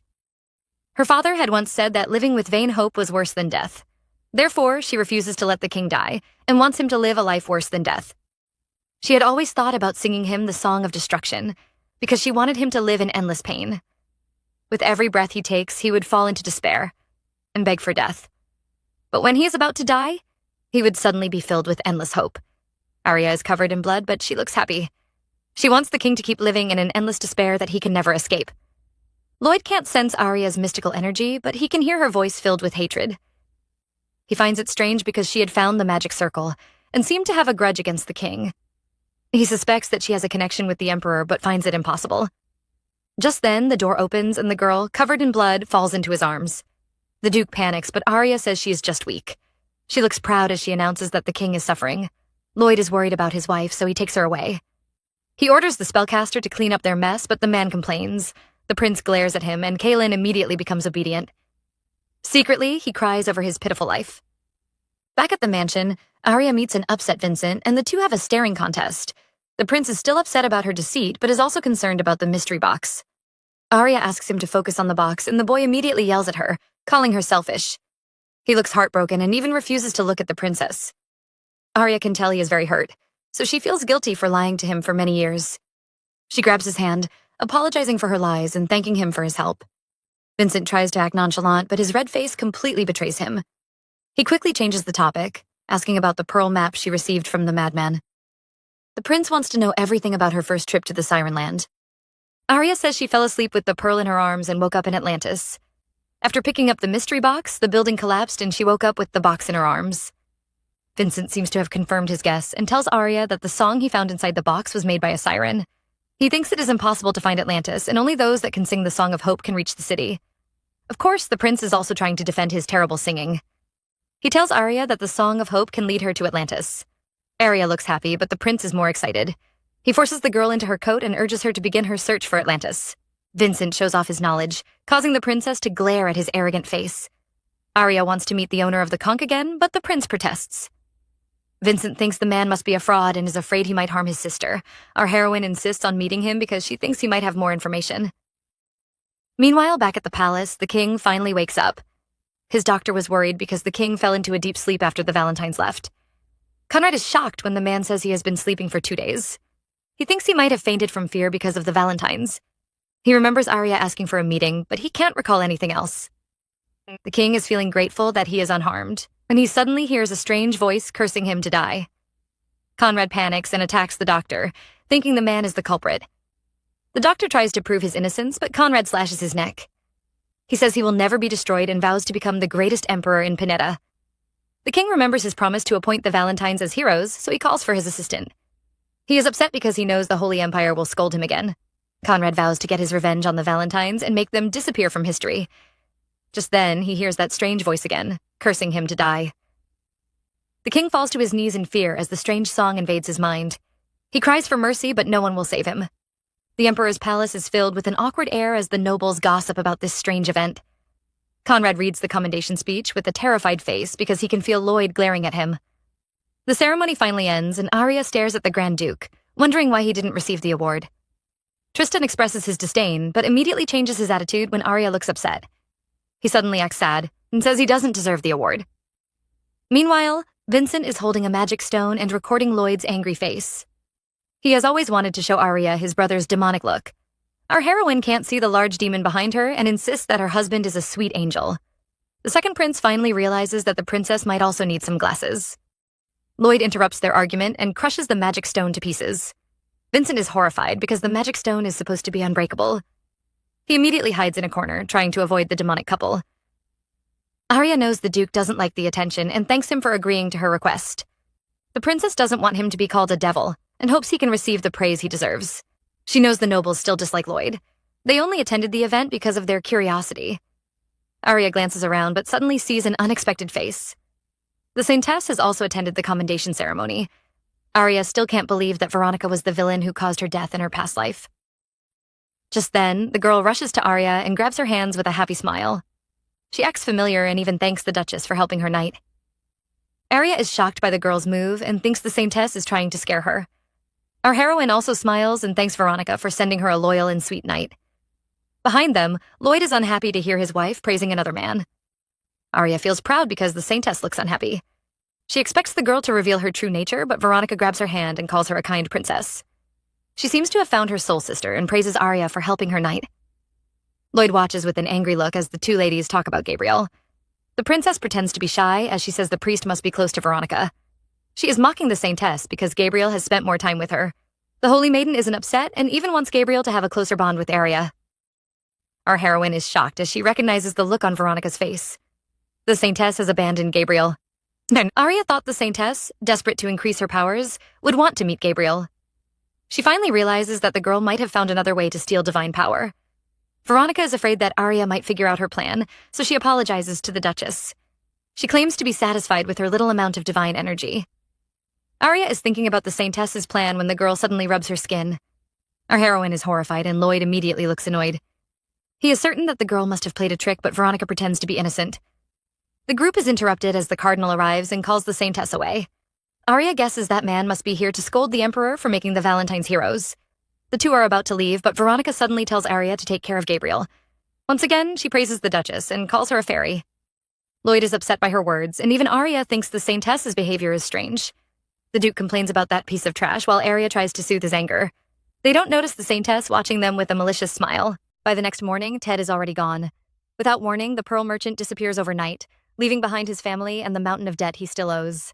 To everyone else, it looks like he simply runs away. And with him already crossing into another territory, the Black Falcons can no longer go after him. Even so, Vincent cannot bring himself to believe the story so easily. The more he thinks about it, the more convinced he becomes that Ted heads straight for the feudal lord's territory. Realizing that, he immediately regrets sending Claude alone because, in the end, he completely overlooks the feudal lord during his investigation.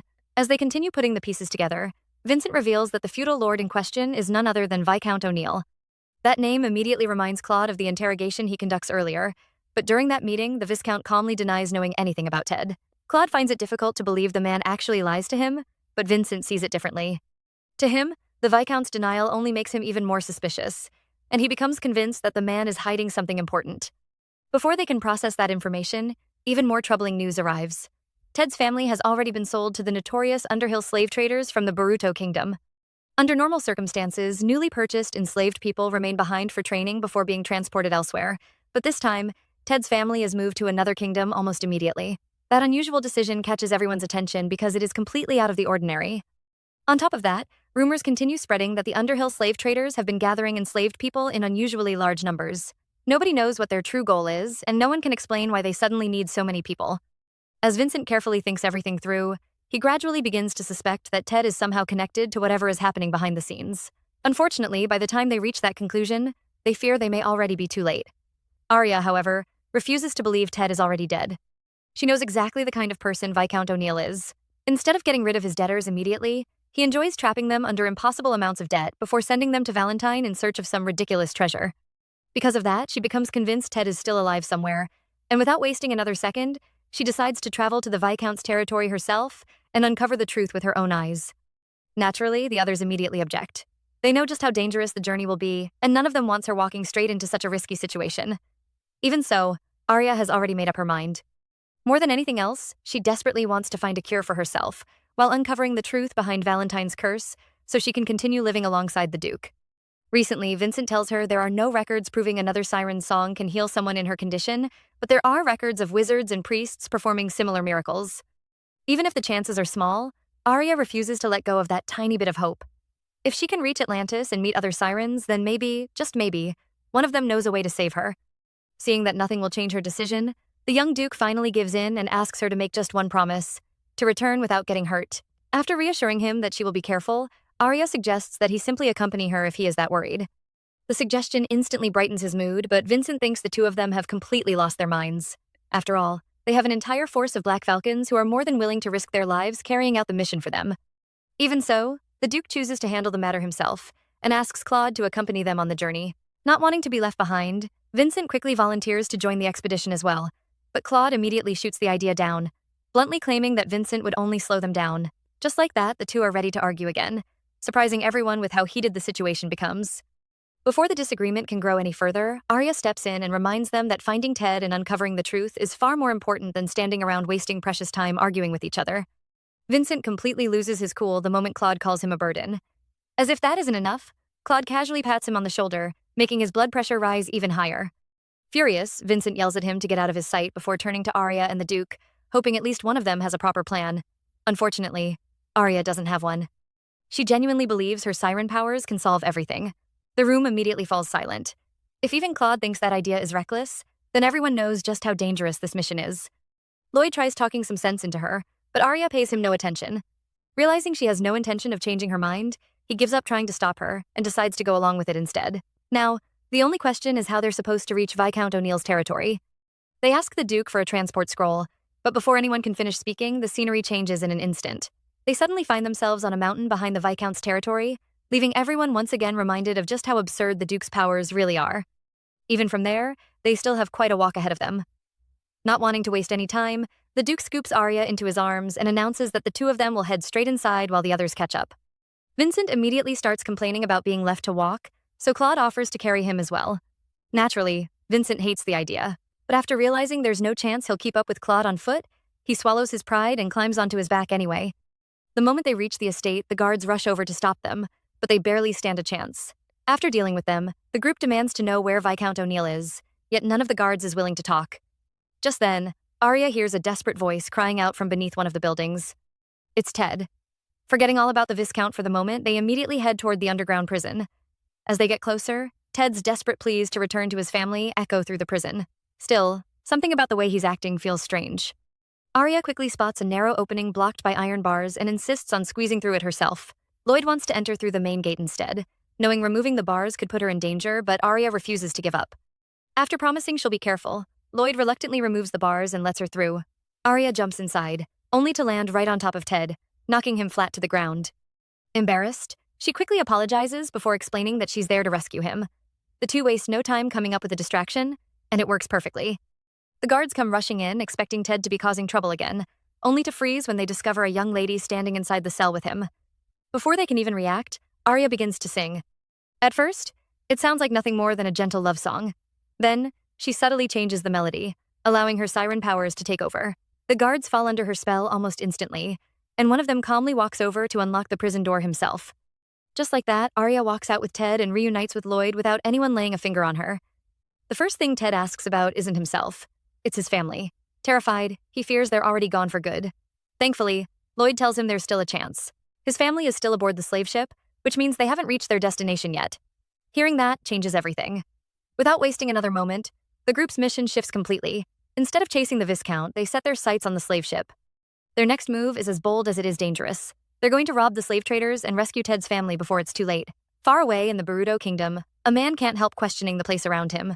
To him, this kingdom is nothing but a paradise for madmen. People here treat human lives as if they are worthless, and the hypocrisy disgusts him even more. At least Sewer Rat never hides what he is. Unlike the people here, he openly embraces his cruelty. Before he can say anything else, someone stops him and warns him to watch his tongue. The magical device attached to him is constantly monitoring his every move, so even thinking about betraying them is a dangerous idea. Hearing that only makes him miss Sewer Rat even more. The conversation soon shifts when the man beside him asks whether Sewer Rat is one of the sorcerer's failed experiments from 4 years earlier. Although the question irritates him, he decides to play along instead of exposing himself. Earning their trust is far more important right now. He casually explains that Sewer Rat is simply unlucky and mentions that creating the perfect chimera can easily take an entire year. That answer immediately satisfies the other man, who excitedly says his master will be pleased to hear it. As they continue talking, he reveals his master's true ambition: to create a chimera that remains alive even after death, a living doll capable of retaining its energy forever. Meanwhile, Arya and the others finally board the ship heading toward the slave traders. Instead of worrying about the mission for a moment, Arya finds herself completely captivated by the beautiful river stretching before her. Lloyd quietly walks over, already knowing she's always dreamed of traveling and seeing the ocean. The only reason he keeps stopping her all this time is that he doesn't want her getting hurt. In fact, that's exactly why he insists on coming along. If she's finally leaving on this journey, he wants her to experience the ocean she has always longed to see. Their goal is still to rob the slave traders and rescue Ted's family, but since they're already here, he wants her to enjoy the view as well. Not long after, Lloyd suddenly announces that he's thirsty. Arya immediately hands him a bottle, and to her surprise, he empties the entire thing in one go. She can't help wondering why he's suddenly so thirsty. At the same time, Vincent looks absolutely miserable as seasickness begins getting the better of him. Hoping to help, Arya offers him some candy before suggesting he go inside the cabin and rest. Vincent refuses almost immediately, complaining that the beds are far too hard to sleep on. Trying to make him feel better, Arya offers to let him rest on her lap, but Vincent is too embarrassed to accept. The moment Lloyd sees that, jealousy flashes across his face. Without missing a beat, he suddenly claims he's feeling seasick too. Arya falls for it instantly. After all, Lloyd hardly complains about pain, so she has no reason to doubt him. Vincent, however, sees right through the act. As if the timing couldn't be any better, the ship's captain arrives with the last 2 bottles of medicine specially prepared for seasickness. Vincent wastes no time grabbing one and drinking it immediately. Lloyd, on the other hand, stares at his bottle before deliberately knocking it over. Pretending to be too weak even to hold it, he insists his condition is so terrible that he can't control his hands anymore. Unfortunately for everyone else, those are the only 2 bottles available on the ship. Watching the whole performance unfold, Claude actually starts feeling sorry for the Duke. Vincent can hardly believe it and sarcastically remarks that Claude's decorative head really does work once in a while. Not wanting Lloyd to suffer any longer, Arya takes him into the cabin herself. She first considers singing to make him feel better, but Lloyd doesn't want anyone else hearing her beautiful voice. Then she thinks about cooking something for him, only to remember that the only thing she's capable of making is her infamous fart cakes, which would probably make his condition even worse. In the end, she simply invites him to rest on her lap instead. That is exactly what Lloyd has been hoping for all along. As he lies there, Arya gently sings him a lullaby, carefully avoiding the use of her siren powers. Even without any magic, her soft voice is enough to calm him. Little by little, the tension leaves his body, and before long, he feels more relaxed and comfortable than ever before. Later, as everyone gathers for a meal, Vincent finally feels well enough to share the information he secretly gathered while his brother searches for a boat.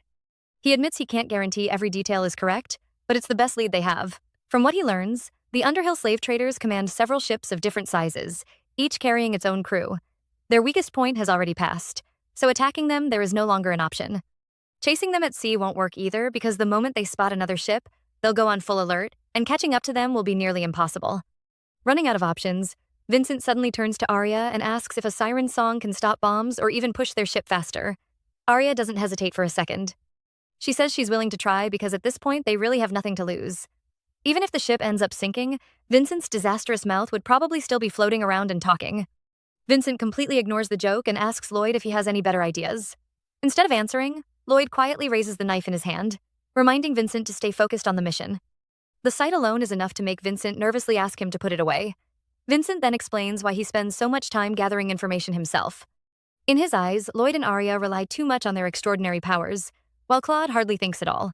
He reminds Claude that the slave traders always travel through the Daik Sea. Claude confirms it, But Vincent points out something everyone overlooks. A single mistake would send any ship straight into the deadly Nabron Triangle, a place no one has ever returned from. That can only mean the slave traders are sailing around the other side. Using that clue, they spread out a map and gradually narrow down the enemy's most likely location. The moment Ted realizes they figured out the route, he immediately jumps up, eager to rescue his family. The others quickly stop him. Saving his family alone isn't enough. They need to capture the entire slave ship.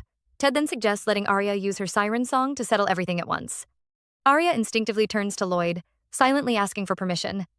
The look in his eyes immediately reminds her of the day he woke from that terrible nightmare. It's obvious he's terrified of losing her. He explains that for her song to affect every enemy, it would have to cover the entire area, and nobody knows what that would do to her. Even though Arya insists she's willing to take the risk, Lloyd refuses to let her. Instead, he decides that he and Claude will board the enemy ship themselves. Vincent instantly complains about being left behind, asking why he's naturally excluded from the mission. Ironically, the moment Lloyd tells him to come along, Vincent quickly changes his mind and declines the offer instead. Seeing the opportunity, Ted volunteers to join them, determined to do whatever he can to save his family. Although Arya agrees to stay behind, she still can't hide the worry on her face. Vincent notices and tells her that a rabbit shouldn't worry about a jaguar. Arya only frowns at the strange comparison, forcing Vincent to explain that Lloyd is far stronger than she's giving him credit for. After remembering everything the Duke has accomplished before, she knows he has a point. Even so, she decides she'll watch the battle from a distance, just in case something unexpected happens. Far ahead of them, the leader of the Underhill slave traders, Maxim, is already preparing for battle. His priority is getting the enslaved people out of the area as quickly as possible. One of his men suggests removing their shackles, but Maxim immediately rejects the idea. Some of the slaves try escaping earlier, only to be brutally punished as a warning to everyone else. As far as Maxim is concerned, the enslaved people themselves are worthless. The only prisoners he orders his men to watch closely are the quiet ones, because in his experience, they're always the most dangerous. Before long, the enemy fleet finally comes into view. Vincent immediately notices something unusual. The ships are spread unusually far apart, leaving everyone else wondering how he manages to see that much from such a distance.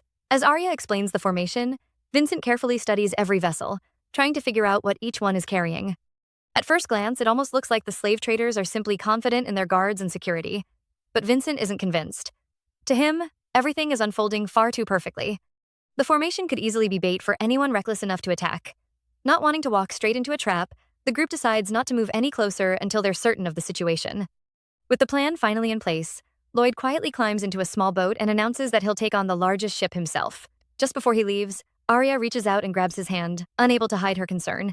She softly asks him to come back safely. Lloyd gives her a reassuring promise, then sets off alone toward the enemy fleet as the mission finally begins. Before the attack begins, Lloyd quickly splits up the mission. He tells Claude to take the smaller ship, but just before they part ways, he pauses and reminds him not to let its size fool him. In fact, the smallest ship could easily be the most dangerous one. After telling Claude to stay alert and promising to join him soon, Lloyd heads for the largest ship with Ted. The moment they step aboard, Lloyd notices something feels off. The ship is far too quiet, making it seem like a trap. Then they suddenly hear desperate cries for help. Someone keeps screaming about a monster. Lloyd immediately forces the door open and finds several enslaved people covered in injuries and barely able to move. The sight sends Ted into a panic as he starts worrying about his own family, but Lloyd quickly tells him to stay calm. When Lloyd asks who did this to them, the frightened enslaved people can only repeat one word: monster. That answer immediately makes him suspect the head merchant, but one thing still doesn't make sense. Why would they treat their own slaves this brutally? Leaving Ted behind to watch over the injured while continuing to search for his family, Lloyd heads deeper into the ship. As he walks through the hallway, the smell of blood becomes stronger, making him wonder if drinking blood has somehow become a trend. Before long, a strange man appears and casually tells Lloyd he's free to eat anything in the storage room, including him. Lloyd wastes no time and cuts him down with a single strike, but to his surprise, the man simply stands back up, complains that it hurts, and acts as though nothing happened. That's when Lloyd realizes he's dealing with a chimera. Unlike Sewer Rat, however, this one behaves like an innocent child. Believing the threat is over, Lloyd contacts the others and tells them he has run into something unusual but has already taken care of it. However, before he can finish speaking, he notices blood running down his face. Someone actually manages to injure him, something that has never happened before. Looking up, he sees the chimera standing again. This time, it isn't alone. More and more chimeras begin appearing until Lloyd realizes he's surrounded. Even then, his first thought is Arya. Not wanting her to worry, he calmly tells her through the communication device that he'll return safely. The next moment, every chimera charges at him at once. Lloyd fights them off while ordering the remaining slaves to escape onto the deck. But in the middle of the battle, he notices one of the severed arms reattach itself to its owner's body.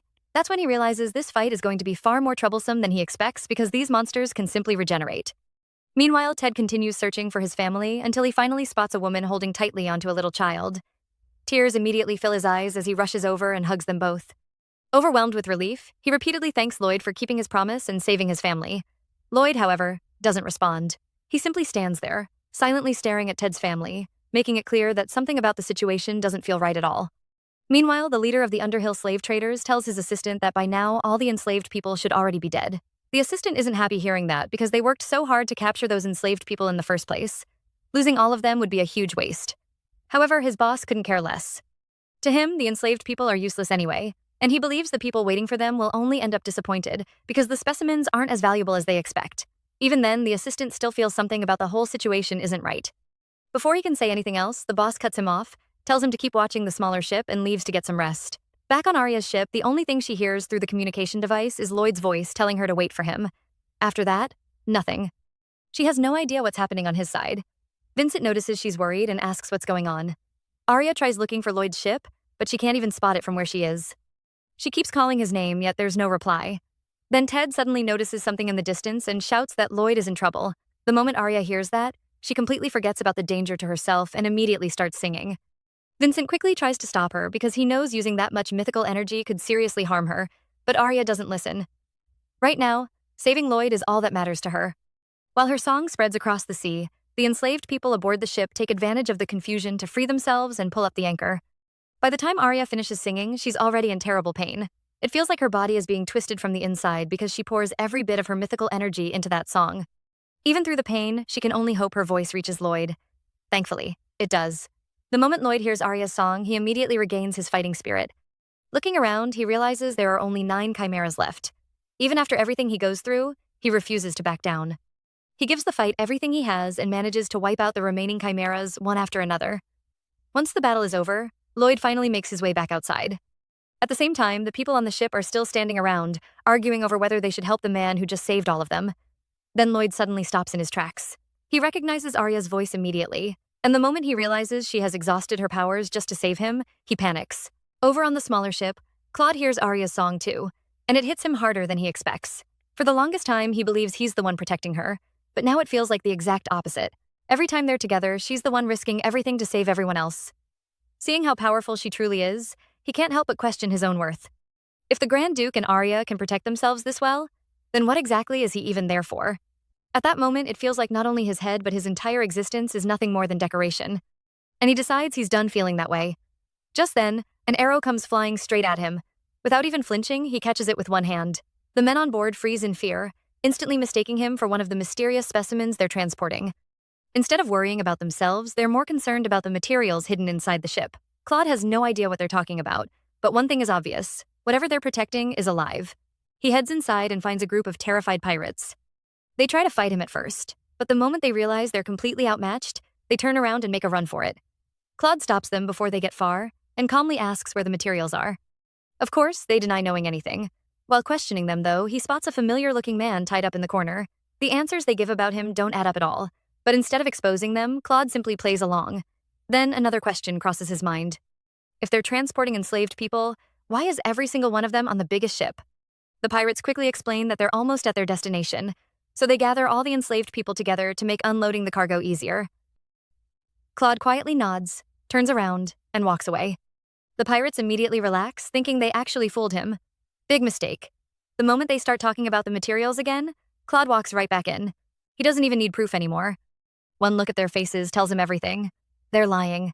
Meanwhile, the assistant rushes over to wake his boss. The man is furious, wondering why anyone would disturb his sleep so early. But the moment he hears that one of their ships is moving on its own, his expression changes completely.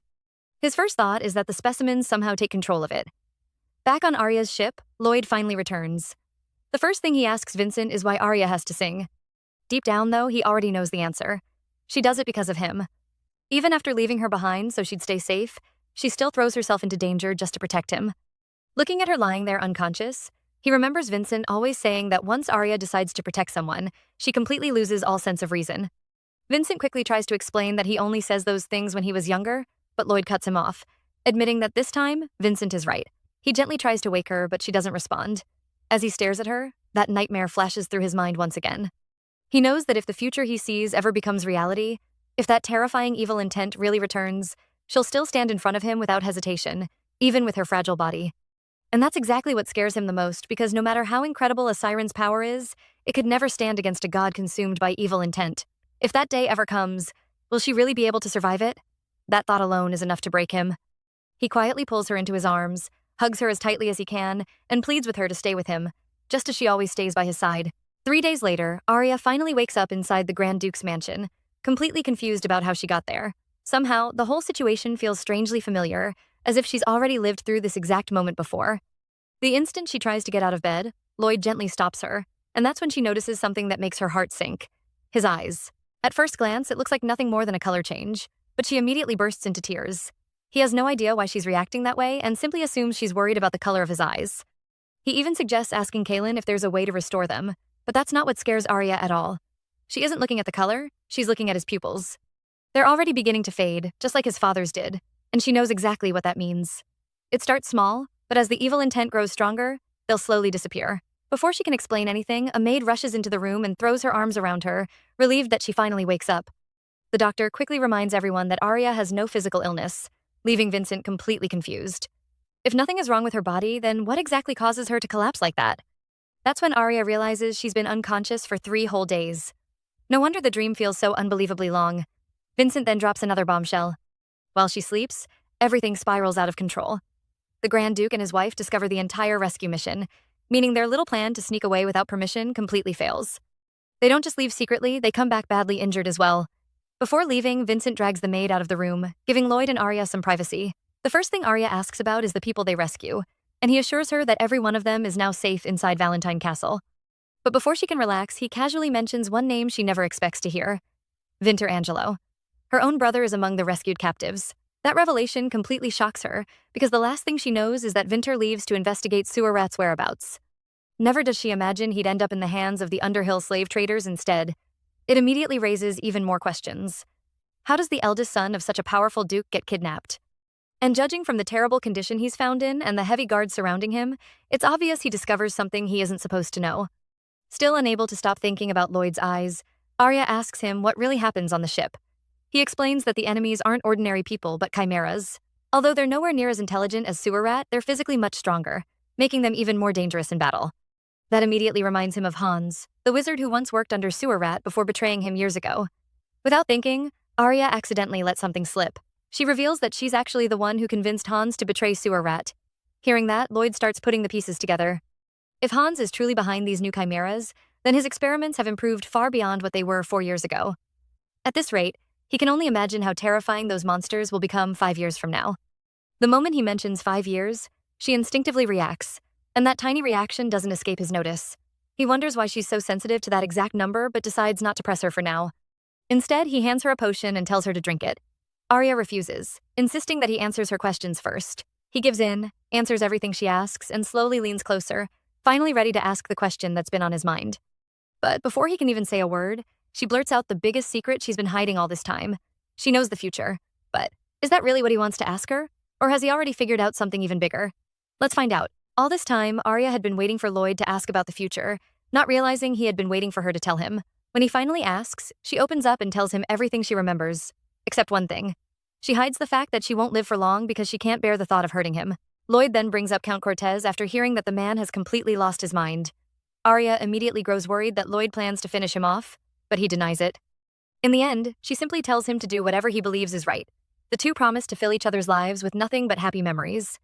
Then, Lloyd quietly asks if she is only so kind to him because he helped her in the future. To him, that future couldn't have been a happy one, or she wouldn't have come back looking for him. Maybe she simply ran out of options and chose him in the end. Even so, he's grateful because that future allowed them to meet, and this time he promises to protect her. Arya immediately denies it, telling him she chose him for one simple reason. She likes him. In fact, it was love at first sight. Their sweet moment is interrupted when Maroni arrives to tell them that Sabina wants to see them. As they head over, they wonder why they've been summoned. The moment Sabina sees them, she demands an explanation for their reckless behavior but asks them to come closer first. Tristan gently cups Arya's cheek, and seeing him so happy fills her heart. She remembers how, in her previous life, the Emperor's favorite concubine once stood in that very spot. Looking at the family before her now, she realizes that even if she were sent back again, she would make the same choices. Unable to hold herself back, Arya hugs Sabina before apologizing. Lloyd immediately tries to take all the blame, but Sabina scolds him anyway. She blames herself for not being healthy enough to properly raise him, while Tristan quickly argues that he gave their son plenty of love and care. Lloyd tries to remind them that he's already an adult and the future head of the family, but Sabina insists that's exactly why he should stop throwing himself into danger without thinking. Realizing she has a point, Lloyd and Arya sincerely apologize and promise not to act so recklessly again. Satisfied, Sabina forgives them and tells them to finish what they started. Then she asks for Vincent. Ironically, Vincent had been acting moments earlier as though he would escape without a lecture. The moment he hears his name, everyone knows he's in trouble, and they can't help enjoying the sight of Sabina turning her attention toward him instead. Back at the headquarters of the Underhill slave traders, Maxim is forced to pay the price for his failure. After losing both the enslaved people and the precious specimens, he's dragged in chains before the leader of the organization. Maxim desperately argues that he's the real victim and blames everything on the specimens, insisting none of it is his fault. Unfortunately for him, the leader isn't interested in excuses. As far as he's concerned, failure is failure. Still refusing to accept his punishment, Maxim asks if the order really comes from His Majesty. Instead of answering directly, the man simply tells him that the one he serves is someone far closer to the heavens. Before Maxim can ask what that even means, he's suddenly injected with a strange new poison. The man even mocks him, saying he should feel honored for becoming the first person to test it. Realizing he's about to lose his life, Maxim quickly blurts out the one thing he thinks might save him. He tells them about the mysterious song he hears during the battle on the ship. The moment those words leave his mouth, everything changes. The poison is immediately removed, and the information is reported to someone much higher up. Little do they know, Saintess Veronica overhears the entire conversation. Not long afterward, she visits Cardinal Father and brings up the discussion they had about divine power. Hoping she'll finally drop the subject, he tells her to stop thinking about it. But Veronica has no intention of backing down. She insists that someone as important as him would never speak carelessly about something so significant. Seeing that she refuses to let it go, the Cardinal warns her to stop digging unless she wants to be sent somewhere even the hands of God can't reach. Surprisingly, the threat doesn't shake her at all. She calmly tells him she understands her place and knows when to remain silent, claiming she only wants to help him. Then the conversation takes a dangerous turn. Veronica brings up the Valentine family, claiming their power isn't some devil's blessing as everyone believes. According to her, it's actually the power of evil intent, something that could one day bring disaster upon all humanity. She even goes further, arguing that there are no angels or demons at all because every power ultimately comes from God. The more she talks, the darker her claims become. Before long, the Cardinal completely loses his patience and orders the guards to drag her away. Even as she's being restrained, Veronica refuses to give up. She desperately tells him she can help eliminate the Valentine family for him. The Cardinal dismisses her immediately, reminding her that she's nothing more than a saintess. But Veronica isn't done yet. She begs him to give her just one chance because, in her eyes, he has absolutely nothing to lose. After the rescue, the surviving enslaved people finally get a chance to catch their breath. And before long, they can't stop talking about everything that just happened. To them, Lloyd isn't even human anymore. The way he fights those monsters is something they've never seen before.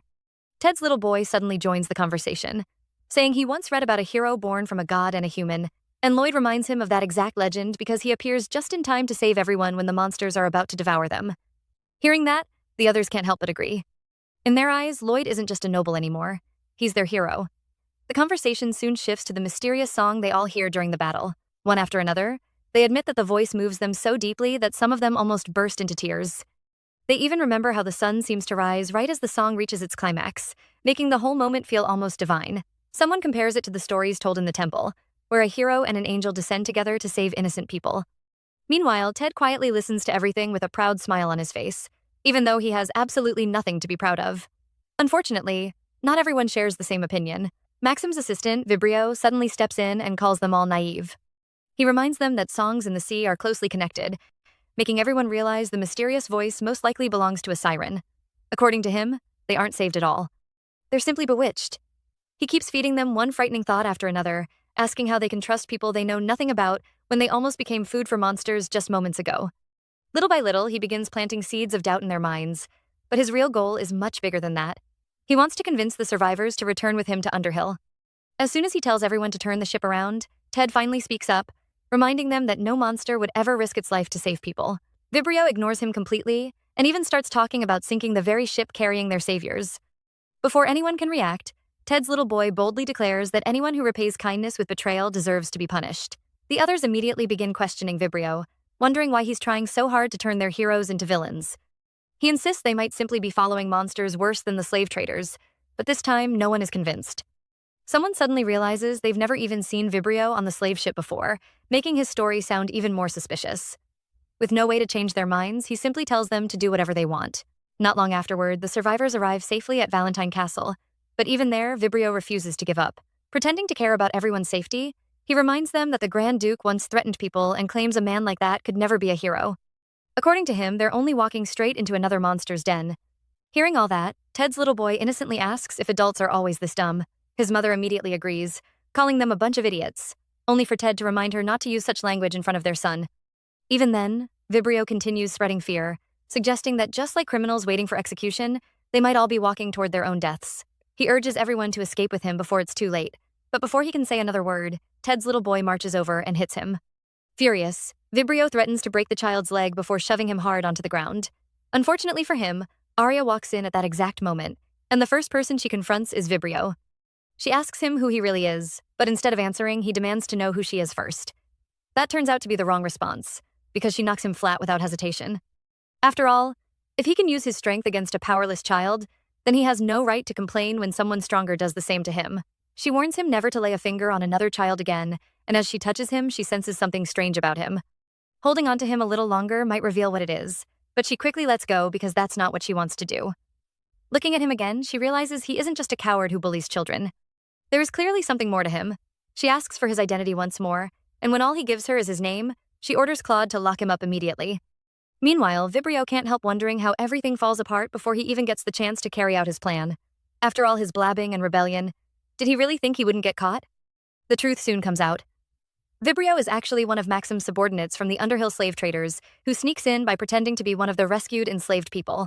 His mission is to convince the survivors to return with him, but deep down, he knows he doesn't have the confidence to pull it off. The problem is that he can't return empty-handed because he knows he'll be punished, and running away isn't an option either, since they will eventually find him. With no way out, he decides to reveal that he knows Arya is the one behind the mysterious song they hear on the ship. He admits that the song affects him deeply, leaving him both moved and terrified at the same time. Then he asks if she knows about the monster sirens and claims she is no different from them. Ted immediately defends her, but Vibrio continues insulting Arya and trying to turn everyone against her. Even Claude gets angry enough to suggest knocking him out, but Arya stops him. Instead of fighting back, she apologizes and explains that all she wants is to free them from the slave traders. She tells them about everything she goes through, including how using her song drains all her mythical energy and leaves her unconscious for 3 days. Hearing this, the survivors finally understand her sacrifice and begin thanking her sincerely. Ted's little boy can't hold back his tears, and Arya gently comforts him. However, seeing their emotional reactions makes her remember something the Saintess once told her: people can become addicted to a siren song and lose their minds because of it. She already knows she was being used as a scapegoat back then, but now that memory returns and makes her question herself. Still, she chooses to believe in the path she has taken. She asks the survivors if her song allows them to see the world they always dream of, and they all happily agree. Arya then explains that by pulling up the anchor and leaving the slave ship behind, they already take the first step toward freedom. They don't just escape their captors, they break the chains that once bound them. Finally, she formally introduces herself to the people she risked everything to save. When Vibrio finally learns that Arya is the Grand Duke's wife, he immediately regrets everything. He always believes the Valentine brides are nothing more than sacrificial offerings, people who are forced to live like empty shells waiting for their fate, but the woman standing in front of him is nothing like the image he creates in his mind. Meanwhile, Arya praises the survivors for their courage and determination to break free from slavery.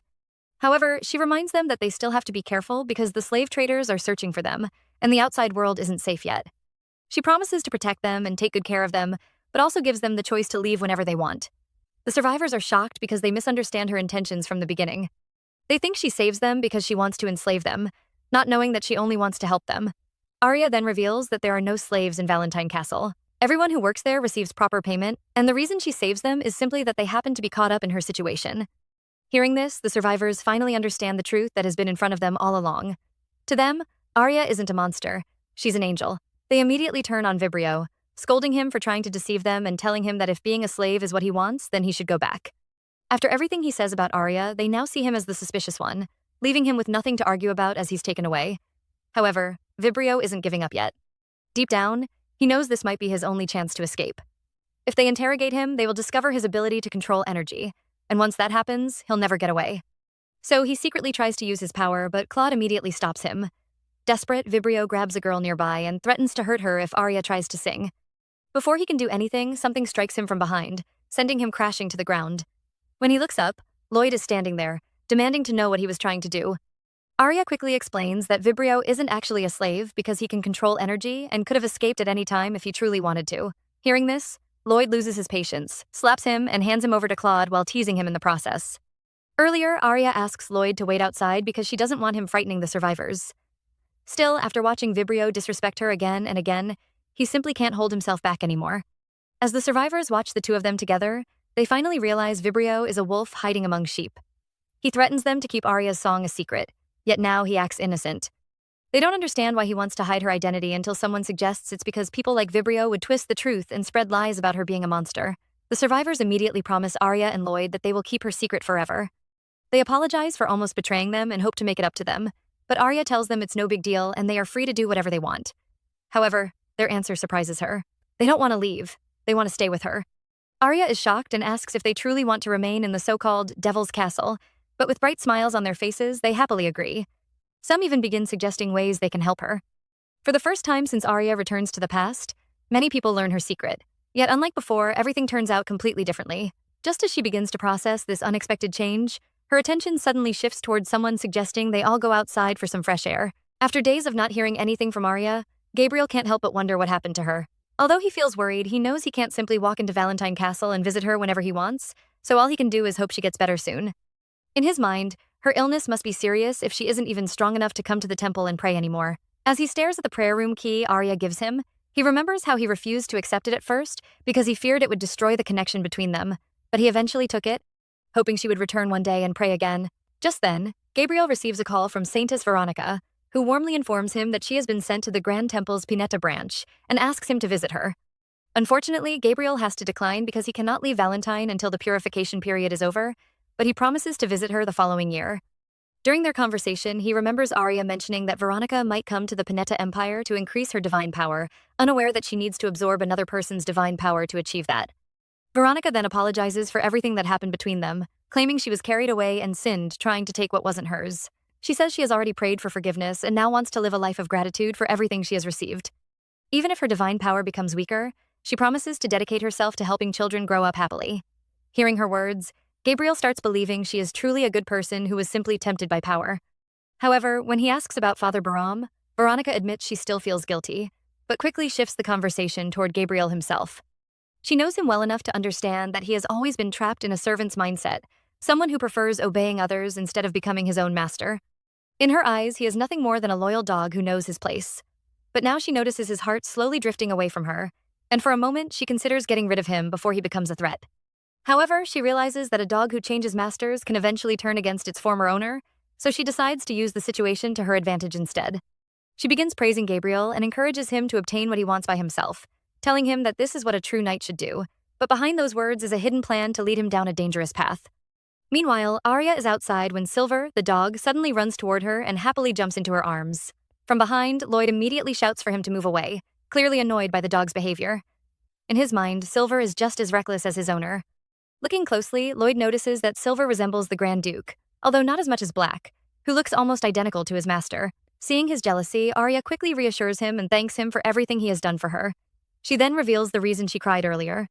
Ever since his eyes turned ash-colored, she has been afraid that the evil intent is slowly corrupting him. But now, seeing him again, she realizes she might have worried too much because his eyes look even more beautiful and brilliant than before. Touched by her words, Lloyd pulls her closer and gently kisses her hand, but the sweet moment doesn't last long. Looking ahead, he notices someone approaching and immediately complains that Arya always seems to attract strange bugs. And this time, that bug happens to be Gabriel. Arya looks down at her hand, still surprised by how sensitive it has become, before turning her attention to Lloyd, who is completely focused on Gabriel. She quickly tells him to stop being jealous, but Lloyd isn't convinced. In his mind, whatever Gabriel comes to discuss must have something to do with the Saintess. When Arya asks to speak with Gabriel alone, Lloyd immediately tries to stop her, but she reminds him of the time he said he trusts her. She assures him that if Gabriel tries anything suspicious, her avatar will completely tear him apart. Unable to argue with that, Lloyd finally gives in, but not before telling her to be careful. He even warns the dog to deal with Gabriel if he tries anything foolish. As Arya walks away, Lloyd awkwardly remains behind for a while before finally leaving when she asks him to. When Arya meets Gabriel, they greet each other warmly. The moment she sees him, she notices how relieved he looks, almost like a puppy waiting for its owner to return home. It makes her wonder if they are really that close because it's obvious he spends all this time worrying about her. Since he cannot enter the main palace, he simply waits for the chance to meet her once she recovers. This is also the first time Gabriel hears Arya's voice directly, and just like many others who hear it for the first time, he immediately turns red. After their short conversation, Arya prepares to leave, but Gabriel stops her. He asks her to call him Angel instead of only writing it on the cards.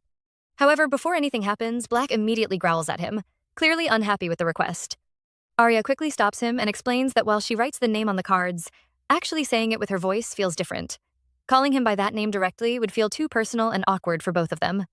Gabriel becomes slightly disappointed, feeling that she might grow more distant from him if she starts using his real name.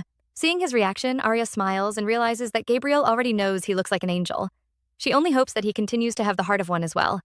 So she finally calls him Angel, making him smile as he thanks her. He then asks about the card he gave her before, wondering if she still needs it now that she can speak again. Arya immediately says she doesn't need it anymore, but that doesn't mean she doesn't treasure it. Hearing that, Gabriel thanks her for using it all this time, but then he makes another request. He asks for the necklace that can store divine power. For a moment, Arya wonders if this is what he truly wants. Could he have told Veronica about the necklace? And is she the one who wants it? However, even if Veronica gets her hands on it and escapes with it, she still won't obtain what she desires. The moment Gabriel holds the necklace, it begins absorbing his divine power. He then returns it to Arya, explaining that it can help prevent her condition from worsening, although it won't be as effective as receiving divine power directly. Gabriel already knows she cannot take the necklace away for too long because doing so would eventually change the color of her eyes, but he still wants to help her in whatever way he can. Looking at the necklace, Arya wonders if divine power could also extend her shortened lifespan. Even so, she sincerely thanks him for his kindness. Before leaving, she promises that she will visit the prayer hall once every day to pray. Gabriel bows, hoping to see her again soon. Yet, even after everything, Arya still finds it difficult to believe that his visit has nothing to do with Veronica. Instead, she can only feel pity for him, realizing that perhaps he has been lonely all this time. Arya finally catches up with Lloyd, and the moment she calls his name, he turns around to see her. She quickly tells him that her meeting doesn't really lead anywhere. In fact, the man barely says anything, and she even gets the feeling he might be thinking about betraying them. Surprisingly, Lloyd says he would have preferred that because it would have given him the perfect excuse to deal with him. Just like that, the tension disappears when Arya suddenly asks if his butt hurts from standing around for so long. Lloyd casually says he's fine before handing her a small item and asking her to give it to Winter Angelo the next time they meet. Naturally, she wants to know what it is, but he refuses to tell her. Even so, she doesn't worry because she knows Lloyd would never give someone he cares about anything harmful. Curious, Arya asks why he comes all the way here and whether he has something important to do outside the castle. Lloyd simply replies that it's time for a little house cleaning. Hearing those words, Arya immediately suspects he's talking about Count Cortez. She knows Lloyd has always been aware of how miserable her past is, but actually hearing every painful detail himself must have changed something inside him. After all, she remembers how furious she becomes when she learns that the Valentines have spent generations trapped by a contract that forces them into silence. Understanding exactly how he feels, she gently tells him to be careful. Lloyd smiles, pats her on the head, and promises he'll be back in less than a day. In return, Arya promises to keep supporting and trusting him no matter what he decides to do, and Lloyd reminds her that he's been telling her from the very beginning to live however she wants. Not long after, Arya runs into Vincent, but what happened to him? The man looks completely drained, almost as if his soul has left his body. She immediately assumes her mother spent the entire time scolding him while she's unconscious and asks if everything is all right. Vincent quickly explains that he isn't heartbroken. He's simply devastated because his prediction turns out to be completely wrong. He truly believes Arya's Song of Dawn will reveal a clue leading them to Atlantis, only to discover that the song simply encourages people and inspires hope. Just when he's ready to accept defeat, Arya casually reveals that she already has a clue. Vincent nearly loses his mind. He can't believe she waits until now to tell him and even jokes that he spends the entire time thinking the world must be ending because, for once, he's wrong. Then, almost immediately, he returns to acting like his usual confident self, asking when exactly he's ever been wrong before. Watching him recover so quickly, Arya can't help thinking she should have let him suffer a little longer. She then reveals why she's unconscious for 3 whole days. It isn't because she's ill. She's trapped inside a dream. And whatever she sees there is so heartbreaking that she spends the entire dream crying, unable to calm her emotions. Inside that strange dream, Arya faintly hears someone calling her name. For a moment, she wonders if it's Lloyd searching for her. As she opens her eyes, she finds herself standing on a beautiful island surrounded by the sea. The scenery immediately reminds her of the Atlantis she once saw beneath the ocean through the conch pearl, but something is different. Unlike the magnificent underwater city, this place feels wild and untouched. Massive waterfalls pour down towering cliffs, thick jungles cover the land, and everything looks far less civilized than the Atlantis she remembers. As she explores the island, she stumbles upon a peaceful village filled with children. At first, nothing seems unusual.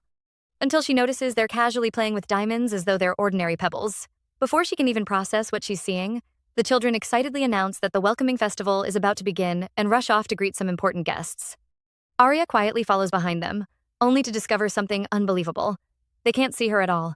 No matter how close she gets, it's as if she doesn't even exist. A cheerful traveler soon arrives, instantly calming the children by telling them there's enough chocolate for everyone. He introduces himself as Cavendish, but the children immediately complain that his name is far too difficult to say. Laughing, he tells them to simply call him Raymond instead. One curious child asks why he has two names. He starts explaining, pauses halfway, decides it's not worth the trouble, hands out the chocolate instead, and asks the question that instantly grabs Arya's attention. What exactly is happening in this village? And just like that, she realizes this isn't just a dream anymore. It's beginning to feel like she's witnessing a forgotten piece of history. The children excitedly tell Raymond that the welcoming festival is about to begin. Watching from the sidelines, Arya immediately guesses he's a nobleman, but one thing keeps bothering her. She's never heard the name Cavendish before, and since the children keep calling him a guest, he's obviously an outsider. For some reason, though, she just can't shake the feeling that something about him is off. As night falls, a massive bonfire lights up the village, and the festival begins. Curious, Raymond asks what they usually do during the celebration, and the children lead him to a breathtaking waterway where crystal-clear springs flow beneath singing birds. They explain that everyone gathers there to sing the Song of Peace and pray for God's protection. Even Raymond is captivated. He says the place looks like an elven village and finally understands why people would pay a fortune just to visit such a paradise. He even compares the islanders to sirens, although the children have no idea what that means. Trying to win them over, he tells them the outside world has even greater wonders than chocolate, especially cake. The children are instantly hooked, and Raymond says he'd love to bring his friends here and introduce everyone to those amazing things someday. The only obstacle is getting the Lord's approval, but the children quickly reveal their father isn't very fond of outsiders. Rather than giving up, Raymond jokingly tells the little prince to remember him once he inherits the throne. Then, using the promise of cake as bait, he cleverly asks the boy to share the island's legends or any secret known only to the Lord's family. The prince hesitates because his father warns him never to reveal the island's secrets to outsiders. According to him, doing so could disrupt the entire world. Hearing that, Raymond's curiosity only grows. If a single secret can shake the world, then this peaceful island must be hiding something extraordinary. Before the conversation goes any further, the villagers gather around Raymond, asking him to tell stories about the outside world instead. Watching him effortlessly earn everyone's trust, Arya can't help thinking, this guy sounds less like a traveler and more like a kidnapper. Later, Raymond returns to the little prince and reminds him that everyone loves stories.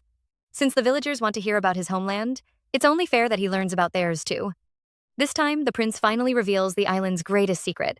Their god, Shadra, entrusted them with her emotions. That's why the island must be protected at all costs, because losing those emotions would bring disaster upon the world.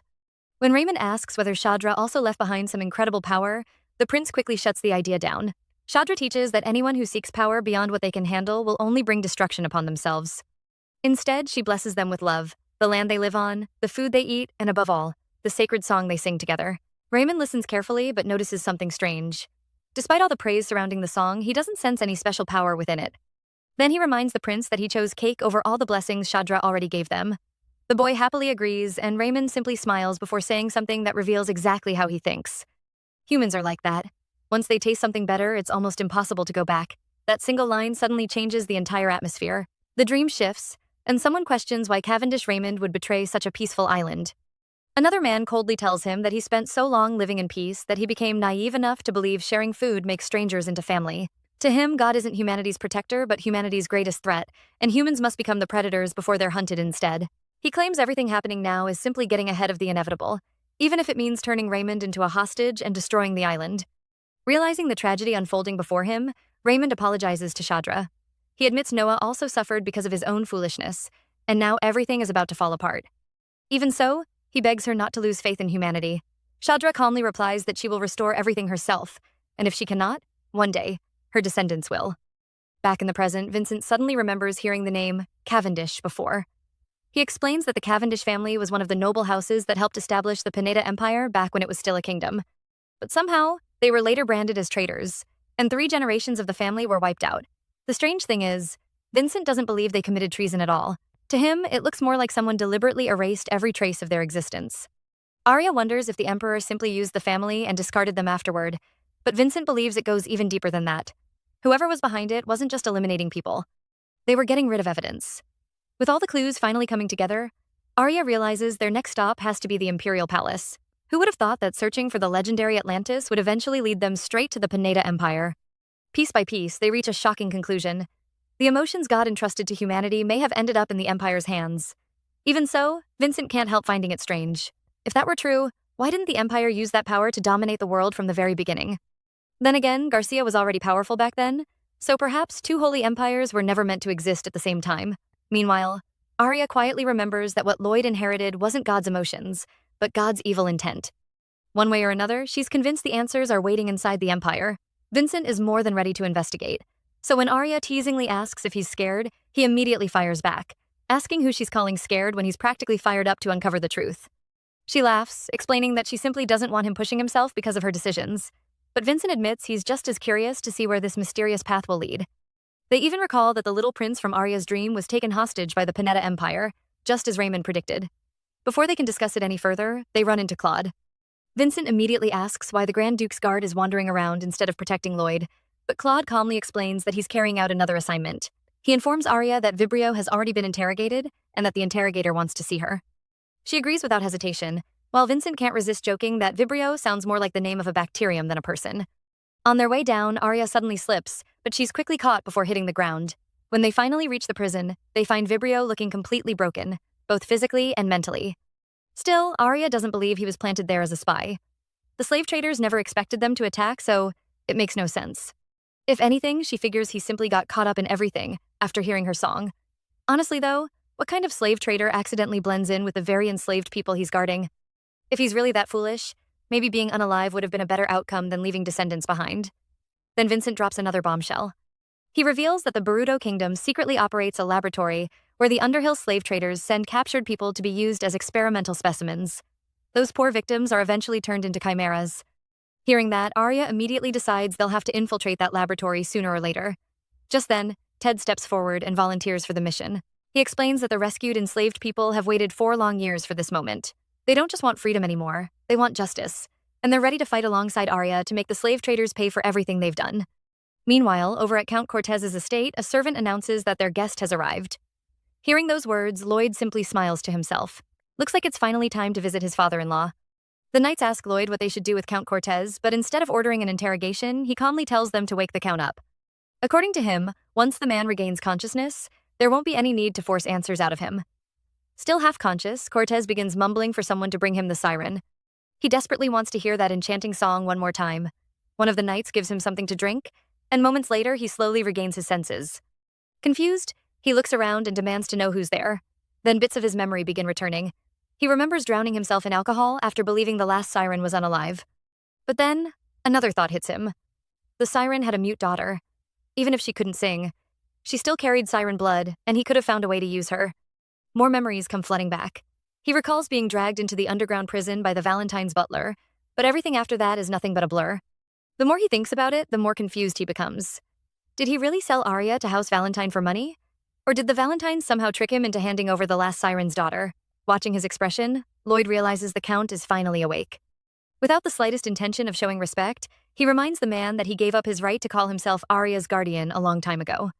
Cortez immediately argues that the contract ended the moment he surrendered his parental rights and insists that even House Valentine has no authority to treat him this way.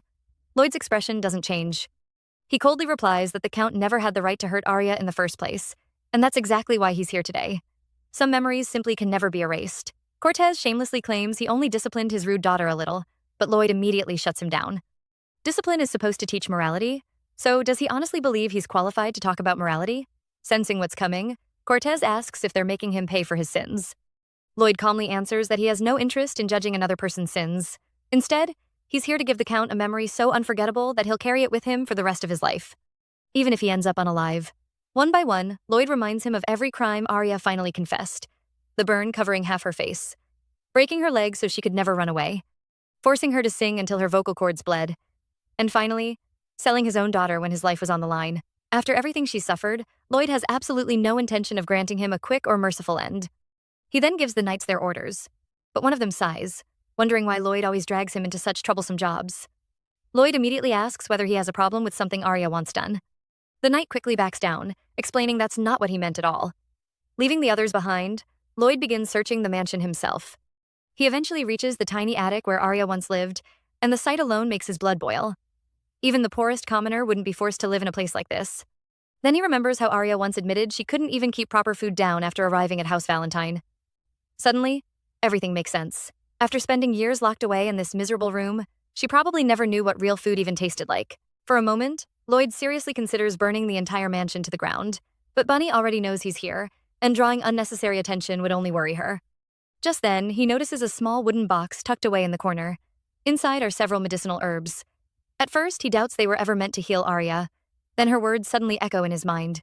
She once told him that her mother made her drink a strange potion the day she was born, and from that moment on, she could no longer speak. Looking down at the herbs in his hand, Lloyd can't help wondering, could this be the very potion that stole Arya's voice? Meanwhile, Arya decides it's time to check on Vinter Angelo, only to notice Vincent and Claude following right behind her. Curious, she asks what they're both doing there. Claude explains that since he was the one who found the young duke in such a terrible state, he simply wants to make sure he's all right. Vincent, on the other hand, has an entirely different reason. He's been searching Castle Angelo's library for research materials and heard that Vinter personally built and managed its incredible collection. Considering the young duke graduated at the top of his class yet turned down countless prestigious offers just to preserve his clan's legacy, Vincent can't hide his excitement. To him, meeting Vinter is like finally meeting a fellow genius. Expecting to find someone bedridden, they step inside only to discover Vinter looking perfectly healthy. Vincent happily introduces himself, but instead of a handshake, Vinter rushes over and hugs him tightly. The unexpected reaction immediately leaves Vincent wondering if the young duke has regressed into a child. Claude quickly explains that it's only a side effect of the drug Vinter has been taking for years.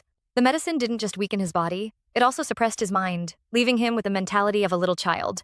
Shocked, Vincent asks if he'll stay like this forever, but thankfully the effects can still be detoxified, and he urges them to begin the treatment as soon as possible.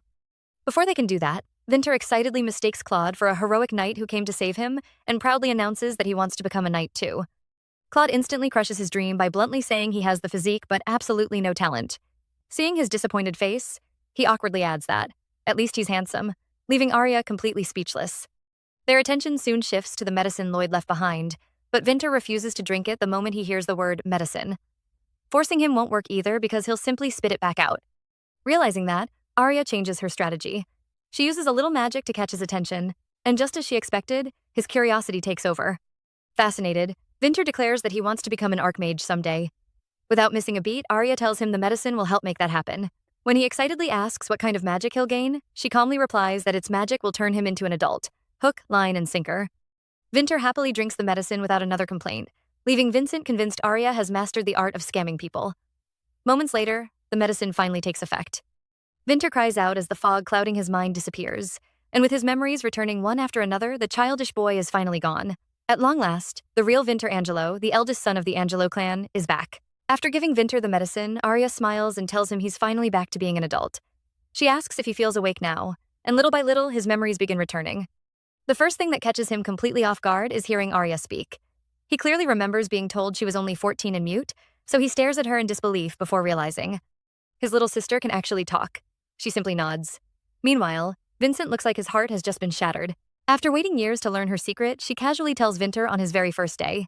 Arya admits she might have revealed it a little sooner than expected, but House Angelo has always been known for being honest and keeping to themselves. Besides, she'd be foolish not to recruit someone as brilliant as Vinter. Vincent can only sulk, while Arya wonders why he's taking it so personally. Well, everyone already knows exactly how to deal with him. As Vinter gathers his thoughts, he realizes he can't remember a single thing that happened while he was under the drug's influence. Feeling a little embarrassed, he asks if they can all pretend none of it ever happened. Arya reassures him that although the maids and servants already know the truth, they can keep it from the Angelo family by saying he's simply taking a short break from his research. Hearing that, he lets out a sigh of relief.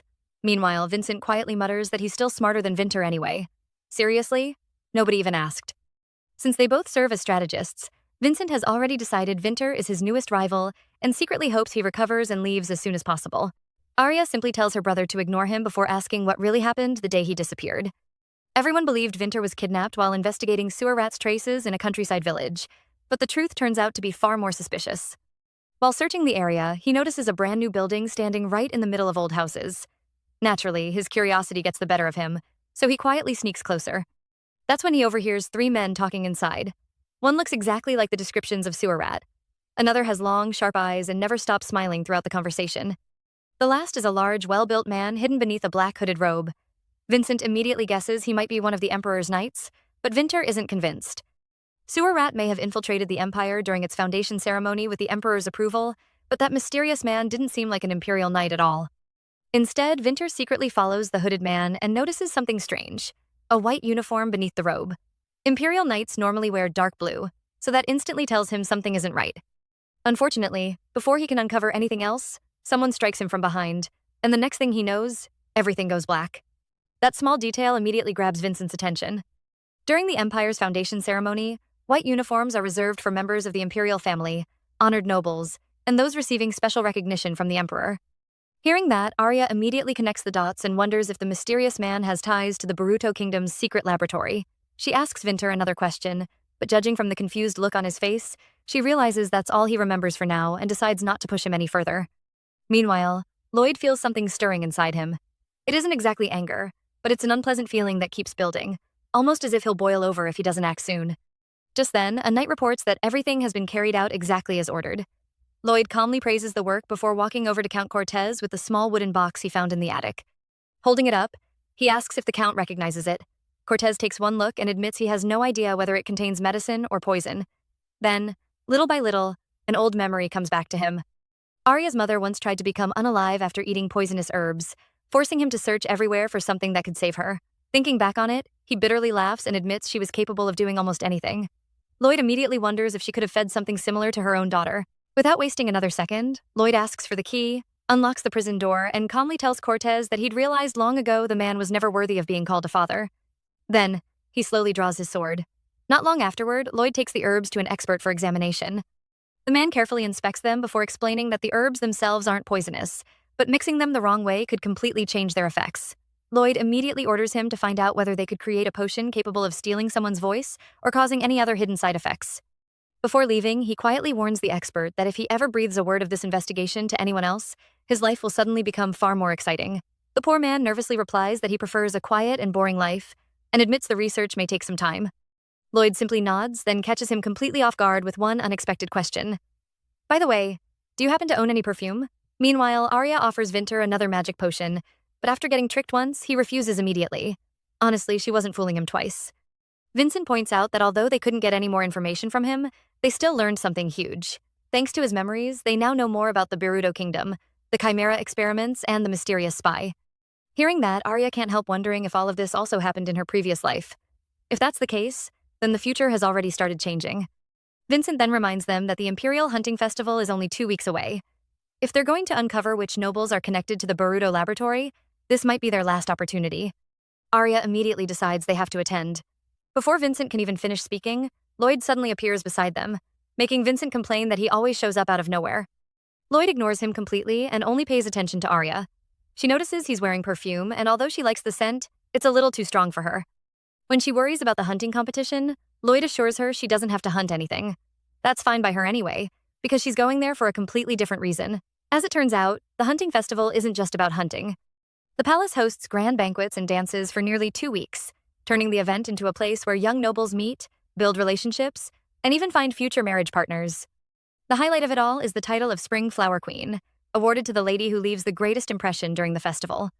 The moment Maroni hears Arya is attending, she becomes convinced she'll be crowned the next Spring Flower Queen. Arya reminds her she's already married, but Maroni insists that doesn't matter one bit. Instead, she rushes off to prepare beautiful dresses and hunting clothes. However, she's still worried Arya might get hurt again after what happened during their last visit to the Imperial Palace. Once they're alone, Lloyd decides it's time to teach Arya how to dance before the festival begins. As they practice together, she explains why she dislikes perfume. Besides being too strong for her nose, she says it's impractical because strong scents make it difficult to hide someone's identity or secretly track another person. Then, in a quieter moment, she asks if Count Cortez is still alive. Lloyd confirms that he is because he wants Arya to have the chance to take her own revenge. A moment later, she accidentally steps on his foot during practice. But instead of complaining, Lloyd simply removes her slippers and tells her to step on his feet instead. To him, an awkward dance with Arya is still far better than not dancing with her at all. The Imperial Hunting Festival finally begins, and before Arya can even settle in, trouble finds her. A group of noble ladies corners Maroni, and one particularly arrogant young lady starts looking down on her simply for being a maid. As if that isn't enough, she demands Maroni kneel and beg for accidentally brushing against her. According to her, a mere servant should know her place. Unfortunately for her, she picked the wrong maid to bully. Arya steps in immediately and shuts the whole thing down. She reminds the young lady exactly who she's talking to and makes it clear that insulting someone she personally brought is the same as provoking the Grand Duchess herself. At that point, the noble girl has only two choices: take responsibility for her actions or apologize to Maroni on the spot. After the little confrontation, Arya meets up with Lloyd and Vincent. The first thing Vincent notices is Maroni clinging tightly to Arya, making him wonder why she's so defenseless. Then he starts comparing lions and foxes, claiming that even the king of beasts can lose to a clever fox. Honestly, he talks way too much. Even so, his words remind Arya of someone far more dangerous, the Empire's princess. To everyone else, Princess Natalie looks harmless, kind, and graceful, but Arya knows better. In her previous life, Natalie fooled the entire Empire, even her own parents, with that perfect act. Back then, the Emperor constantly buried the princess under endless work, believing she was simply a hardworking daughter. In reality, Natalie quietly manipulated everything behind the scenes until she became the one holding the true power inside the palace. Those memories come rushing back. Natalie once confessed that Arya's miserable life was the very future she had desperately tried to avoid. She compared herself to a bird whose only purpose was to sing beautifully while nobody ever listened. Unlike Arya, she believed she'd achieved her dream of living a long life by becoming Emperor Garcia's third concubine. But in the end, even that dream fell apart. She admitted she failed just like Arya and confessed that if she'd known everything would end in ruin, she would have found the courage to speak up instead of staying silent until it was too late. Snapping back to the present, Arya realizes they both failed in their previous lives. That's exactly why she wants to meet Natalie again and see what choice she'll make this time around. Elsewhere in the palace, Princess Natalie is informed that several young noble ladies have arrived. Curious, she asks about the commotion involving the Grand Duchess earlier. At first, the girls try brushing it off, but Natalie insists on hearing every single detail and warns them not to hide anything. Secretly, the ladies think it's unbelievably arrogant to believe she can discipline the Grand Duchess, but none of them dare say it out loud. Then, the same young lady from earlier steps forward. Her real goal isn't justice at all. It's to pit the princess against Arya. She twists the entire story, claiming they respectfully greeted the Grand Duchess first, before Arya abused her authority to defend an ill-mannered maid. She even lies that Arya threatened to report the matter directly to His Majesty. Every sentence is carefully designed to provoke Natalie, and little by little it works. By the time the story ends, the princess is visibly irritated and demands to know exactly where the Grand Duchess is. Now, things are about to get a whole lot more interesting. While exploring the palace, Arya strikes up a conversation with Conrad and decides to test something that's been bothering her. She asks if he's ever heard of the descendants of Atlantis. To her surprise, he answers without hesitation. According to him, Atlantis once existed as a vassal state of the Panetta Empire. That alone catches Arya off guard because the legendary city isn't even supposed to exist in recorded history. Conrad goes on to explain that the Empire's endless wealth came from Atlantis, describing it as a land whose resources never seem to run dry. In other words, the Panetta Empire built its greatness by invading a peaceful nation and taking everything it had. Hearing that, Arya asks about the Cavendish family. Conrad replies that they were branded traitors and wiped out after supposedly stealing the royal family's treasure and handing it over to Garcia. The deeper she digs, the more convinced she becomes that history isn't telling the whole truth. Just as she's leaving, she runs into Princess Natalie.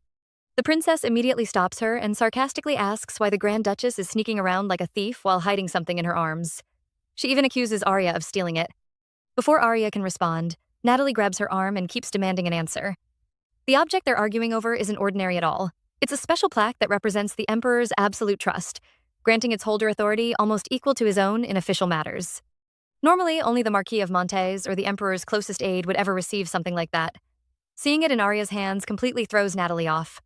She even wonders if the Emperor, who's been acting strangely lately, has finally lost his mind. Furious, she raises her hand, ready to slap Arya, but Arya catches it before it can land. At that moment, Arya finally understands why Natalie is so emotional. She isn't angry because of Arya. She's desperate for the authority that plaque represents. So Arya calmly tells her to enjoy chasing that temporary illusion because, in the end, it won't last forever. Natalie immediately denies wanting it, but Arya sees right through her. She reminds herself that, in her previous life, Natalie fooled even the former emperor and empress with her flawless acting, hiding her true feelings simply because she didn't want to end up unalive like her second brother. Natalie insists she has no idea what Arya is talking about and claims she simply lives life however she wants before walking away. Watching her leave, Arya wonders if she pushed things a little too far, but figures there will be another chance to get through to her. Not long afterward, Arya hands the imperial plaque over to Vincent. The moment he sees it, he suggests using it to investigate the records from the reign of the first emperor. Before they can discuss it any further, Maroni rushes in to remind Arya that the first night of the grand ball is about to begin and she hasn't even started getting ready. Arya wants to continue helping Vincent, but he tells her not to worry because he'll handle the investigation himself. Besides, Everyone will be gathered at the ball, making it the perfect opportunity to move around unnoticed. Then the conversation takes a hilarious turn. Vincent casually admits he never bothered finding a dance partner because he doesn't have any friends or a relationship. Arya gives him such a pitiful look that he immediately starts defending himself, insisting it was completely intentional. According to him, back at the academy, girls used to scream whenever they saw his face anyway. Sure, Vincent, whatever helps you sleep at night. In the end, he tells Arya to leave the investigation to him and instead work with Lloyd to identify which imperial nobles were connected to the so-called traitor. Soon, Arya and Lloyd enter the ballroom together, instantly drawing everyone's attention. She's completely confused because these are the same nobles who used to avoid even making eye contact with her. Lloyd notices them staring too and casually asks if he should remove their eyes since they clearly can't stop looking at her. Arya quickly tells him not to. As she looks at him, she realizes his formal outfit reminds her of the clothes he wore on their wedding day, making her quietly think she should be the only one allowed to see him looking this handsome. And just like that, a certain song suddenly comes back to her mind. Lloyd gently takes Arya's hand and declares that every dance tonight belongs to him, from the first song to the last. She playfully calls him greedy, but he simply asks if she has anyone else in mind. Of course not, she's Mrs. Lloyd. The moment they step onto the dance floor, the entire ballroom falls silent. The same nobles who once avoided even looking at Arya can no longer take their eyes off her. Some can't stop talking about her beauty, while others are more interested in Lloyd. After years of hiding inside the Grand Duchy, he's finally standing before everyone. After earning the Emperor's medal, rumors are already spreading that the Valentine's curse has finally been lifted. And the moment that rumor spreads, everything changes. The man everyone once feared as the devil suddenly becomes the Empire's most desirable bachelor. Arya quickly realizes why everyone's attitude flipped overnight. Many of them are already hoping she and Lloyd won't stay together forever. Soon, the gossip shifts to Youngay. Everyone starts whispering about her longtime crush on Lloyd, making Arya finally understand why the girl picked a fight with Marani earlier. So that was the real reason all along. Finding it a little amusing, Arya quietly tells Lloyd that he's quite popular. But instead of caring about the gossip, Lloyd only notices that she looks a little uncomfortable and immediately asks if her feet hurt. Typical Lloyd. Everyone else is watching the ballroom, while he's only watching her. His concern makes Arya smile, but it also reminds her of something painful. Ever since arriving at House Valentine, she's been desperately searching for the remaining sirens while helping Lloyd purify God's evil intent. She wants to stay by his side, but the fear of her shortened lifespan never truly leaves her mind. Before she can sink deeper into those thoughts, Princess Natalie suddenly appears, grabs Arya by the hand, and cheerfully calls her her little spring deer. Looks like the real fun at the Imperial banquet is only just beginning. Arya barely has a moment to herself before Princess Natalie pulls her into a quiet corner and demands an explanation. She makes it clear that she didn't come to hear a thank you. What she wants to know is why Arya would say something so dangerously reckless. Those words practically suggested that the empire ruled by the current emperor would one day fall. If the wrong person had overheard them, Arya could have been branded a traitor on the spot, and even House Valentine would struggle to get her out of that mess. But honestly, Arya expected this exact reaction. Those were the very words Natalie herself spoke in the previous timeline. She knew the princess wouldn't expose her immediately, because her curiosity would get the better of her first. How could Arya possibly know thoughts Natalie had never shared with anyone? Natalie can't help calling her unbelievably reckless. Arya simply smiles. Sometimes taking a huge risk is the only way to move forward, and so far, it's always paid off. Then Arya suddenly asks if Natalie wants to live a long and happy life. The princess can't help thinking her words and actions don't match at all. Even so, Arya sincerely tells her that she hopes Natalie achieves the future she truly wants this time around. If they happen to share the same goal, she'd like them to work together because there's something she desperately wants to save. Natalie immediately narrows her eyes and asks what she's really after. That's when Arya finally reveals it. She wants the list of nobles who attended the Empire's founding ceremony. Natalie can't believe that was Arya's real objective all along. Even then, Arya insists that isn't the only reason. She genuinely wants Natalie to walk the path she chooses because, in her eyes, there's no such thing as a wrong path. Completely overwhelmed, Natalie mutters that Arya is making her sick before turning around and leaving. A little while later, Arya reunites with Lloyd. Without saying much, he gently picks her up and says it's time to head back. On the way, she quietly asks if he endured all those stairs because he wanted House Valentine to be recognized as heroes finally. Lloyd calmly says that wasn't really the reason. Hearing that, Arya tells him not to force himself for other people's approval. She doesn't need to be remembered as a hero, and neither does he. He should simply live however he wants.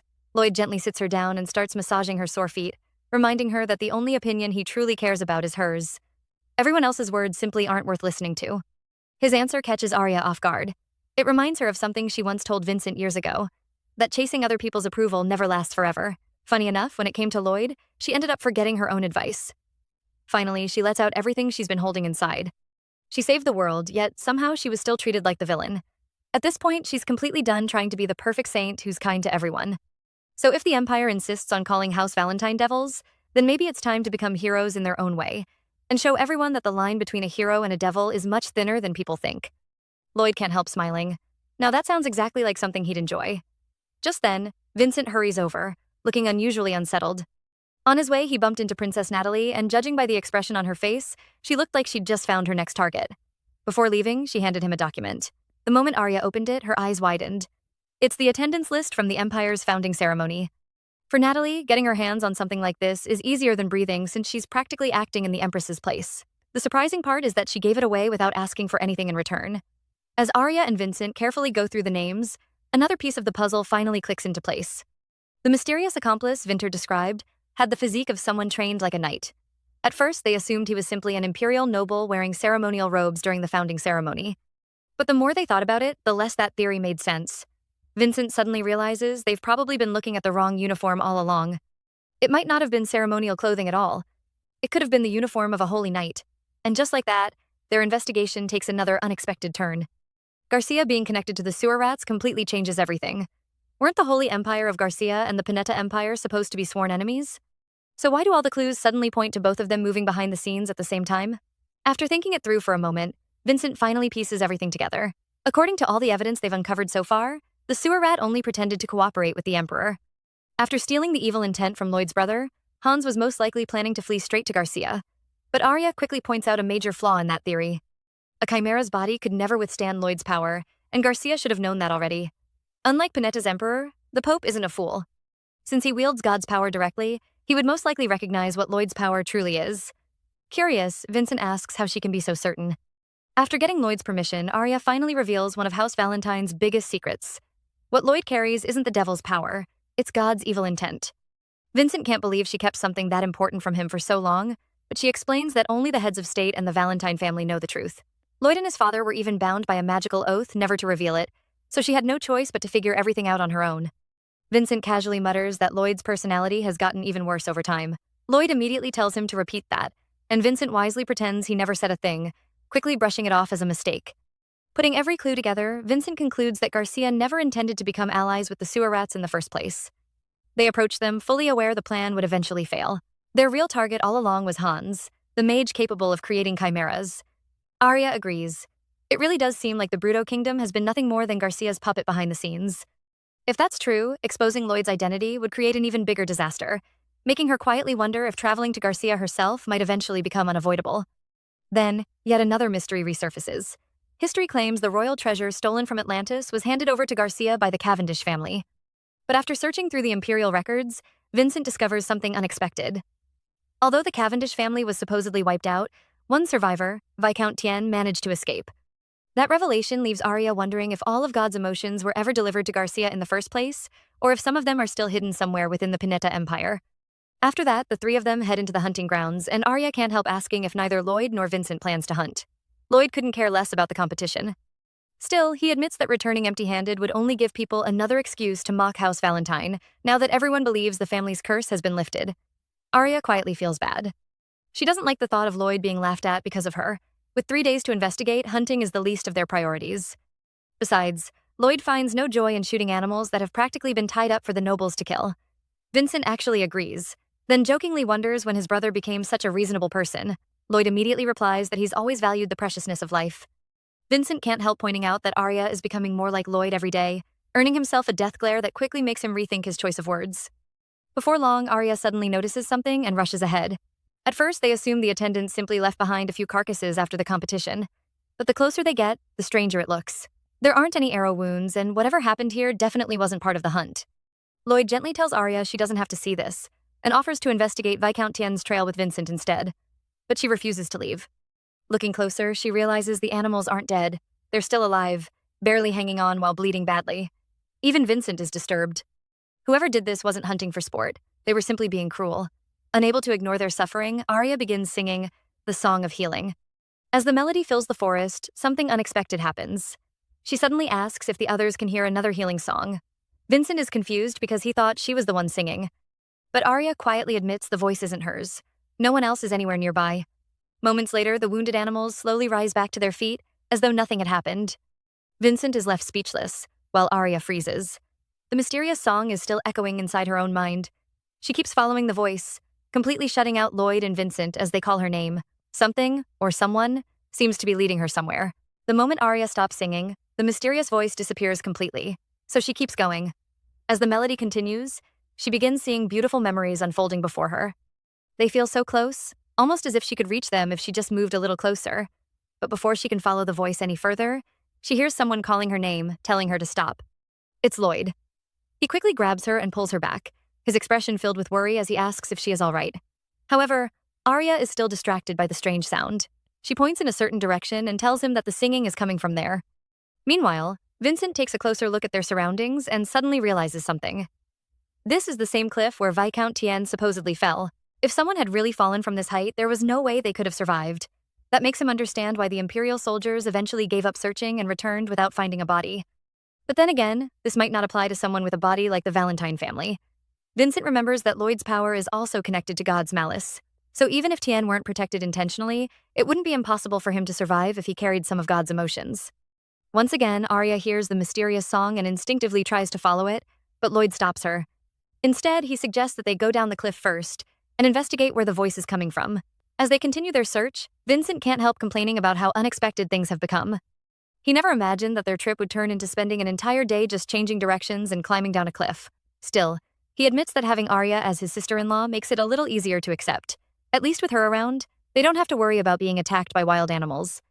When Arya decides to check the source of the song herself, Lloyd immediately offers to go in her place. Vincent also stops her, worried that she might push herself too far and end up sick again. Arya questions if he's suddenly become a physician, but Vincent is serious. Even though she looked fine after singing, he noticed that her condition had already started getting worse. Arya sighs and explains that she didn't do anything special. She only wanted to solve the problem herself. But what bothers her is that the song feels meaningless. She was the only one who could hear it, and she knows there has to be a reason why the song reached her specifically as a siren. Vincent then asks the question that immediately changes everything. Could it be that the song is calling for her? Arya believes that's exactly what is happening. She remembers the legends of Atlantis and the descendants who were entrusted with God's emotions. This place is connected to the emotions left behind by the prince from Atlantis and the power of a lord. There is no way it has nothing to do with her. However, Vincent warns her not to rush ahead. There is no proof that Lloyd is in danger, and she shouldn't put herself at risk without knowing what awaits them. Just then, Vincent notices something in the distance and quickly calls Arya's attention to it. The moment she sees it, her expression changes completely. "Lloyd," she whispers. Vincent quickly tries to calm her down, assuring her that Lloyd should be fine. The entrance may have collapsed, but he should be able to find another way out. However, Arya knows that sitting around and worrying won't change anything. Before Vincent can stop her, she has already stepped into the water. He immediately panics, reminding her that neither of them can swim. But then Arya suddenly notices something ahead and points toward a bright light shining in the darkness. A few hours earlier, Lloyd already senses that something about the cave feels wrong, and he's glad he entered first. Still, the place is much bigger than expected, and exploring everything could take an entire day. When he reaches a fork in the road, he notices a powerful divine aura coming from one direction. At the same time, the malice inside him begins stirring. If he follows that path, he might discover the truth behind what is happening. However, he knows divine power must be opposed with divine power. He suspects something is trying to lure him toward the cliff to destroy him. Then suddenly, he hears his name. In the next moment, Lloyd finds himself standing inside the Grand Duke's castle. Confused, he wonders what kind of illusion this is. Trying to drown him wasn't enough, so now it's attempting to trick his mind as well. He finds it almost ridiculous. Inside the castle, Arya approaches him and asks why he is standing there blankly. She reminds him that today is his coming-of-age ceremony. Lloyd immediately thinks it's another illusion, but then he notices something strange. Arya is crying, and his eyes have returned to their original black color. He doesn't understand why she's reacting that way. He even jokes that he could ask Kalin for a spell to change his eye color back, but Arya tells him that isn't the issue. Ever since Lloyd noticed his eyes changing, he always checked them whenever he saw his reflection. The malice had tainted them, slowly turning them an ashen color. Yet now, they're black again, and even his body has grown. To Lloyd, everything feels too realistic to be a simple illusion. If someone were pretending to be Arya, he would have noticed immediately. If she had grown alongside him, she would look exactly like this, more mature, but still with the same voice, the same sweet scent, and the same warmth that reminds him of Dawn. He realizes this really is Arya. When he asks who she is, she smiles and tells him she's his bunny. She kisses his hand and notices his ears turning red, teasing him that he's even cuter than usual today. Lloyd tells her to let go, but deep down, his thoughts are elsewhere. If this is truly his coming-of-age ceremony, then this must be 6 years into the future. For years, Lloyd has lived with fear. He was always terrified that the divine malice inside him would eventually lose control and consume everything around him. He knew how much that burden would affect Arya, especially because her body was already fragile. Even while wanting to love her, he was afraid that his own power would take her away from him. So he asks the question he has always wanted answered. Will he be able to safely complete his coming-of-age ceremony and live long enough to witness hers too? Arya confidently assures him that he will. A future where Lloyd is no longer controlled by malice, a future where they both grow up safely together. To him, every moment feels like a miracle. If these visions are being shown to him through divine emotions, then maybe this impossible feeling isn't despair. Maybe it's hope. He asks if she's in pain, but Arya doesn't understand what he's talking about. Instead, she asks if he saw her yesterday. Lloyd only smiles, relieved that she looks healthy. But Arya points out that it's not exactly the kind of thing she wanted to hear during her coming-of-age ceremony. Holding her closer, Lloyd looks at her and thinks about how brightly she shines. Lloyd gently touches her lips before quickly looking away. For the first time, he finds himself facing a feeling he never expected to have. But to him, Arya is far more than that. She is his salvation, his happiness, the miracle that pulled him out of darkness, and because of that, he refuses to see her as anything less than precious. So Lloyd decides he can't cross that line. Before he can dwell on those thoughts, Arya's voice pulls him back to reality. He opens his eyes and realizes something is terribly wrong. Somehow, they ended up underwater, and if they don't act quickly, Arya could be in danger too. Lloyd immediately tells her to return to the surface first while he catches up with her. But Arya refuses to leave him behind. Instead, she reaches down and tries to remove whatever is holding his feet in place. Lloyd quickly stops her, warning that even though this is only a fragment, it still carries the Lord's emotions, making it extremely dangerous. But Arya doesn't hesitate. She trusts him completely, and that trust makes Lloyd pause. Looking at the mysterious light ahead, Lloyd senses something strangely familiar. There is a nostalgic feeling coming from it, almost as if it is calling out to him. Seeing that Arya truly believes in him, he decides to believe in her as well. Then, in the next moment, Arya finds herself standing on a mysterious island. Everything around her feels unbelievably real. The scenery, the atmosphere, even the air itself feels like a place that exists outside the normal world. Before she can understand where she is, the sound reaches her again, the song. A beautiful melody echoes through her mind, and Arya immediately recognizes it. It's a siren song, but unlike anything she has ever heard before. Her own voice carries a different kind of magic, but this song is deeper, more elegant. A powerful baritone voice filled with ancient energy. As she follows the melody, Arya realizes the truth. This must be the hidden place where the sirens have remained away from human eyes all this time. But if that is true, then she might not be the only siren left. Her curiosity grows as she looks ahead and notices a mysterious figure nearby. And with the unfamiliar song still surrounding her, Arya can't help but wonder, who is this person and what kind of song is he singing? The mysterious man reveals the truth behind the jewel Arya swallowed. It isn't just an ordinary treasure, it is the Lord's conscience. He introduces himself as the first siren and explains that not every descendant of Atlantis became a siren. Long ago, the Prince of Atlantis swallowed the Lord's conscience, and through it, he gained mysterious abilities. That power was then passed down through his bloodline for generations. Which means the truth is finally revealed. The Lord's conscience has always existed inside her. She immediately wonders if this is connected to the malice that has been tormenting the Valentine family. Could the siren's song have been the reason Lloyd's inherited darkness was weakened? But one question remains. Why would the Lord even possess a conscience? Juan explains that conscience is the only thing capable of connecting good and evil. It is the bridge between two opposing forces. He then tells Arya that her arrival here proves one thing. Shadra still hasn't recovered all of her emotions. He pleads with her not to repeat the same mistakes humans have made, warning her not to let ambition consume her. As Juan holds her hand, Arya suddenly experiences a flood of memories. She sees moments from the prince's life and hears countless siren songs she has never known before. Every song, every emotion, every memory the prince carried throughout his lifetime, they all became part of the siren song. The man standing before her is Juan, the first siren and the last descendant of Atlantis' royal family. Meanwhile, back in reality, Lloyd desperately tries to wake Arya. When she finally opens her eyes, she immediately apologizes for pushing him away. But Lloyd admits that he was the one who hesitated for a moment. Arya quickly realizes what he was trying to do: artificial respiration. Then, she notices something strange on him. Lloyd has no idea what it is and casually assumes it's just a fly, but Arya knows he can't simply brush it off. As she processes everything she has learned, she begins to wonder why they were brought to this place and what Juan's true intention was. But then she realizes something important. Even though she nearly lost her life reaching this place, what she found wasn't destruction. It was hope. Arya decides to tell Lloyd everything. She explains that the man's name was Juan, her ancestor, and that when Lloyd touched the Lord's hope, he also witnessed Juan's memories. Lloyd confirms it.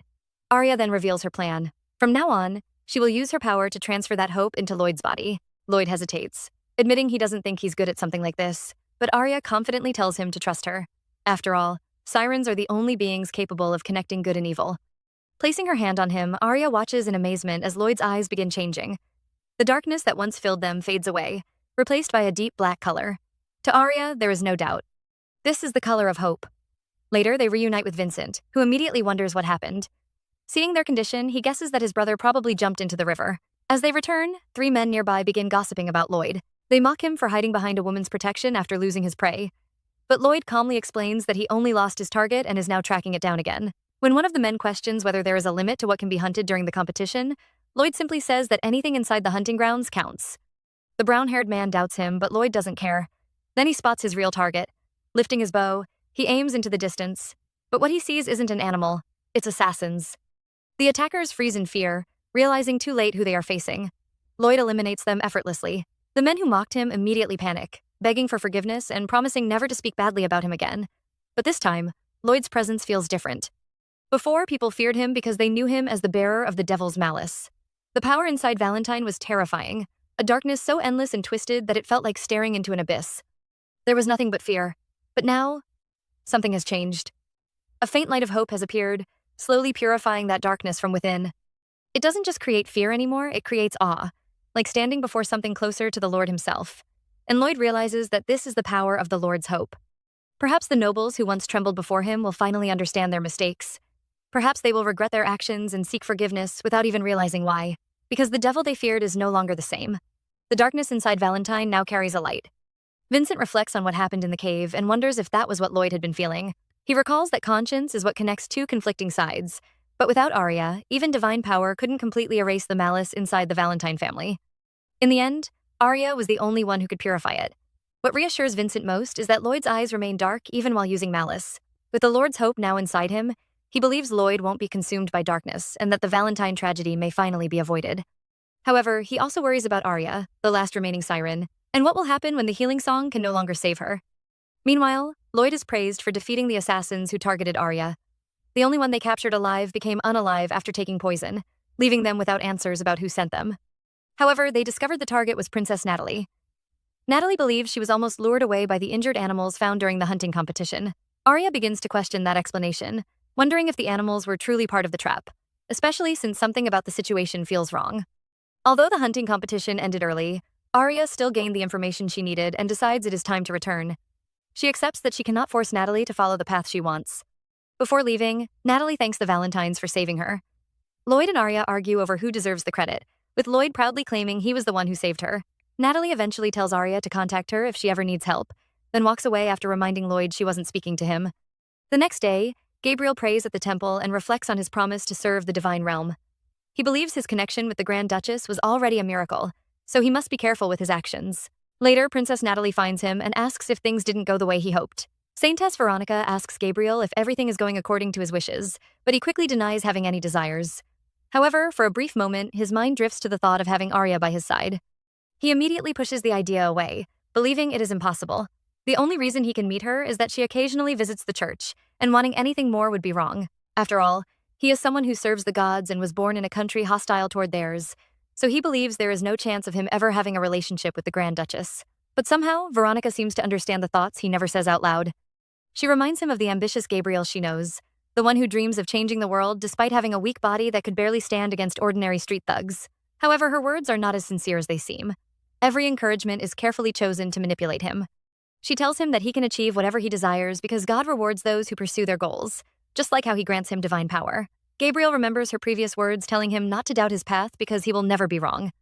As an orphan from a lowly background, those are the words he has always wanted to hear, and for the first time he feels someone truly believes in him. Veronica then asks about the person who saved his life and brings him to the Pope's palace, wondering if it was the Grand Duchess. Gabriel confirms that it was, and Veronica immediately understands the situation. Arya carefully changes his fate by saving him and bringing him to the Pope, yet the fact that Gabriel still doesn't know proves she never intends to tell him. Veronica knows Arya could have easily revealed that she abandoned him, turning Gabriel against her, but instead she chooses to protect him. This confuses Veronica because despite understanding how the world works, Arya refuses to harm Gabriel for her own benefit. She remains kind, noble, and human until the very end, which is what Veronica believes a true saint should be. However, rather than admire her, Veronica decides to use that kindness against her. She wants to turn Gabriel's loyalty into resentment and make Arya suffer for taking away someone who once belonged to her. Then Veronica reveals that the words she tells Gabriel earlier were not originally hers. She found them written on a card the day he was discovered unconscious in front of the Pope's palace and only repeated them because she felt they perfectly matched his situation. Hearing this, Gabriel immediately asks if it was a white card, and that is when he realizes the truth. The first person who reaches out to him, the person who saves him when he has nothing, was the Grand Duchess herself. Veronica then asks if he wants to repay his savior.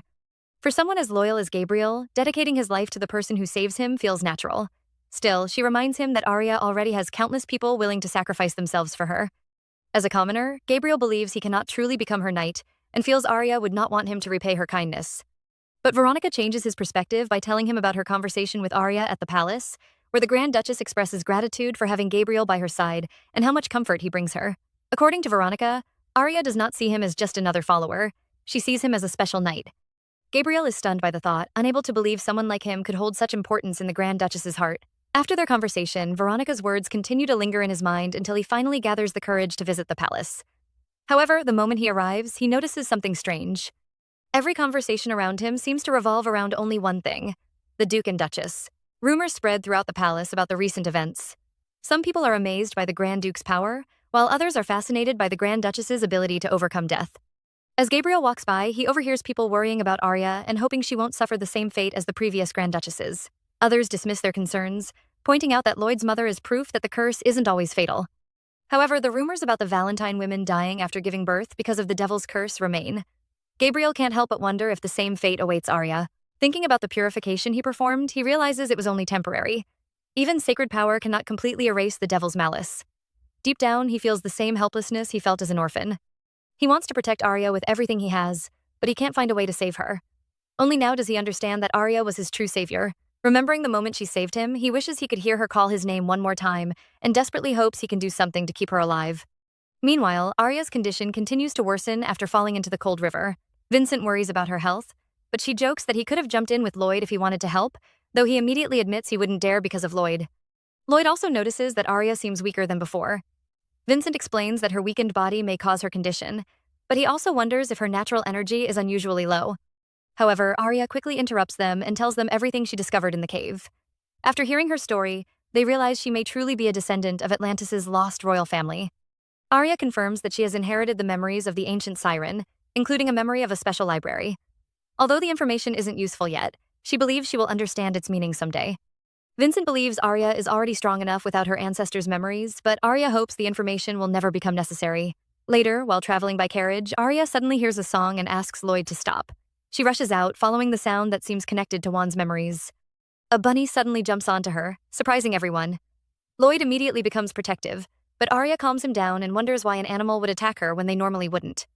Vincent jokingly reminds them of the time they spared an assassin because Arya believed there had to be a reason behind his actions. Arya questions the bunny about its behavior, and it admits that it doesn't even know why it attacked her. Lloyd jokingly declares that those will be its final words, but Arya stops him and continues searching for the reason behind the strange incident. Then, a little girl suddenly appears, walks up to Arya, and calls her Mother. Everyone is left completely shocked. A few days later, they return to Valentine Castle and are welcomed by Tristan, who complains that they left him all alone. Arya finds that strange since he was with his beloved wife when they left. Noticing the dark circles under his eyes, she worries that his insomnia has returned and immediately hugs him, offering to sing him a lullaby. Everyone quickly notices Lloyd's jealousy. Tristan teases him for not coming to hug him too, but Lloyd warns his father to let go of his wife before he loses his patience. Their childish argument gets so intense that Arya has to yell at both of them to stop, shocking everyone around them. After the chaos settles, Arya reveals something that has been bothering her. The rescued enslaved people had regained their voices, but secretly hid them from everyone in the palace. Wanting to express her gratitude, she requests a banquet where all the servants can attend. Everyone finds it strange because they believe they should be the ones thanking her, but Arya explains that she received kindness, love, and care from them beyond what their duties required. She believes feelings should always be returned. For once, Lloyd, Tristan, and the others agree on the same thing. Arya truly feels like an angel. Later, while playing with the dogs in the garden, Arya reunites with Maroni. The two happily embrace, and Maroni thanks her for arranging the banquet. However, Arya suddenly hears a voice telling her to be careful. When she asks Maroni about it, she realizes she was the only one who heard it. Soon, Lloyd arrives and tells her it's time to enjoy the banquet. Although Arya worries about Betty not arriving yet, he assures her that she won't miss anything important. As they leave, the dogs suddenly begin growling at the grass, which surprises Arya because they normally don't act that way. Looking closer, they discover the little girl they found near Indigo Mountain. Arya explains that the child's name is Laura and they believe her parents abandoned her. She assumes the girl mistook her for her mother, but Marani notices something familiar about her. She remembers seeing a maid who looked exactly like Laura at the Imperial Palace during the hunting competition. Before they can investigate further, they are informed that someone broke into Arya's room. Suspicion immediately falls on Laura, and the servants begin to wonder if she was sent as a spy from the Imperial Palace. Laura denies ever entering such a place, but Marani insists she recognizes her and remembers that the girl disappeared on the same day she later appeared at Indigo Mountain. When they question Laura about entering Arya's room, she continues to deny it. Maroni suggests searching her to prove she isn't a spy. During the search, Laura struggles and accidentally drops a necklace. Everyone recognizes it immediately. It is the necklace Gabriel blessed with divine power. This proves Laura is not connected to the Imperial Palace.